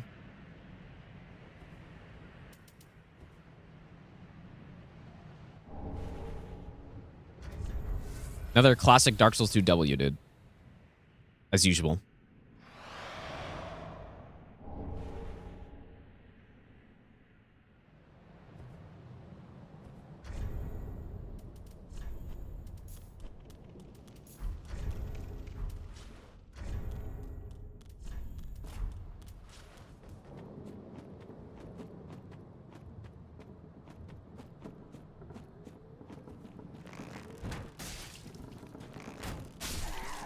Don't like having to go to NG Plus to get higher version.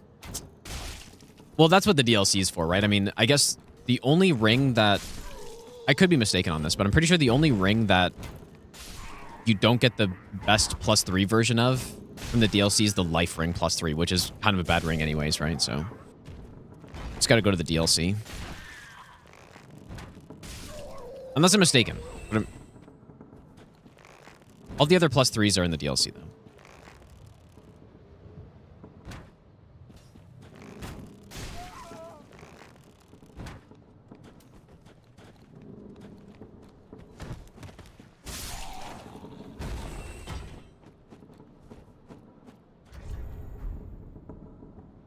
Nice one. But I do really like how Dark Souls 2 does it. Or, like, unless you were talking about Dark Souls 2, actually, but I like how it does it with NG Plus and the bonfire settings. I really like how that works, actually. Like, oh, I want to get, you know, maybe not even just for rings, but... Well, it is for rings, but also for, like, spells and weapons and stuff. It's like, oh, I want to use Crystal Soul Spear. I'm going to go kill NG Plus Freya or whatever, right?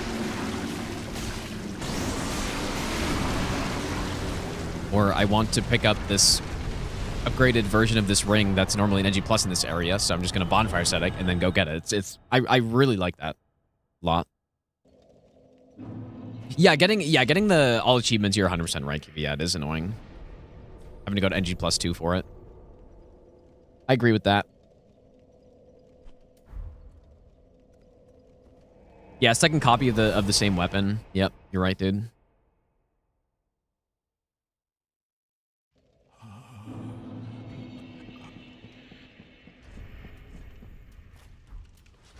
It's also just the more fun way. If you're going to farm in a Souls game, it's much more fun to farm bosses rather than like trash mobs in some area.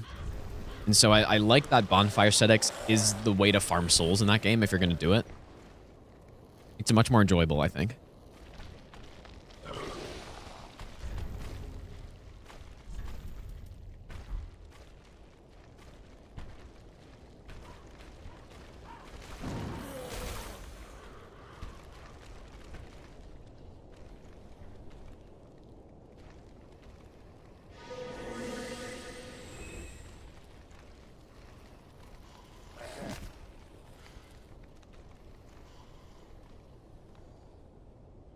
I wonder if they'll make us upgrade talismans rings in the future, similar to weapons. I wouldn't be opposed to that. Like, I think that could work.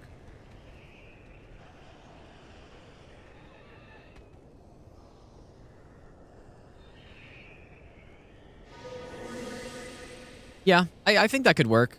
I do think there's a concern at some point where you have just way too many things to upgrade. But I don't think only... Yeah, if there were, like, ring upgrades, I don't think that'd be too bad. It's like the armor upgrades in Dark Souls. Dark Souls 2. I don't mind that. I kind of like that. I know a lot of people don't. But I like the idea of it with having... like, even just more specialization into the build you're picking, basically.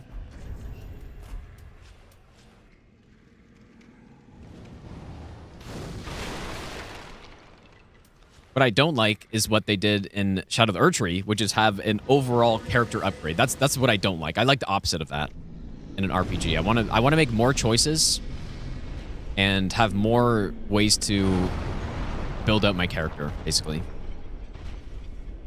And the more variation between the different builds, the better, in my opinion. And so when you have... like, I was actually getting flamed on Twitter because I said that I don't like the blessing system at all. But, man, like, I really don't like that. Just overall upgrade.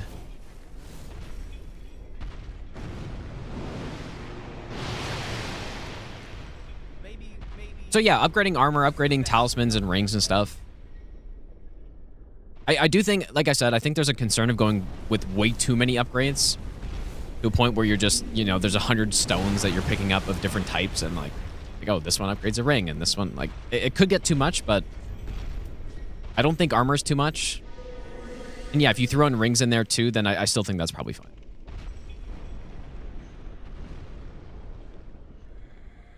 No, I really don't like the Shadow Tree blessing at all.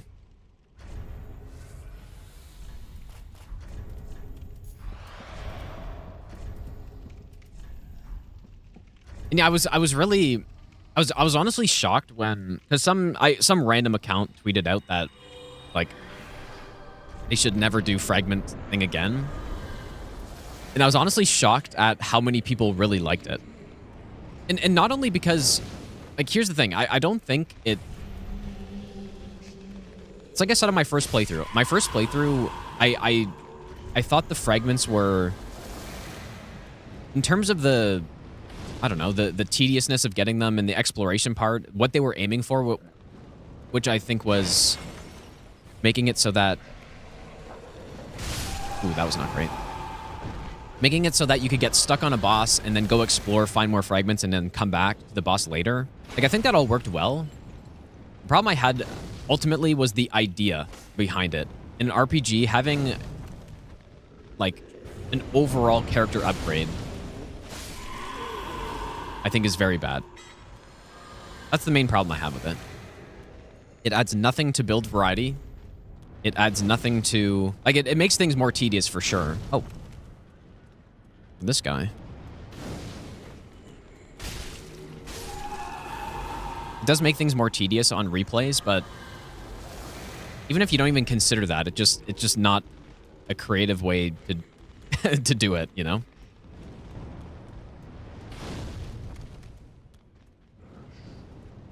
I've killed 4, right? Like, so yeah, I really hate the fragments, man. Really don't like them. It worked fine in Sekiro because Sekiro's not a like it doesn't really have the RPG elements in it, right? So it's not an RPG in my mind. Basically just a straight action game. And in a game like that, you don't, like it's all about the bosses and fighting stuff, so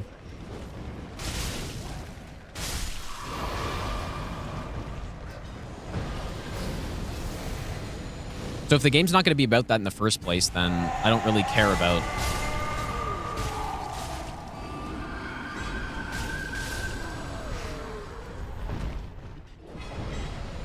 the picking and choosing of things in my build, right? I don't even know what I just said because I was trying to focus on the boss, but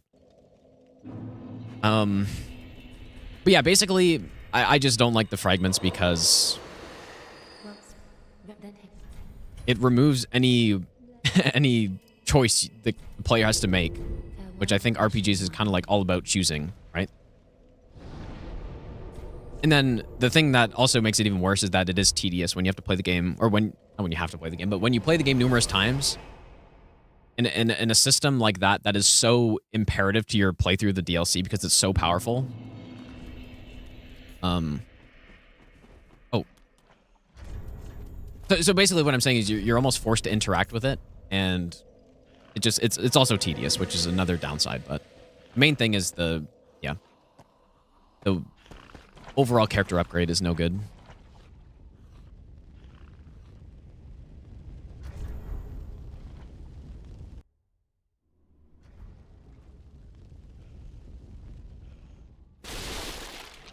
But so yeah, as I was saying though, I wasn't surprised that people didn't mind the system because it wasn't really annoying to interact with on a normal playthrough, but like realistically, the only people that thought it would be annoying are people who were just trying to rush through the DLC or something, which I wasn't trying to do at all. And like I said, fragments were fine. I didn't find them too annoying, but yeah, it's that the idea of that in an RPG game, and that's why I'm surprised so many people were fine with it. Because it just seems to go against a lot of things, especially in Elden Ring, where there's so many build options in the game. Like, it just totally goes against that, I think. So.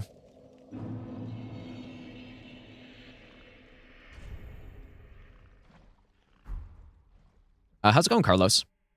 What would I replace it with then? I don't really know. I think what Convergence has is better than what the base game has, which is over-upgrading your weapons to plus 15 versus, like, which in the base game would normally be plus 10.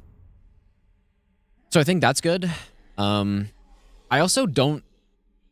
I don't know.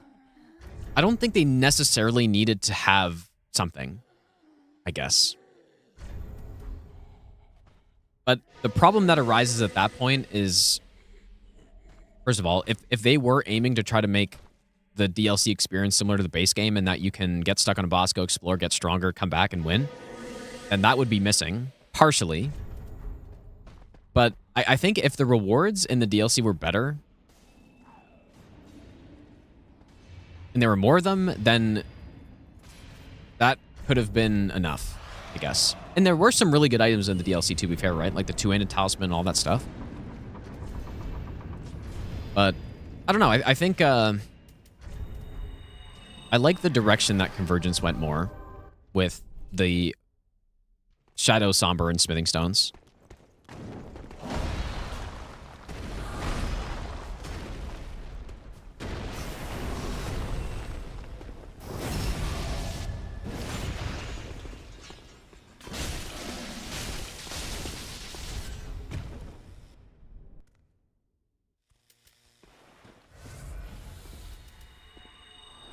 No input read for some reason.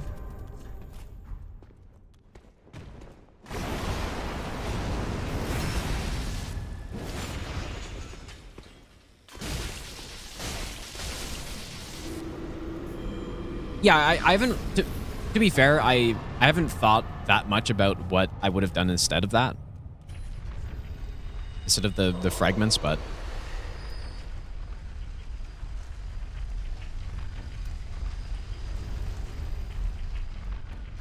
Yeah, I think at the very least, the convergence one is better.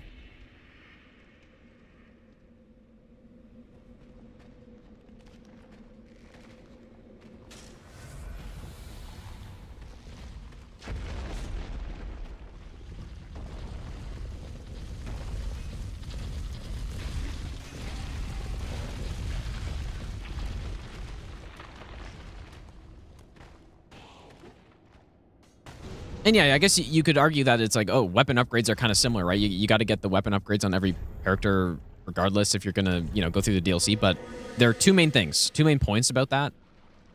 Weapon upgrades are a lot less strong than fragments are, right? That's the first thing. So fragments are just insanely strong. But then I think I'm fine to go get this here. And then I guess I'm just going to run here.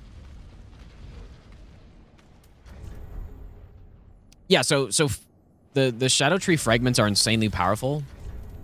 Weapon upgrades feel like they're less necessary because it's not as big of a jump. So that'd be one thing I would definitely change, is make the scaling of the DLC not as drastic as it is. But then what the additional upgrades do is they're still forcing you to pick something, right?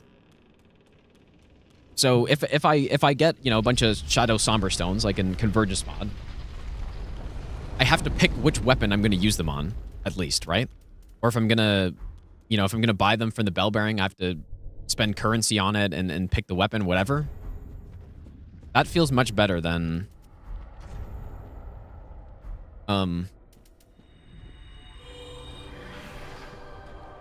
And yeah, just having something that overall built, like, that just increases your character's power overall. Hey, for some reason it was 4 this time. Weird.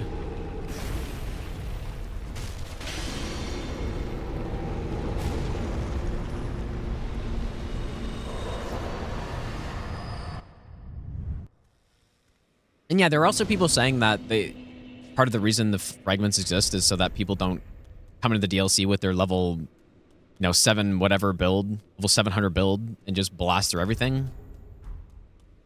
But I don't know. I would have to test if that's actually a legitimate thing, because there's a certain point in Souls games where getting higher level basically does nothing.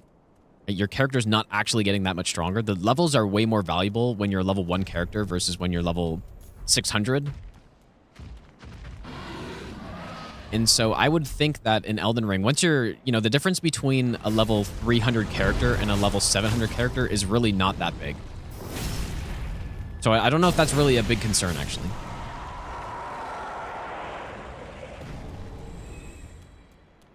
I think weapon upgrades are as shit as Shadow Fragments. No, I completely disagree, but should have done a system where you get stronger after each Remembrance boss. No, but the problem with that is... like that, sure, that could make sense, I guess. I don't even see what the point of that would be in that case, but if their original reason to have fragments in the DLC was to incentivize exploration and have people get stronger for bosses that they're stuck on if they explore more, then that doesn't do it, right? It doesn't incentivize the exploration part, which I think they were going for.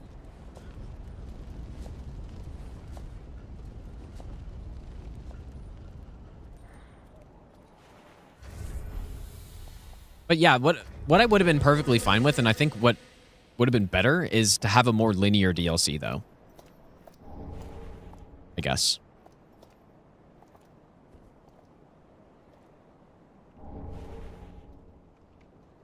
Like they could have done it where the DLC was more of just Dark Souls levels instead. And I think that would have worked perfectly fine. And then you wouldn't even have to think about this stuff at all. But do I like DS1 upgrades? Well, I'm not... I don't think it's very well balanced. But I don't know. I like that there are there's a big variety of stones in the game, I guess. But yeah, it's not really well balanced at all. You get a twinkling weapon or something, a Black Knight weapon, and it comes already. Like when you pick up a Black Knight weapon, your weapon upgrade immediately goes to +5, even if it's actually +0. So there's some balancing issues, but I don't mind the variety of stones you need.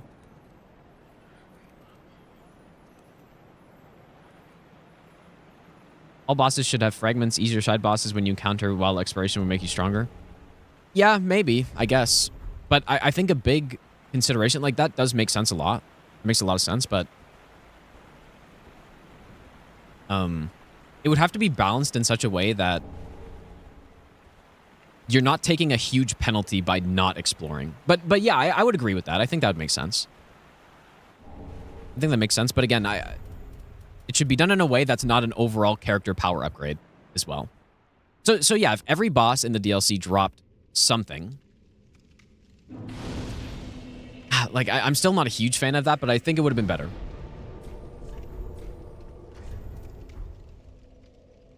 Yeah, so let's just say they still had the Shadow Tree fragments. And yeah, if you went and killed some side boss and you get one,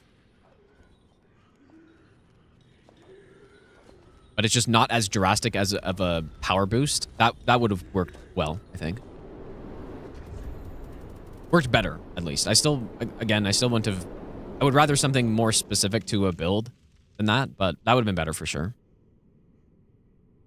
Yeah, more fragments. How's it going, Recycle? More fragments, less effectiveness of blessing levels. Yeah, exactly. Yeah, and having them be at important locations would also be a lot better than what it is in the base game, which is... I mean, some of them are at important locations, but... like, very distinct landmarks, but then some of them are also dropped by some random hollow, right? Which is so weird, I think. Oh, here's this critical upgrade material in the DLC that's dropped by some random trash mob. So, yeah. That was another problem.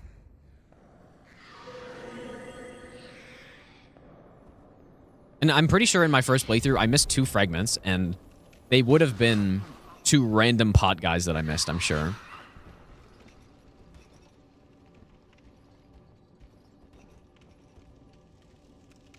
Or did I miss one? It was 1 or 2. I can't remember. Yeah, massive skill issue, dude. I should have known. Should have known that random pot guy had it. It's funny, because I probably did kill them, but maybe I just missed the drop or something.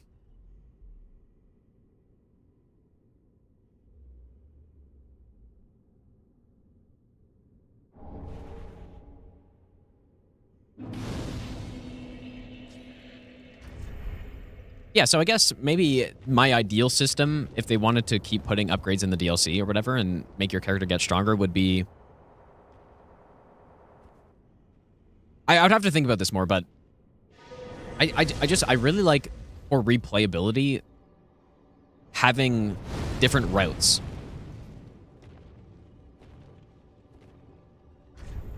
Through the content. Going to different areas, basically. So what I like about in the base game is if you're going with, I'm not saying it's ideal, obviously, but in the base game, if you're going to go with an incantation build, you're going to go to different parts of the game compared to if you're going for a sorcery build, right? So it would be nice to have something that differentiates the builds in the DLC. I'm not exactly sure how to do that. Maybe, I don't know. Maybe if you're a sorcerer, there's a different upgrade, like a different damage type. I would have to think about it more, but...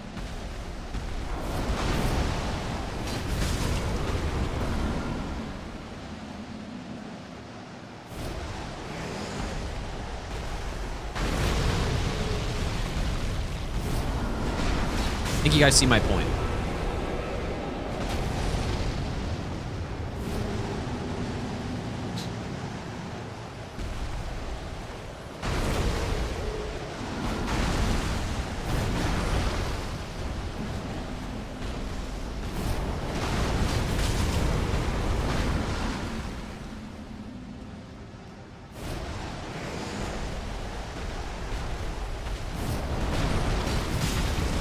Ah, no headshot. Didn't get to do my Sunlight Straight Sword finisher.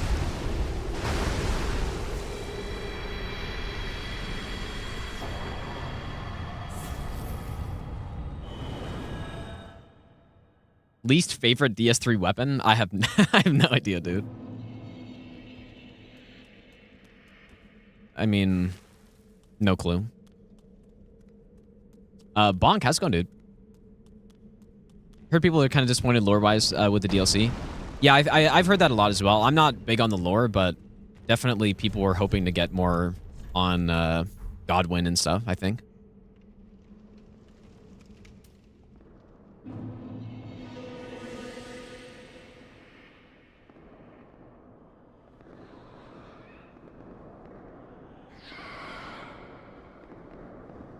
No, Onyx Blade's really good, actually. But it's kind of more of a PvP weapon, because it has insane range, plus the self-buff is good. Mostly about having the really good range on the R2. In PvE, it's okay. Just okay.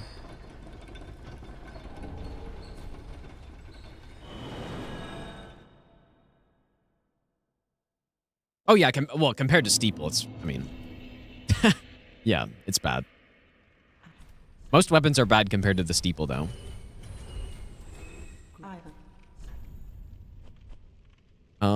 Okay, get 4 of these.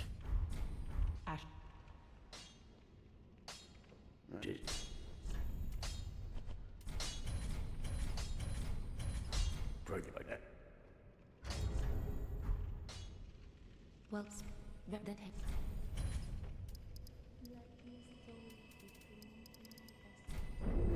farewell, Ashen One.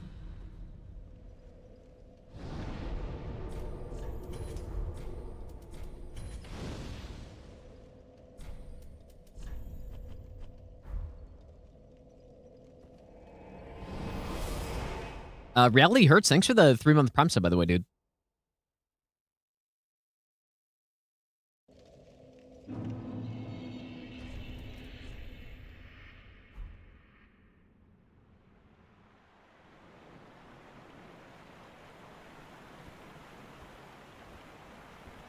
It's just quite a while to get to this point in the run. On a normal Twin Blade route, you'd probably get here past Yhorm at about 40-something minutes. But obviously the difference is that we've killed Dancer already, so we're already +4.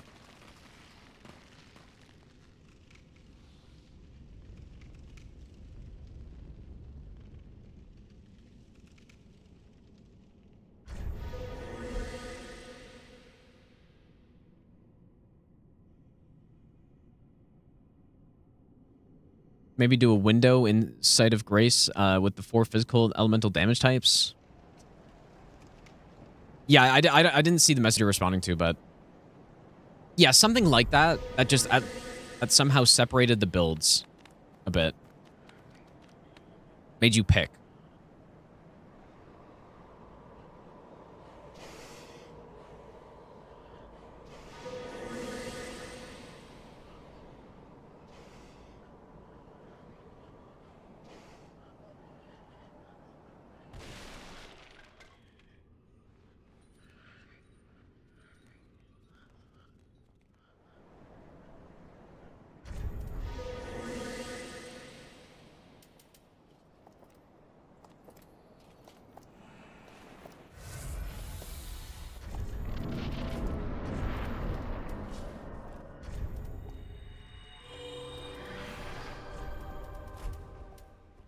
Again, I should be doing Lightning Blade first. I don't know why I keep doing that.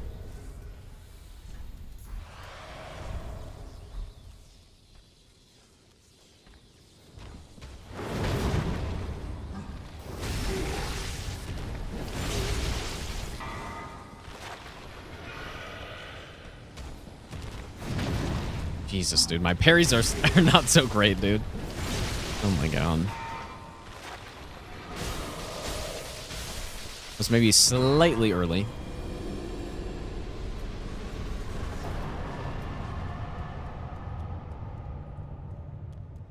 Shadow of the Roguelike, every fragment gives you 3 random options to pick from. That would be that'd be very interesting. I think that'd be fun, but maybe not so well liked. I do think that'd be pretty fun though.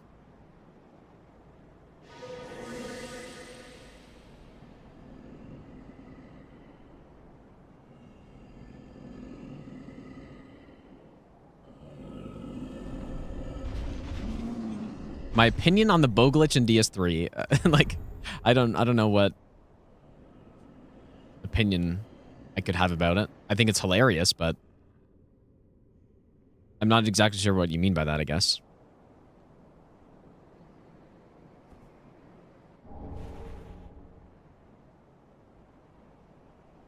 Can't say I really have an opinion on it.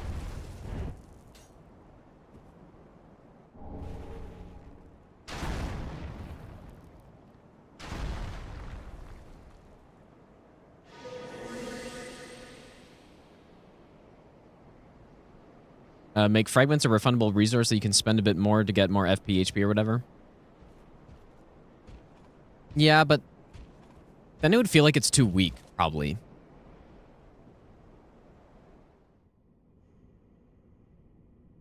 The balance of it is very important. Because as I was saying earlier, I think you shouldn't make it so good that it's a requirement, basically through the DLC, which it kind of is at this point. I mean, obviously, you don't need the fragments if you know what you're doing, but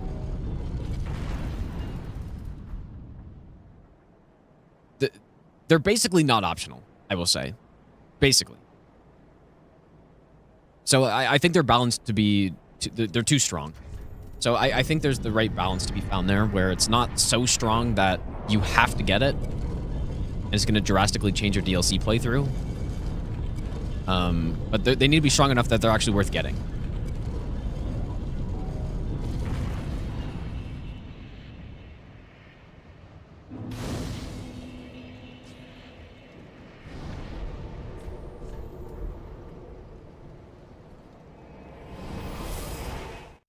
Yeah, Golden Seeds is kind of like that, yes. And same with the Sacred Tears.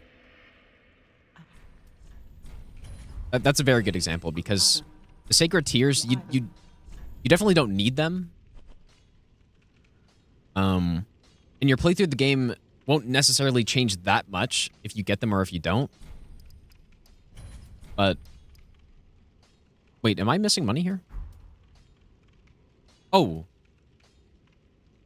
Whoops. Kind of messed up there, but it should be fine. For some reason, I was going to go upgrade the shield right now, but...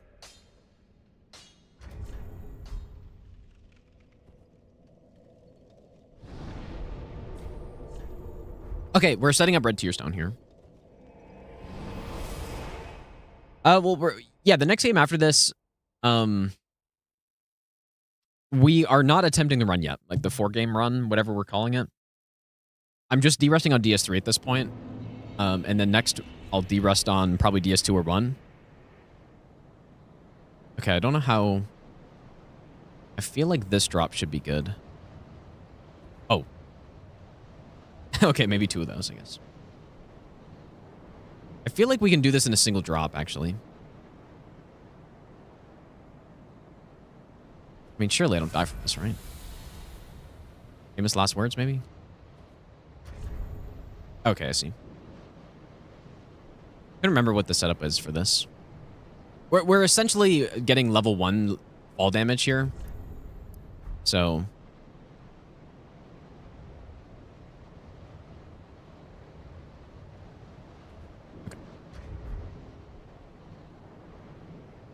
well, the DS2 route, I mean, if I'm going with Rapier, I've done that route a couple times.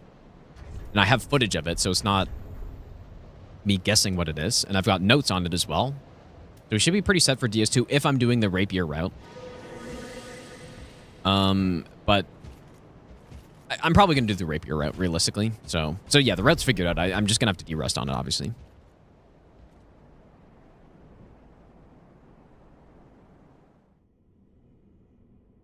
No, I don't have paddles on my controller, but if you have a controller with them and you're playing Souls games, it's pretty common to just put roll on one of those back buttons.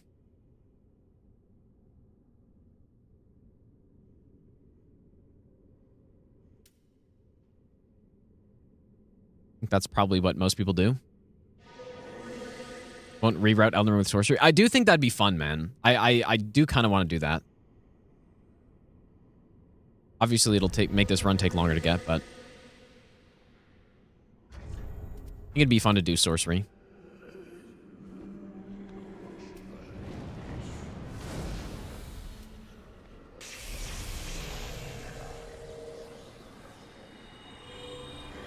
Not sure how that guy saw me, but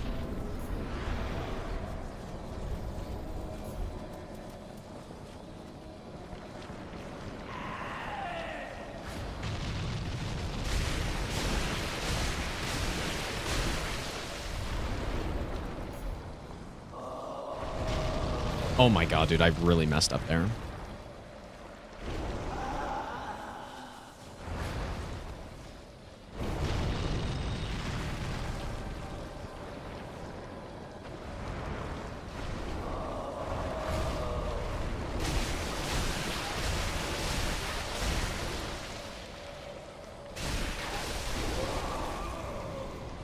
Pretty comfortable one cycle with red tier stone. Saves us a hit at the end.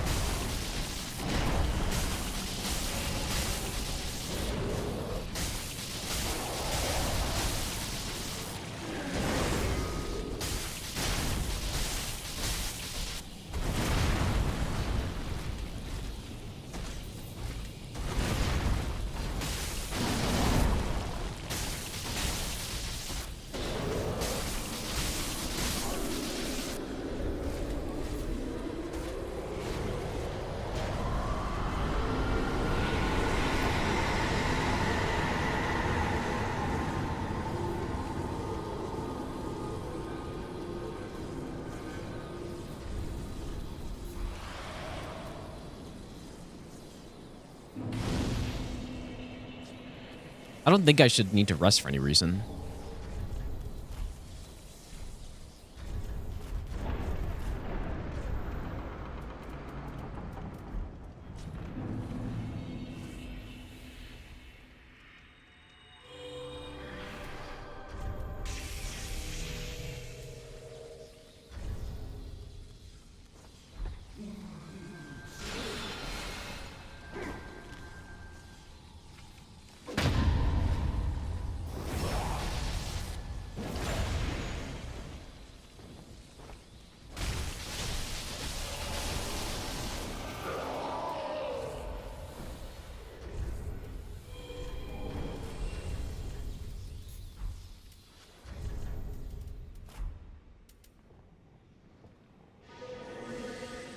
I haven't done Colossal Swords on Elden Ring yet, no.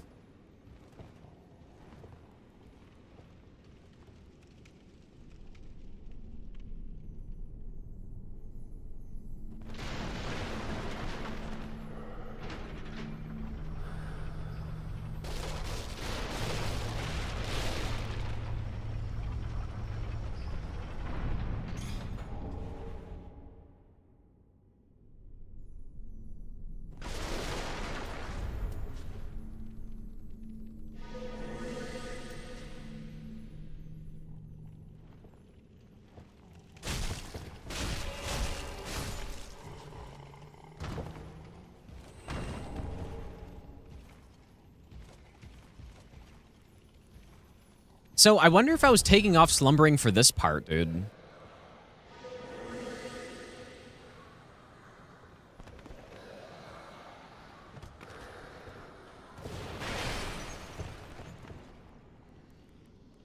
Because it does seem like a good idea. I'm going to have to test that. Because what you don't want to have happen is you run past the enemy and then it starts firing the... whatever the spell is. The soul volley or something. When you're running past and you're running with it, that's very bad. I know before I was taking slumbering off for this part so that this guy would turn.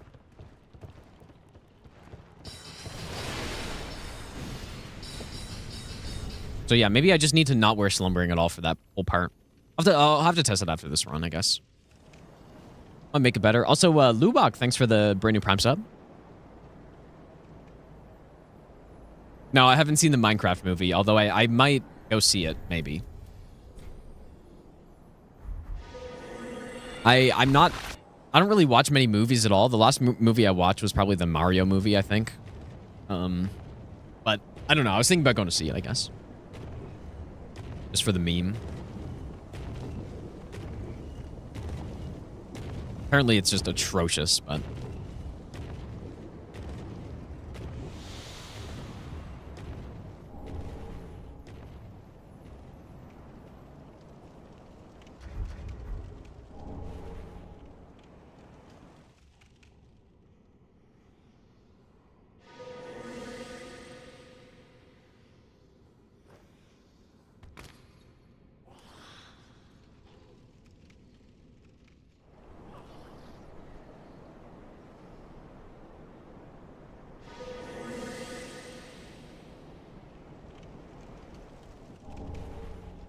the healing on the Blessed Infusion is only based on...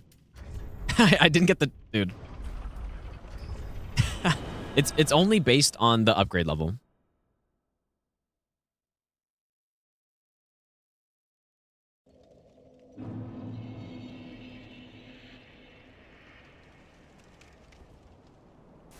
Most normal Habs fan. All I'm saying is... if you're not calling a blatant cross-check to someone's face, and you then send the other team a 5-on-3, you should probably be... Wait, what? where do you see that? Yeah, there are some pretty bad hockey fans, dude. I'm not gonna lie. I guess that's probably all sports, though, to be fair. Like, some genuinely, like, bad people, dude.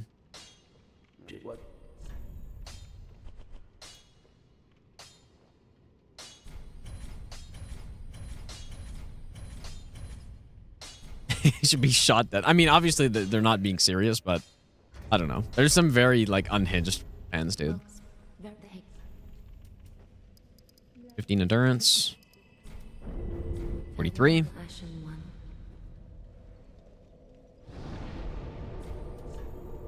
Power within. I didn't get Cornix yet, of course.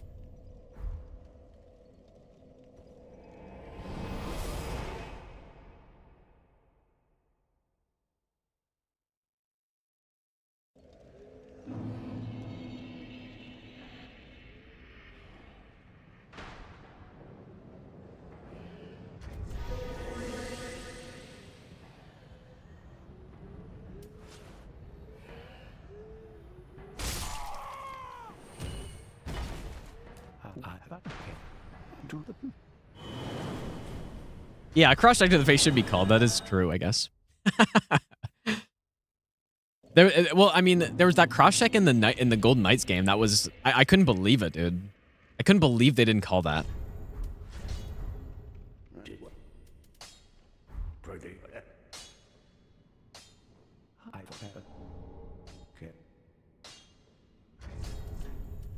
But I mean, I'm pretty sure it was on Hartman, who, like, to be fair, maybe deserves it.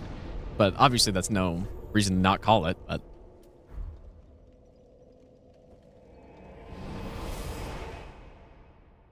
Yeah, absolutely, the inconsistency is the issue. You're 100% right. And it's really bad.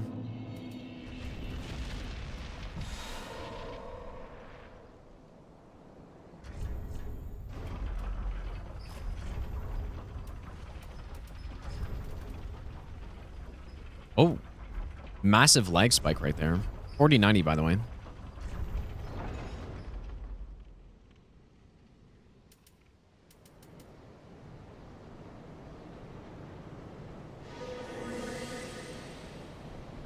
Oh my god, dude. There's something going on here. We gotta restart the game.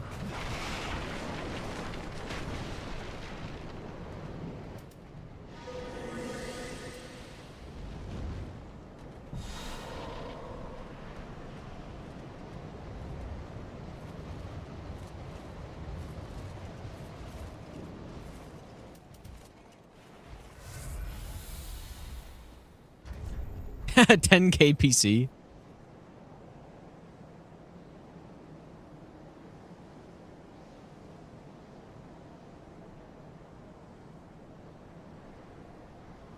I don't really know how long to wait here. Or if I even should be waiting here.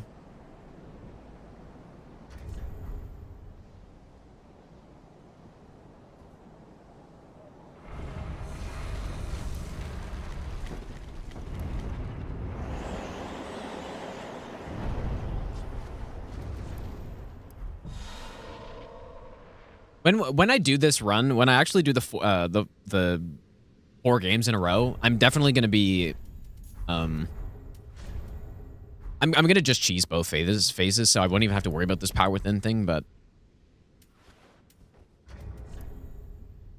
Barryon, how's it going, dude?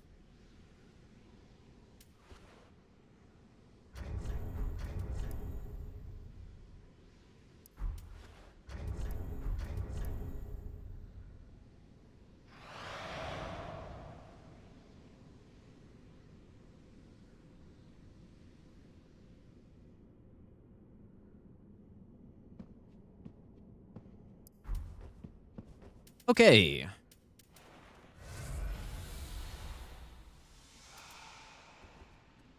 Do I go power within phase 2 here or not? Maybe I'll just go phase 1. Oh. Better decide. I guess phase 2.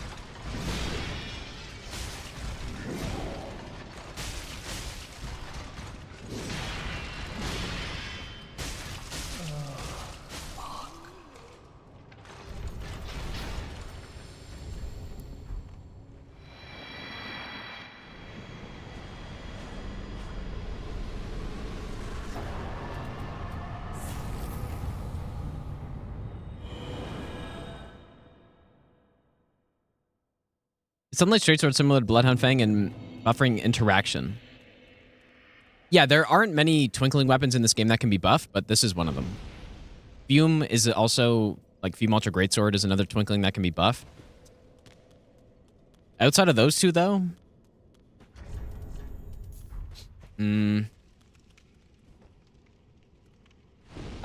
I guess... Is Henri's a... Yeah, Dragon Tooth is another one. Is Henri's a twinkling? I think so, right? I think Henri's is another one. Like, there are a couple. Whereas Elden Ring is only the one, right?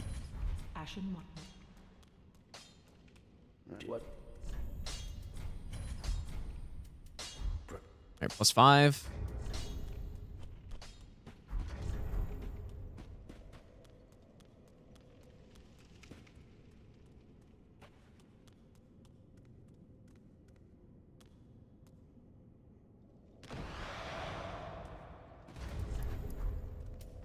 acceptable.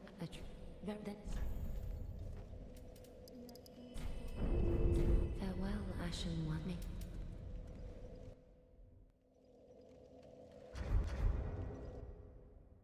I think tree spears regular stones, yeah.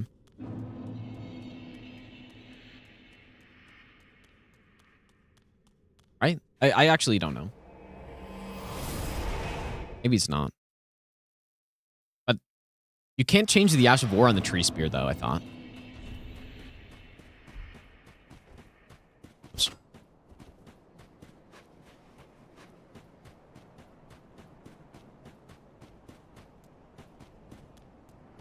I mean, I guess this is how long the 80% is with this weapon, right? About an hour 25 or so. You wanted to do an 80% with this route? Which you could do. There's no reason why you couldn't.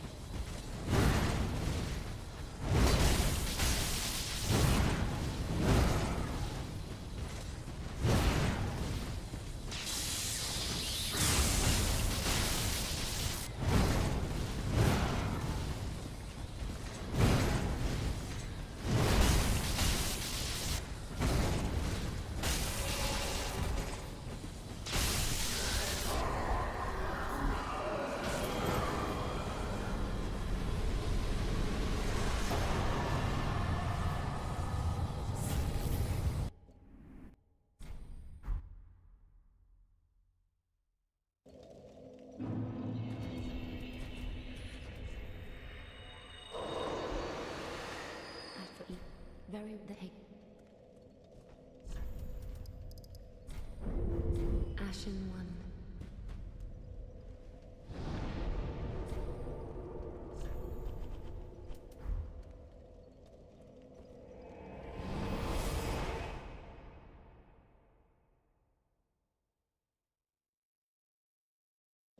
Yeah, I was just realizing that, Nady, that I should do the Lightning Blade on the first part and then Sacred Oath on the second part. Best nut ever.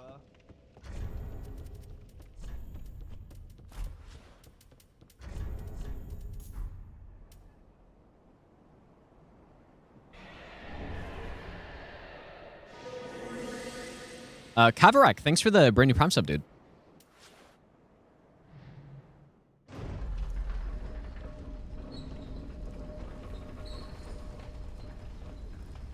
Yeah, the only way it would change something is if we end up getting a bad phase 2, I guess, where he doesn't die. But probably most of the time with this build, he dies in not 40 seconds, I would guess.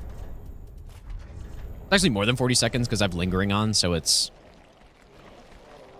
closer to, I guess, 50 seconds, I guess. I don't know. I don't know the exact boost. Oh, so much health. I think you get about 30% more duration, right? So.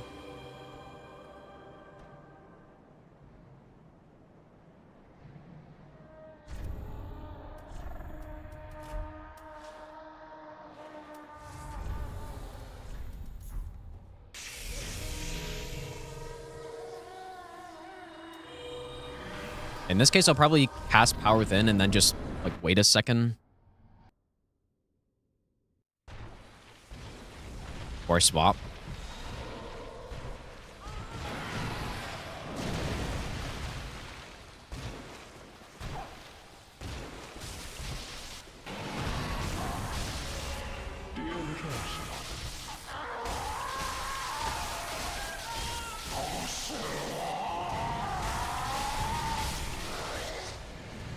Just like this is the most disgusting Osiris I've seen with this weapon. It's so busted, dude.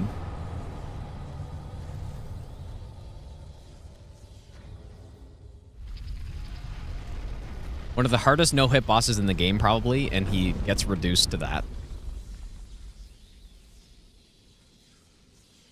I mean, not the hardest for an upgraded build like this, but especially when you're doing low damage, he's very tough.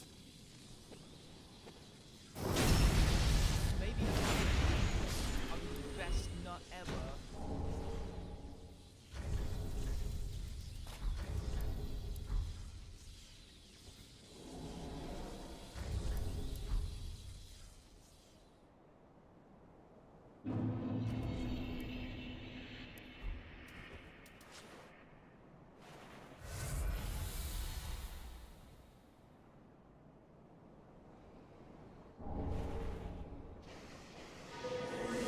ever. Virginia, thanks for the 15-month resub. 25 bosses in this game.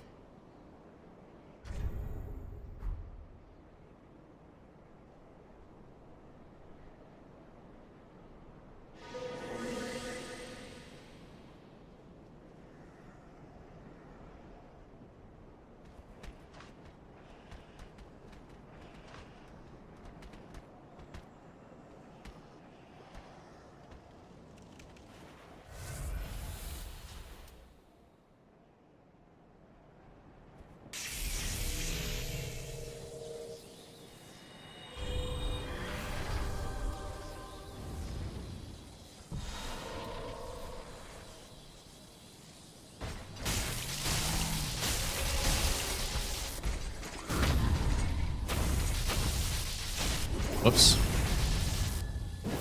I kind of figured that I forgot.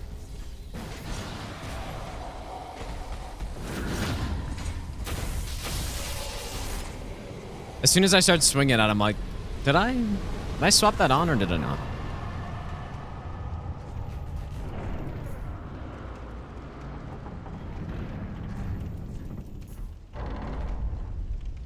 No big deal.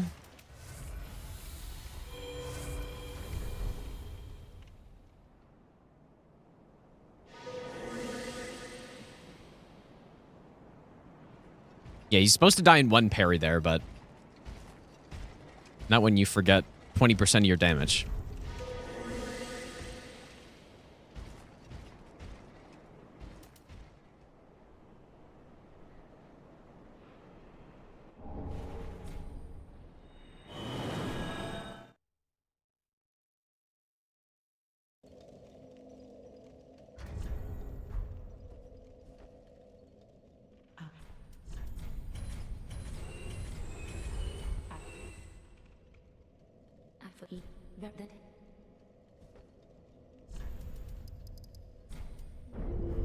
Ashen one.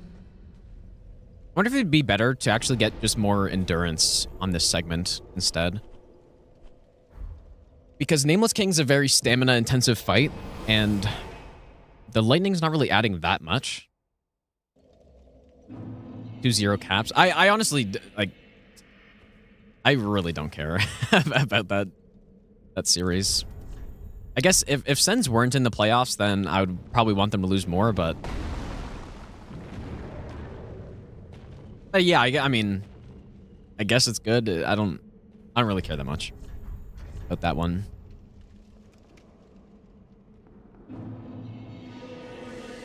Gotta figure out the song command, dude. Wonder why it just doesn't work, but it sometimes does work, right?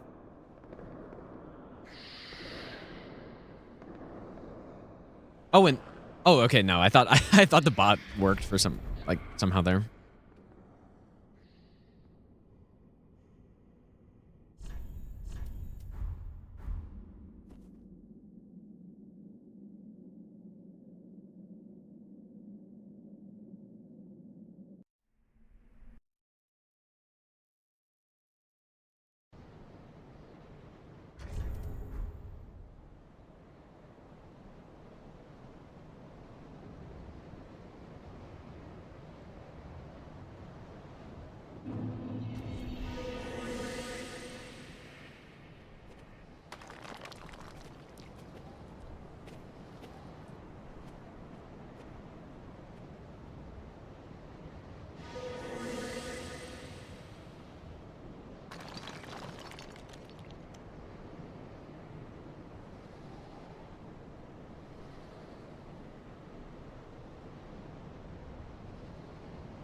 Yeah, Shazam is really great, dude.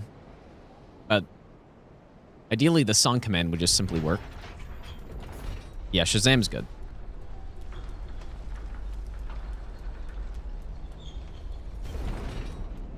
Novo More is not from Canada. I think they're from somewhere in Europe. I don't know where.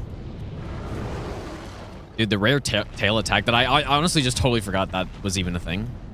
But I dodged it. Jesus, dude.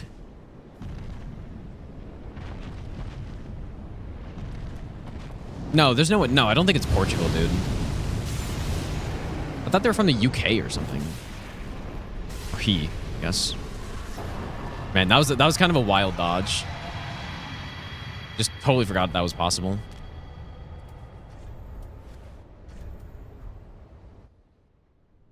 Yep.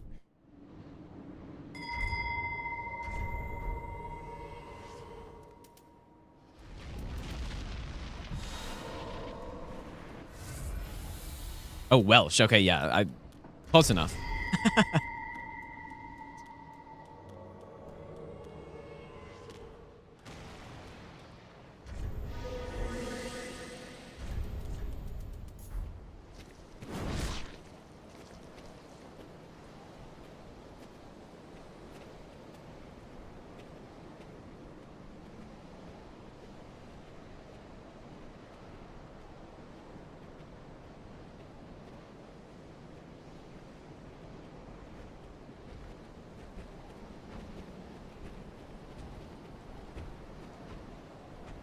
But no, if you're asking if they're Canadian because I listen to them so much or something, I don't really...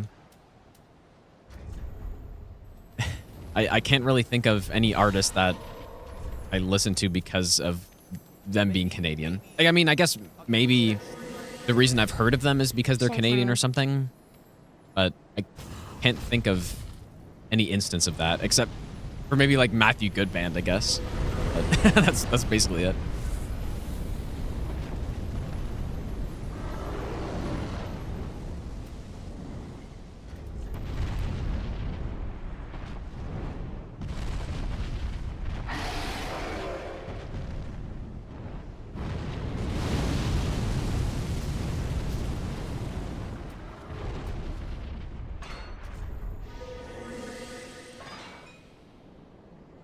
Yeah, the hip and yeah, Rush, but I don't know. First of all, I don't listen to those bands too often, but I don't think it's just because I'm Canadian that I know of them, but maybe it is. It's possible, I guess. It's hard to say exactly. Vancouver Sleep Clinic. I mean, he's like Australian too, right? I don't know if it counts.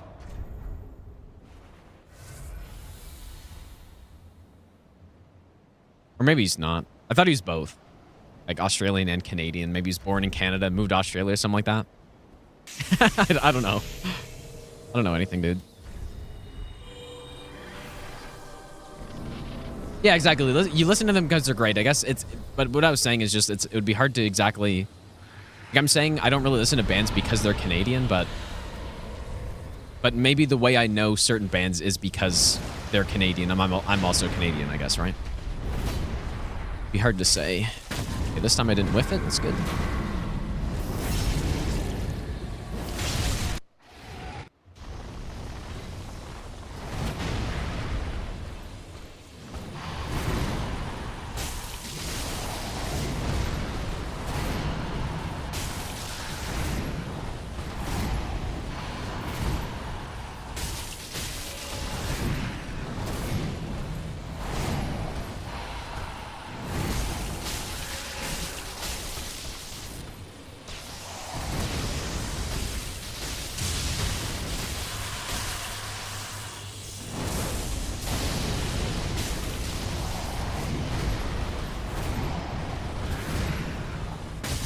I was wondering when we were going to get that stun.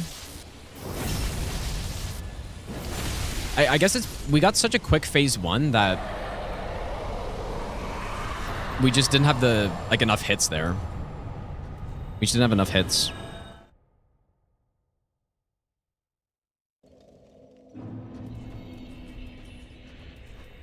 Ideally, we line up that poise break right with his phase 2 transition. Right at the end of it would be the best. Ashen one. Yeah, I practice. Well, the stomp is really not too much of a concern.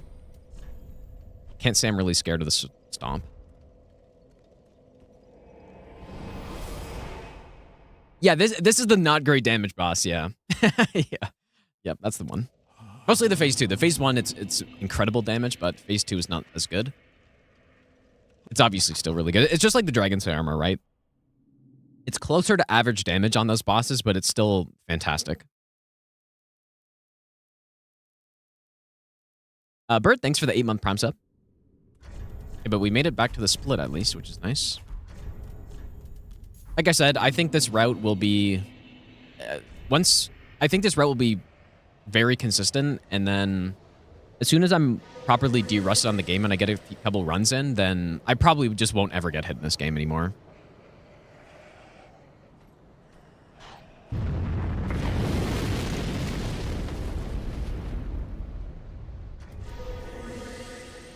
So then maybe this game won't be game 1, but if it's not game 1, then I'm going to have to change how I do early game a little bit. Right? High Wall of Lothric, the way I do it on this is not consistent, so. Not 100% consistent.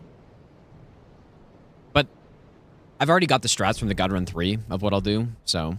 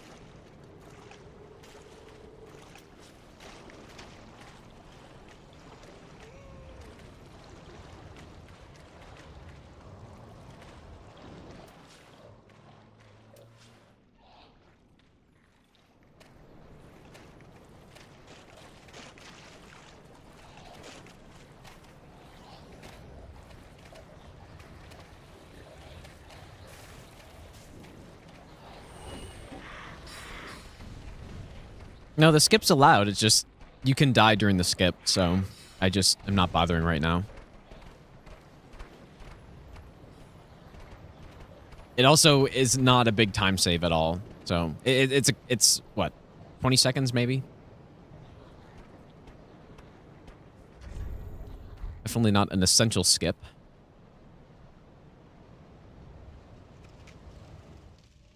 I've seen your kind. Everything.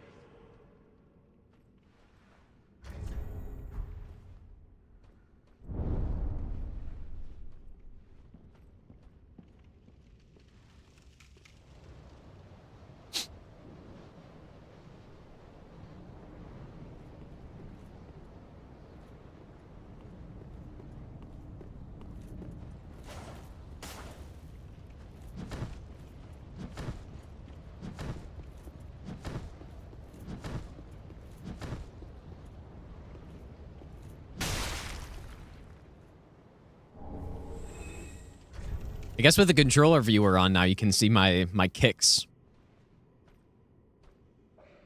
As someone was asking earlier how to do kicks consistently in this game, just simply do it.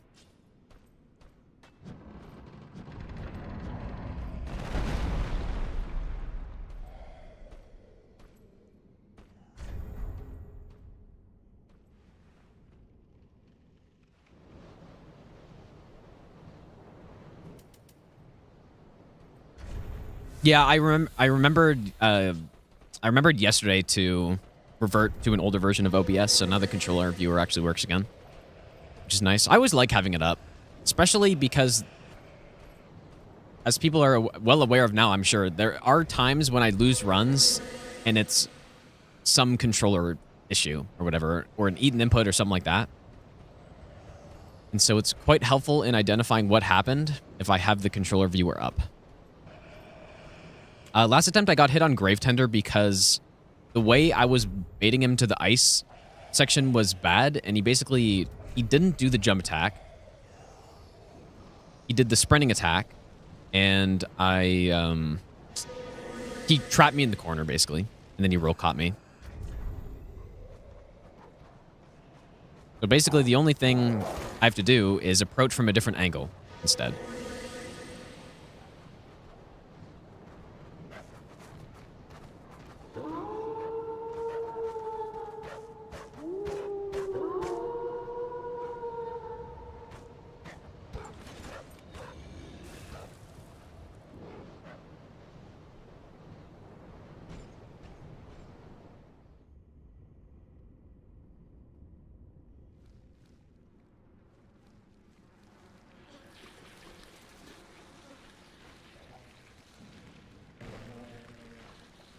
The strat's maybe still a little bit of a mystery, but the way I'm doing it now, I'm just killing Gravetender before the wolf comes down. So I don't really have to worry too much about Maybe after killing the wolf. I'll give you the best nut ever. But yeah, I still don't fully understand that part, but the strat's good. I do like the strat.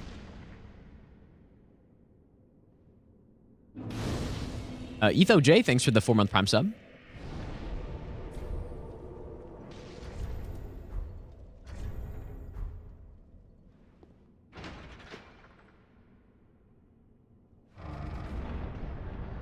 I just used the normal Xbox controller. Demand repentance. Cough up your coin. All of it. I guess I Xbox started One. playing ER when watching you. I'm 200-ish hours in. Beat all bosses in base/DLC. Got plat. And beat Millennia and NG17. Any suggestions now, for an amateur player, to keep ER interesting? Karsten, thanks so much for the $10, dude. Wait, you're 200 hours in, beat all bosses in base DLC, got platinum, beat Millennia, and NG to NG plus 7. Oh my, are you sure about that? Because that's an insane amount of things to do in 200 hours. Like, are you saying that was your first playthrough, or is this like you've already had a bunch of time in the game? I'm just curious because that seems insane. Like, it doesn't seem possible. But, I mean, you could try doing some reset challenge runs if you wanted to, I guess, right? Or randomizers or something.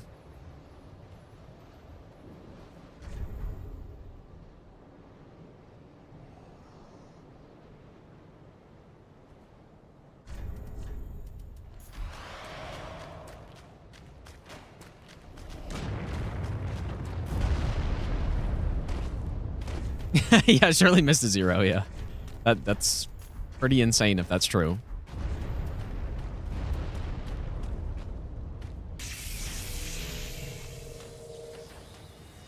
And yeah, what's funny too is when I got hit here last time, I just kind of like on a whim decided to line them up differently for some reason. And it directly resulted in me getting hit. So...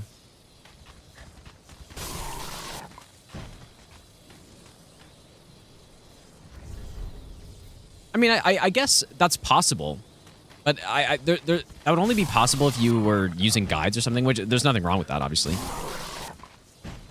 But I guess it is possible. If your first playthrough is a pretty quick one, it's, you know, let's say it's 100 hours or something,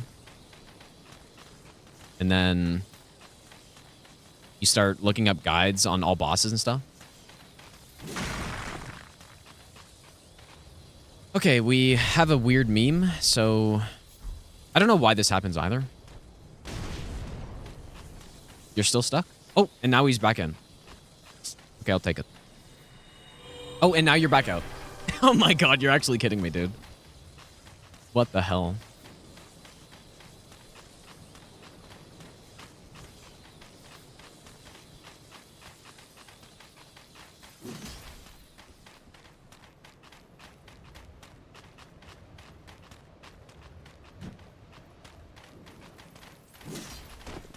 There we go. Gonna rebuff again, though. And here I am doing the wrong buff order again. I don't know why. It's because of Elden Ring or something, dude. Just... Oh, Hornet Ring. Very important. For some reason, I'm just doing that buff order, even though it's wrong.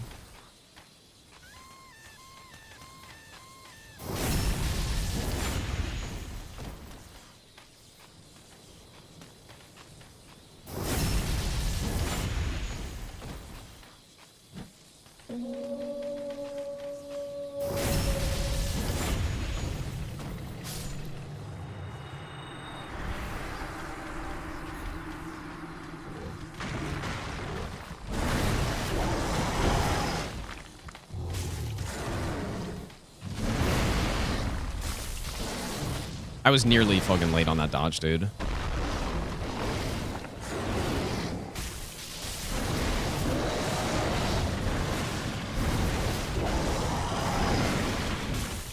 Scumnut, thanks so much for the raid, dude. How's your stream, man?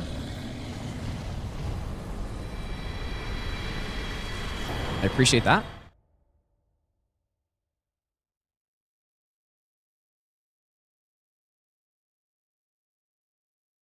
Okay, the strat worked this time, but it's very... There's no doubt it's very finicky.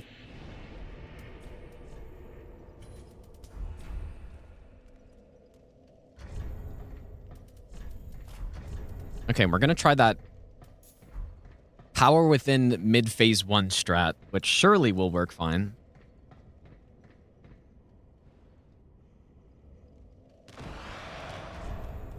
But yeah, I'm not going to be ultra aggressive in phase 2 though, and if we get not the right RNG. But it like even if we don't, it should still speed up the phase 2 quite a bit.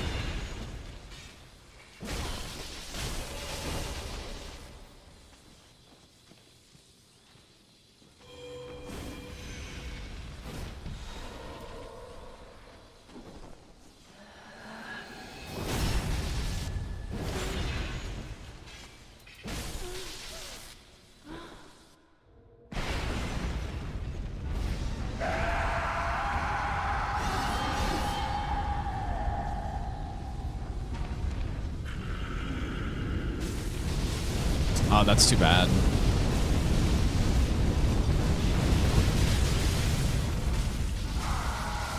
Nice.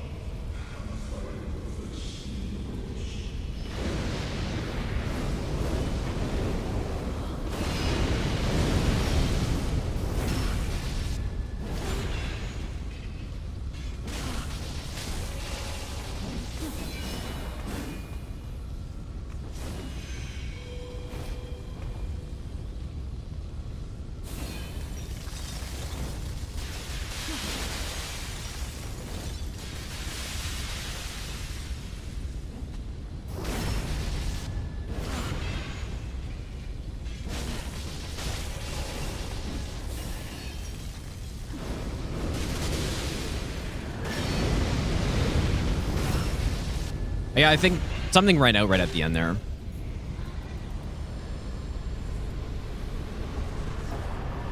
Supposed to be 2 backstab kill.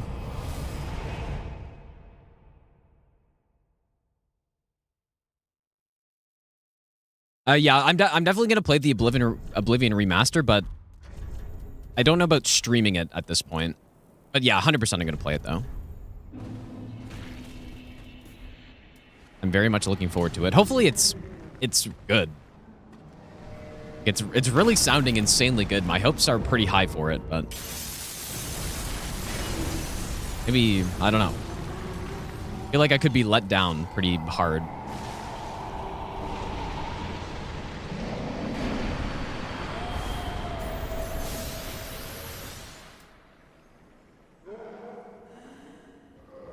You know what? I'm just realizing I actually could keep Red Tearstone Ring through this area.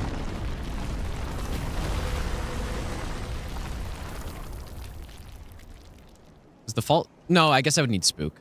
Okay, never mind.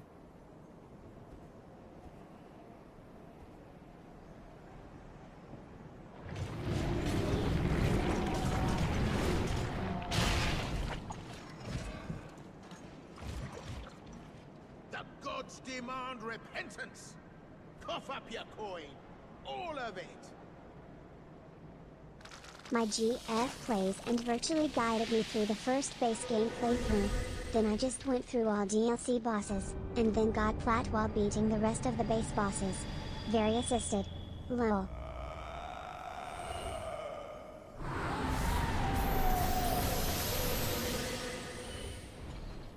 Carson, thanks so much for the donation again, dude. I appreciate that. Okay, that makes sense. Because, yeah, I mean, doing all that content blind would, in that amount of time, would probably just be impossible. But yeah, that definitely makes sense.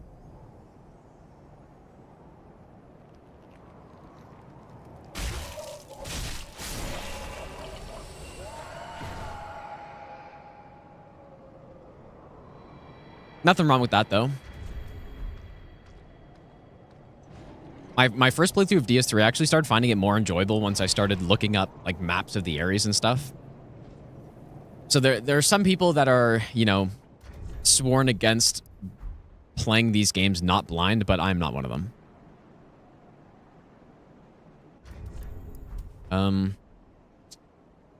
Okay, messed up a little bit here.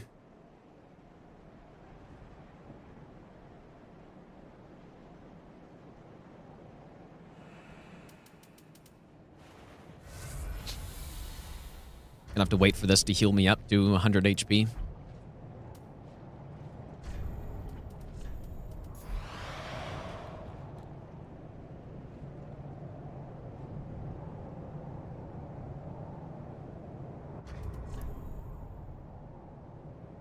Unbound, how's it going, dude?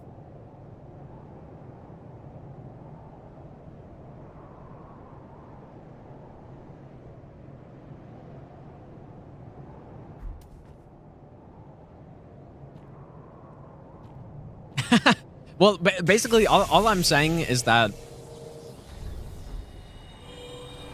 it is frowned upon by some people to play a Souls game while searching things up, is basically what I'm saying. Yeah, I guess I started in sort of a weird way, but...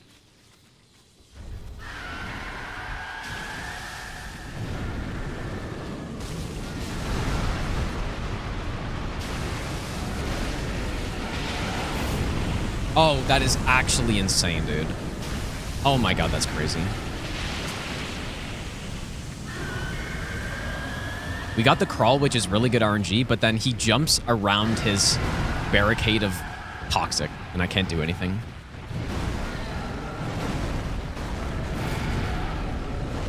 Quite unfortunate.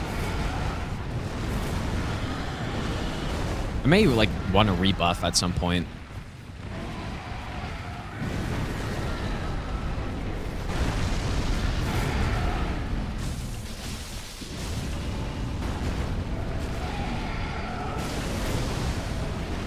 Right now is the time to do it.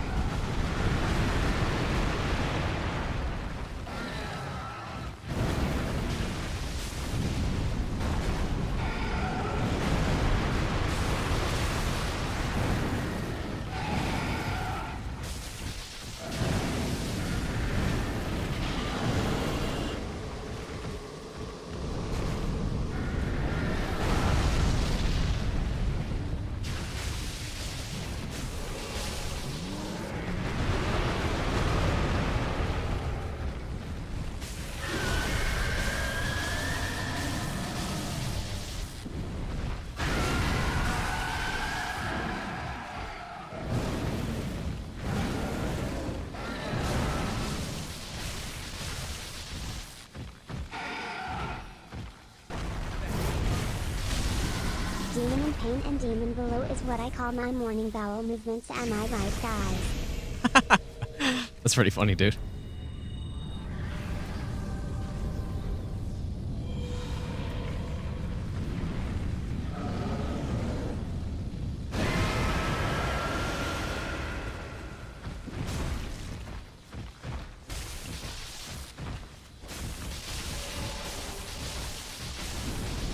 Pretty good rotation there.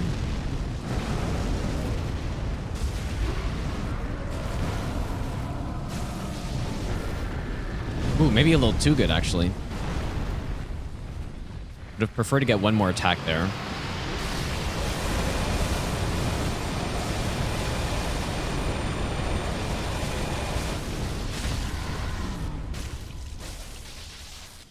Just kidding.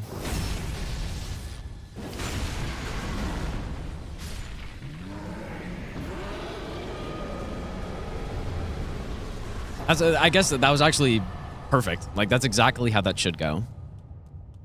The phase one could have been pretty good, but he decided to jump onto the other side of the poison wall. And that toxic AoE does hit you as well. It's not just toxic buildup, so.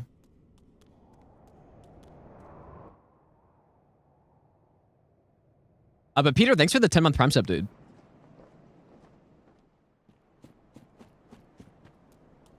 Yeah, that's pretty funny, dude.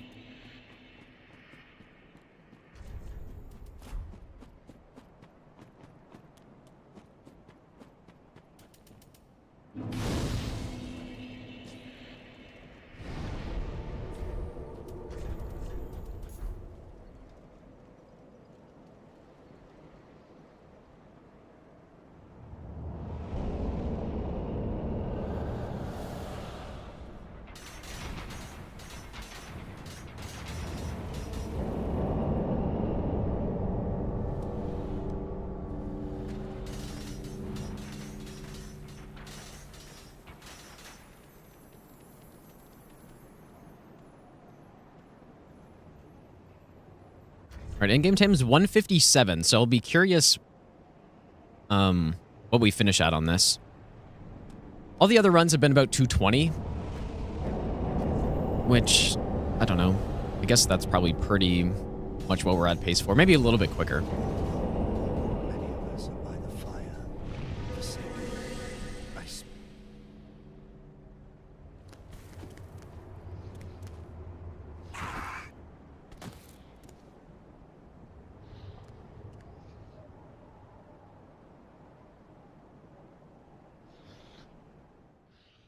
Guess I'll just hit this bonfire just in case.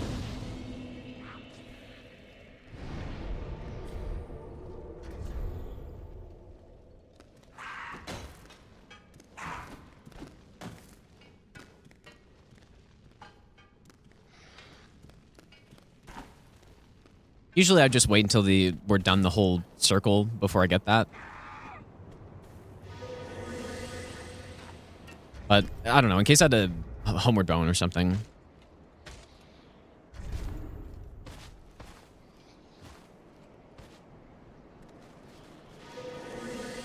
The hardest, in my opinion, the hardest out of the 4 games we're doing is, or the hardest all bosses run out of the 4 games is Dark Souls 3. In my opinion.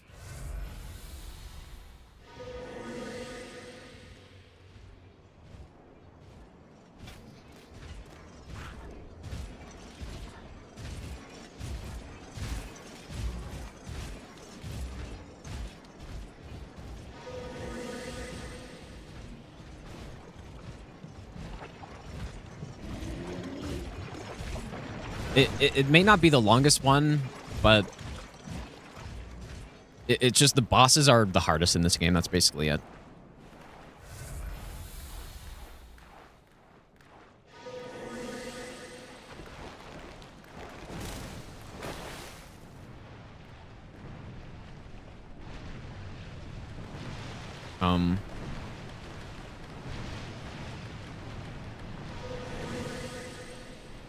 So I'm taking a slightly longer path here. One thing I actually need to test out is the aggro range of that Judicator with Hidden Body and how close I can get to him. Because right there, I'm not sure if I was able to just run between the structure and him or not. I feel like that would have been kind of close, though.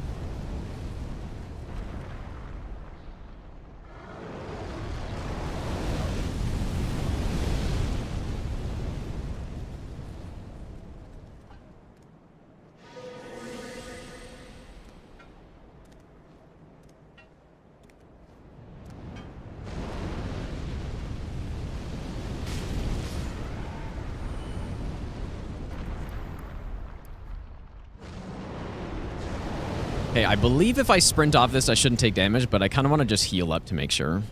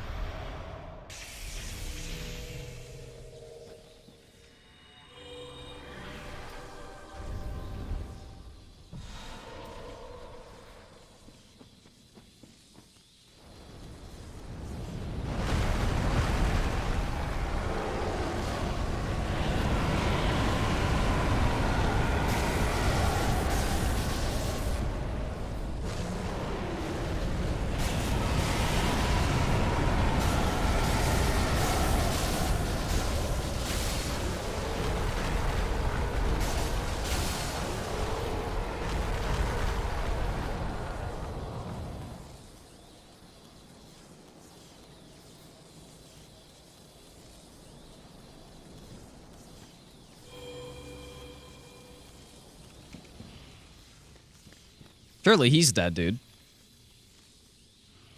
Surely won't be seeing him again.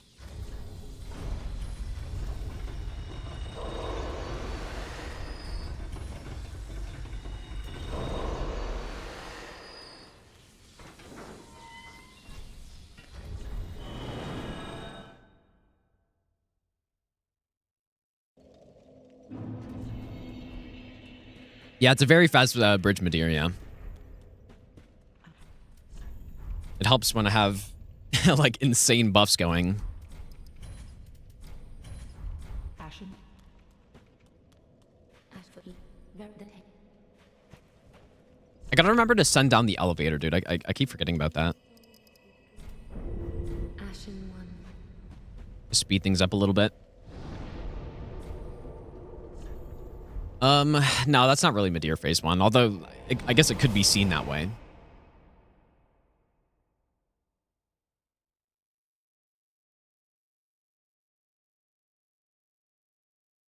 Looks stupid seeing Demon King after Gale. Yeah, it's a little silly, maybe. Maybe on the best nut ever.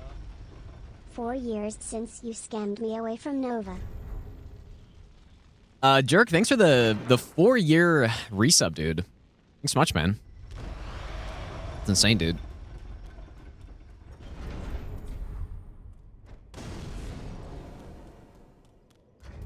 It's a long time. Knock him off the bridge, affect the actual fight. Well, you need to do it to actually fight him. Or else there will be... I'm pretty sure there's a fog gate down here if you don't do that first. Now, in the speed run, they're able to skip it, but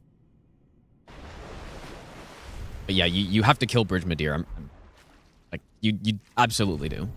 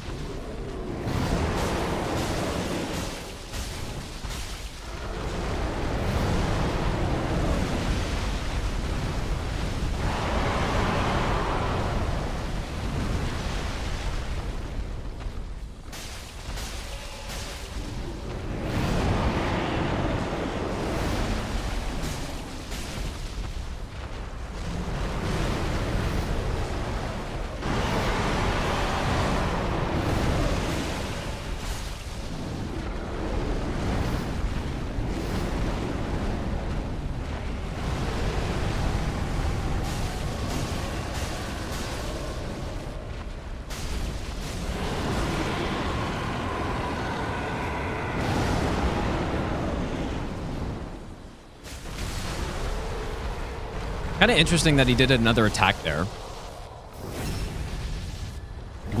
I don't know if I've ever seen him get that low before he does the phase 2 phase change.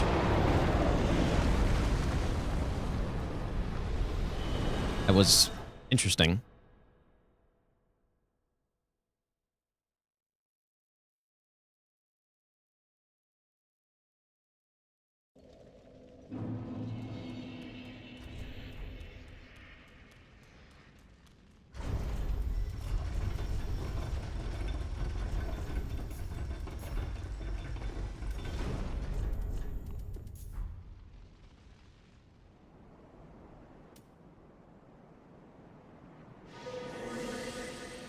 Yeah, the Putrescent Night Arena, basically... Yeah, I can't believe they copied Putrescent Night Arena in this game, dude. It's horrible. Shameless copy-paste in this game. They're copying Elden Ring, dude. Shameless.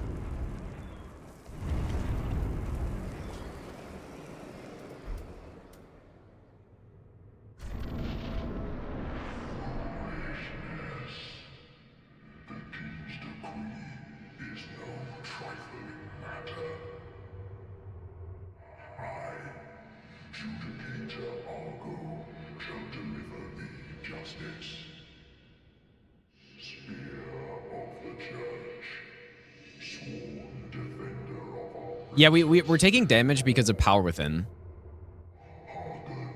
You know, it's actually funny. During the my region locked video, my region locked all boss no hit video, there were numerous instances where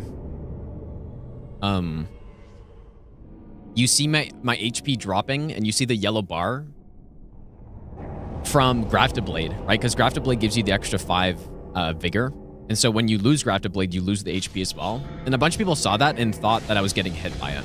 It's like, oh, what'd you get hit from? Like, you took damage, but I don't see you getting hit by anything. It's sort of a similar type of thing.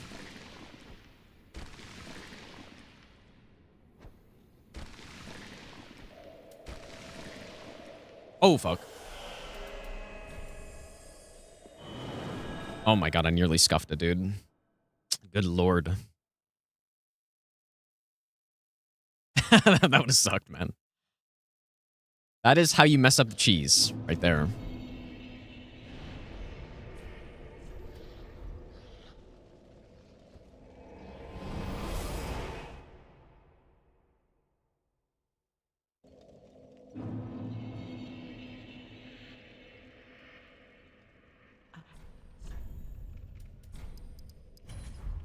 Ashen.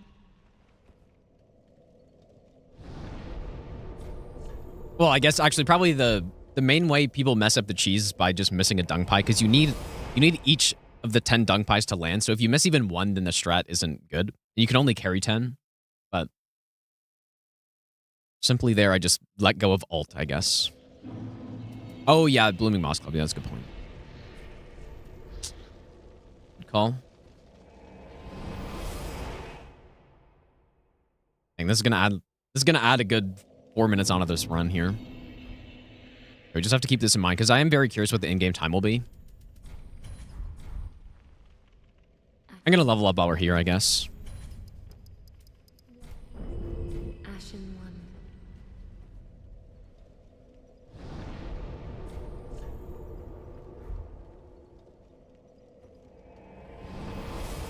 one. Yeah, plus 10 gazillion hours in-game time.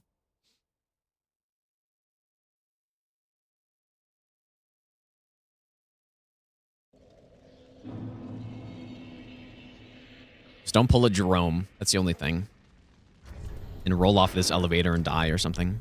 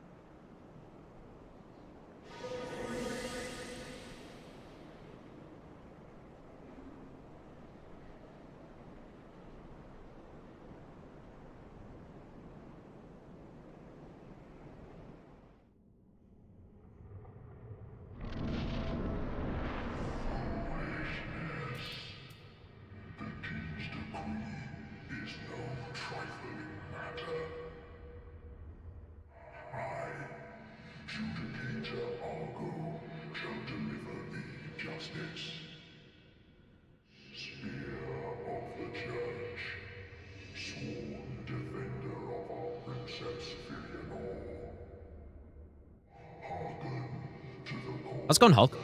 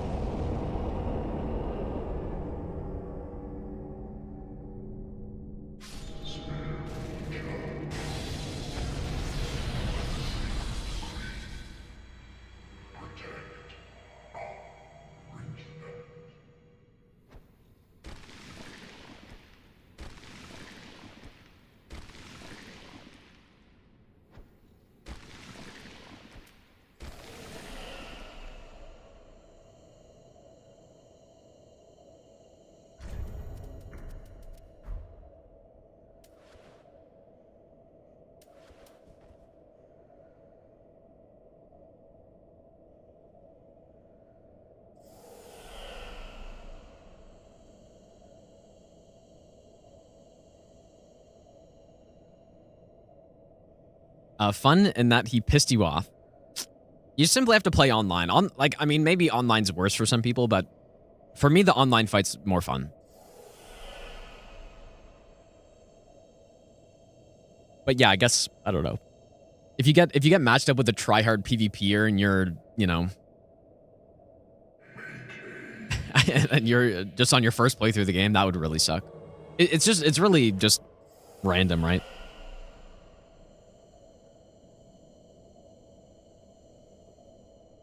I'm very surprised they didn't have a fight like this in Elden Ring. Or a fight, I mean, yeah, just a PvP boss like this. Because the closest they had, I guess, was Fie's Champs, but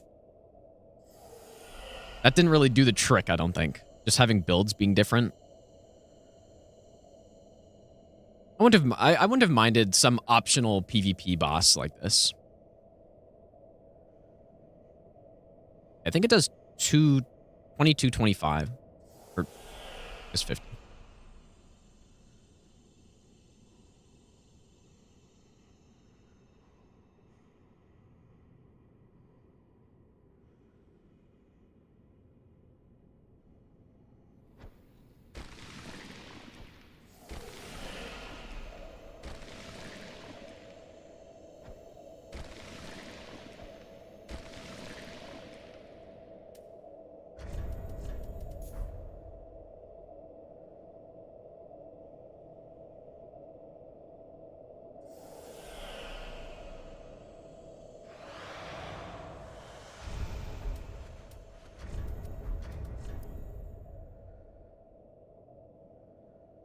Gideon Rot Poison Strat. Yeah, this is the exact same idea with the Gideon Strat.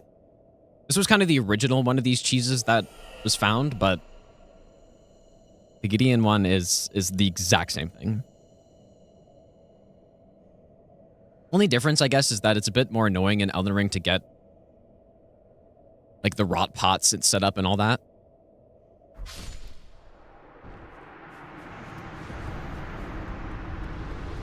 Whereas Dung Pies is much easier, and if you want to get storytellers, that's something you can do. But in Elden Ring, I don't think there's any way to do it other than using the rotten poison pots with like fetid pots and stuff.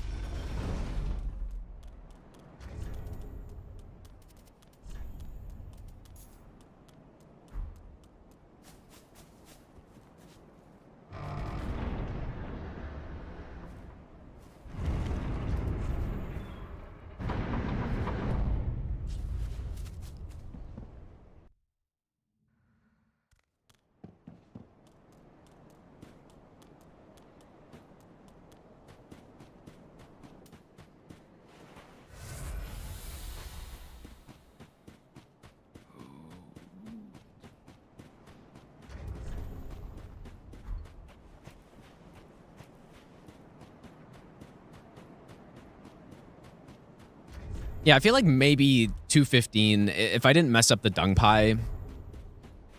Nah, I don't know, actually. 215 might be a little faster than what this route can do. Probably, if you were as efficient as possible, that's probably what it would be.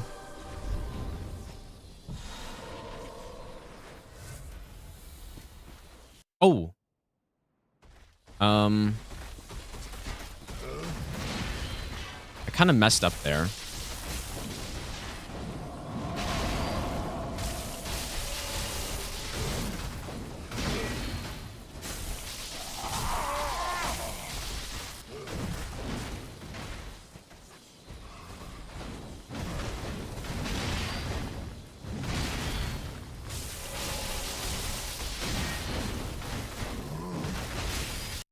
Like, am I surviving? I'm just gonna heal, dude.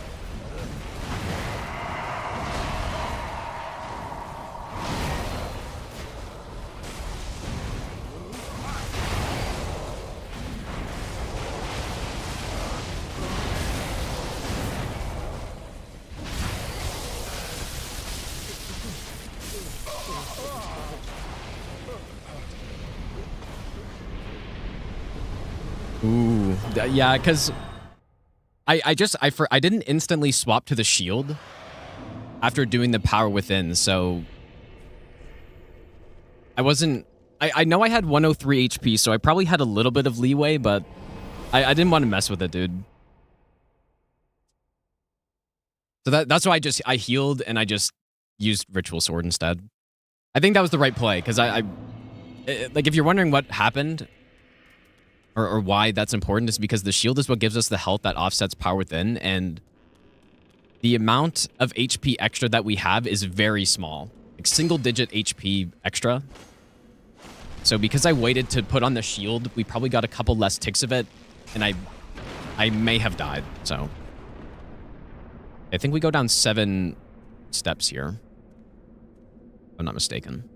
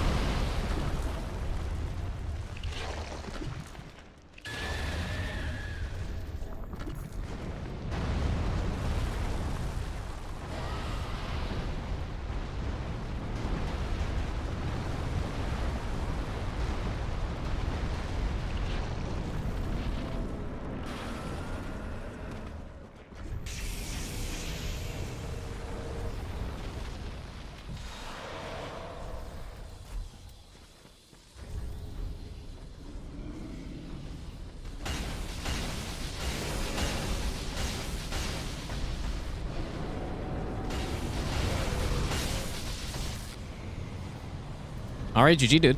Simple. Easy. All right, basically 220 right on the dot, dude. My first, dude, this is my first all bosses no hit run in this game in probably 4 years almost. So it's been a while. I guess I already finished the cutscene, but young guy, thanks for the brand new prime sub, dude. There it is, dude. But yeah, ODK last people were asking. It's simply because he dies that fast. That's it. I also forgot to cast Pyro with Sacred Oath because I don't know what I was thinking there. I guess it didn't matter anyways. That's why I wasn't really too concerned about it. But yeah, the Sunlight Straight Sword, no hit route. So this is also a run request. Like I've been saying, 2 birds and 1 stone. Because this may be the route we end up using for the 4-game run. If it's not, at least we got some good Derust. And actually, I've learned quite a bit on this route already. Or just from doing this run. But yeah, it's also a run request that someone requested, so let me just see who requested it, and so I can cross it off the list. If I could ever find... Where is that, dude? GG, Ah, here we go. All right, request queue. Look at how gigantic this is, dude. I know you can't see it right now, but I have a lot of requests. 159. Shogun, thanks for the $20, dude. I appreciate that. So no hit. I know there was a request for it. It might be in the no hit all remembrances, maybe. Yeah, from Dog from Saturn, from 2 years ago. Dark Souls 3 all boss plus DLC Sunlight Straight Sword. Done, dude. There it is. Yeah, the power within strats are really cool. Obviously the Sunlight Straight Sword route is really good. It's kind of unfortunate that on the successful run I messed up so many things though. Like the Gale I messed up, and we had a good Frida. There was something else I messed up, I thought. A Dog from Saturn comes around pretty often. What else did I mess up, dude? There was something.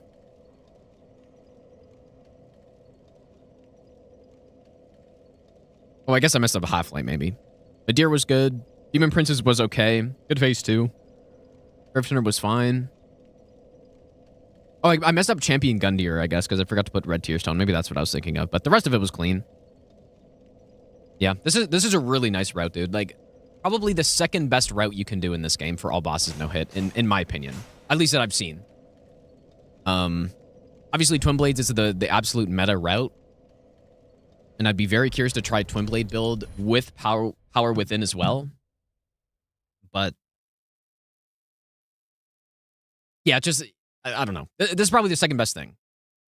Because Twin Blades have an insane Grave Tender fight. They have an insanely good Half-Light fight where you don't even need to do the cheese, although the cheese is probably still like the faster thing to do. And yeah, Twin Blades just have more damage. So I would be curious to test out a build with power within with Twin Blades. I do want to do that at some point, but probably next I'll start derusting on DS1 or 2. I'm not sure which one. But the thing is, I need to be able to do this run every time, which I already feel very good about this route, dude. I feel really good about it. That was a clean run for the most part, other than a few setup issues. And the run that I got hit on before was to Grave Tender, which was a strategy issue. So assuming all the strategy issues are ironed out, I should be very consistent at this already. I have no hit this game, all bosses. I don't even know how many times. At least 50 plus times, dude. So, but yeah, thanks again, Shogun, for the donation, dude. But I'm gonna end for tonight, you guys. Tomorrow I'll be back on. Probably, I want to finish up that no runes spent all bosses Elden Ring run, but it's gonna be a pretty long one. But I want to continue that. I have a lot of things. Kazan I want to finish up as well. I'll have to think about what I'm gonna do, but yeah, have a good night, you guys. I'll see you all tomorrow. Let's see what we can raid, dude. Yeah, the DS2 rando. Elden Ring Fist only. Elden Ring Convergence mod playthrough I want to do. What do I even do, man? I have too many things. This isn't anything... For people who've been watching the stream for long enough, this isn't anything new, though. Me starting up 10 runs at the same time. But, I mean, maybe that's just how I don't get burnt out. Possibly. As I've said, I definitely don't like doing the same run over and over and over again for months on end. So, let's raid...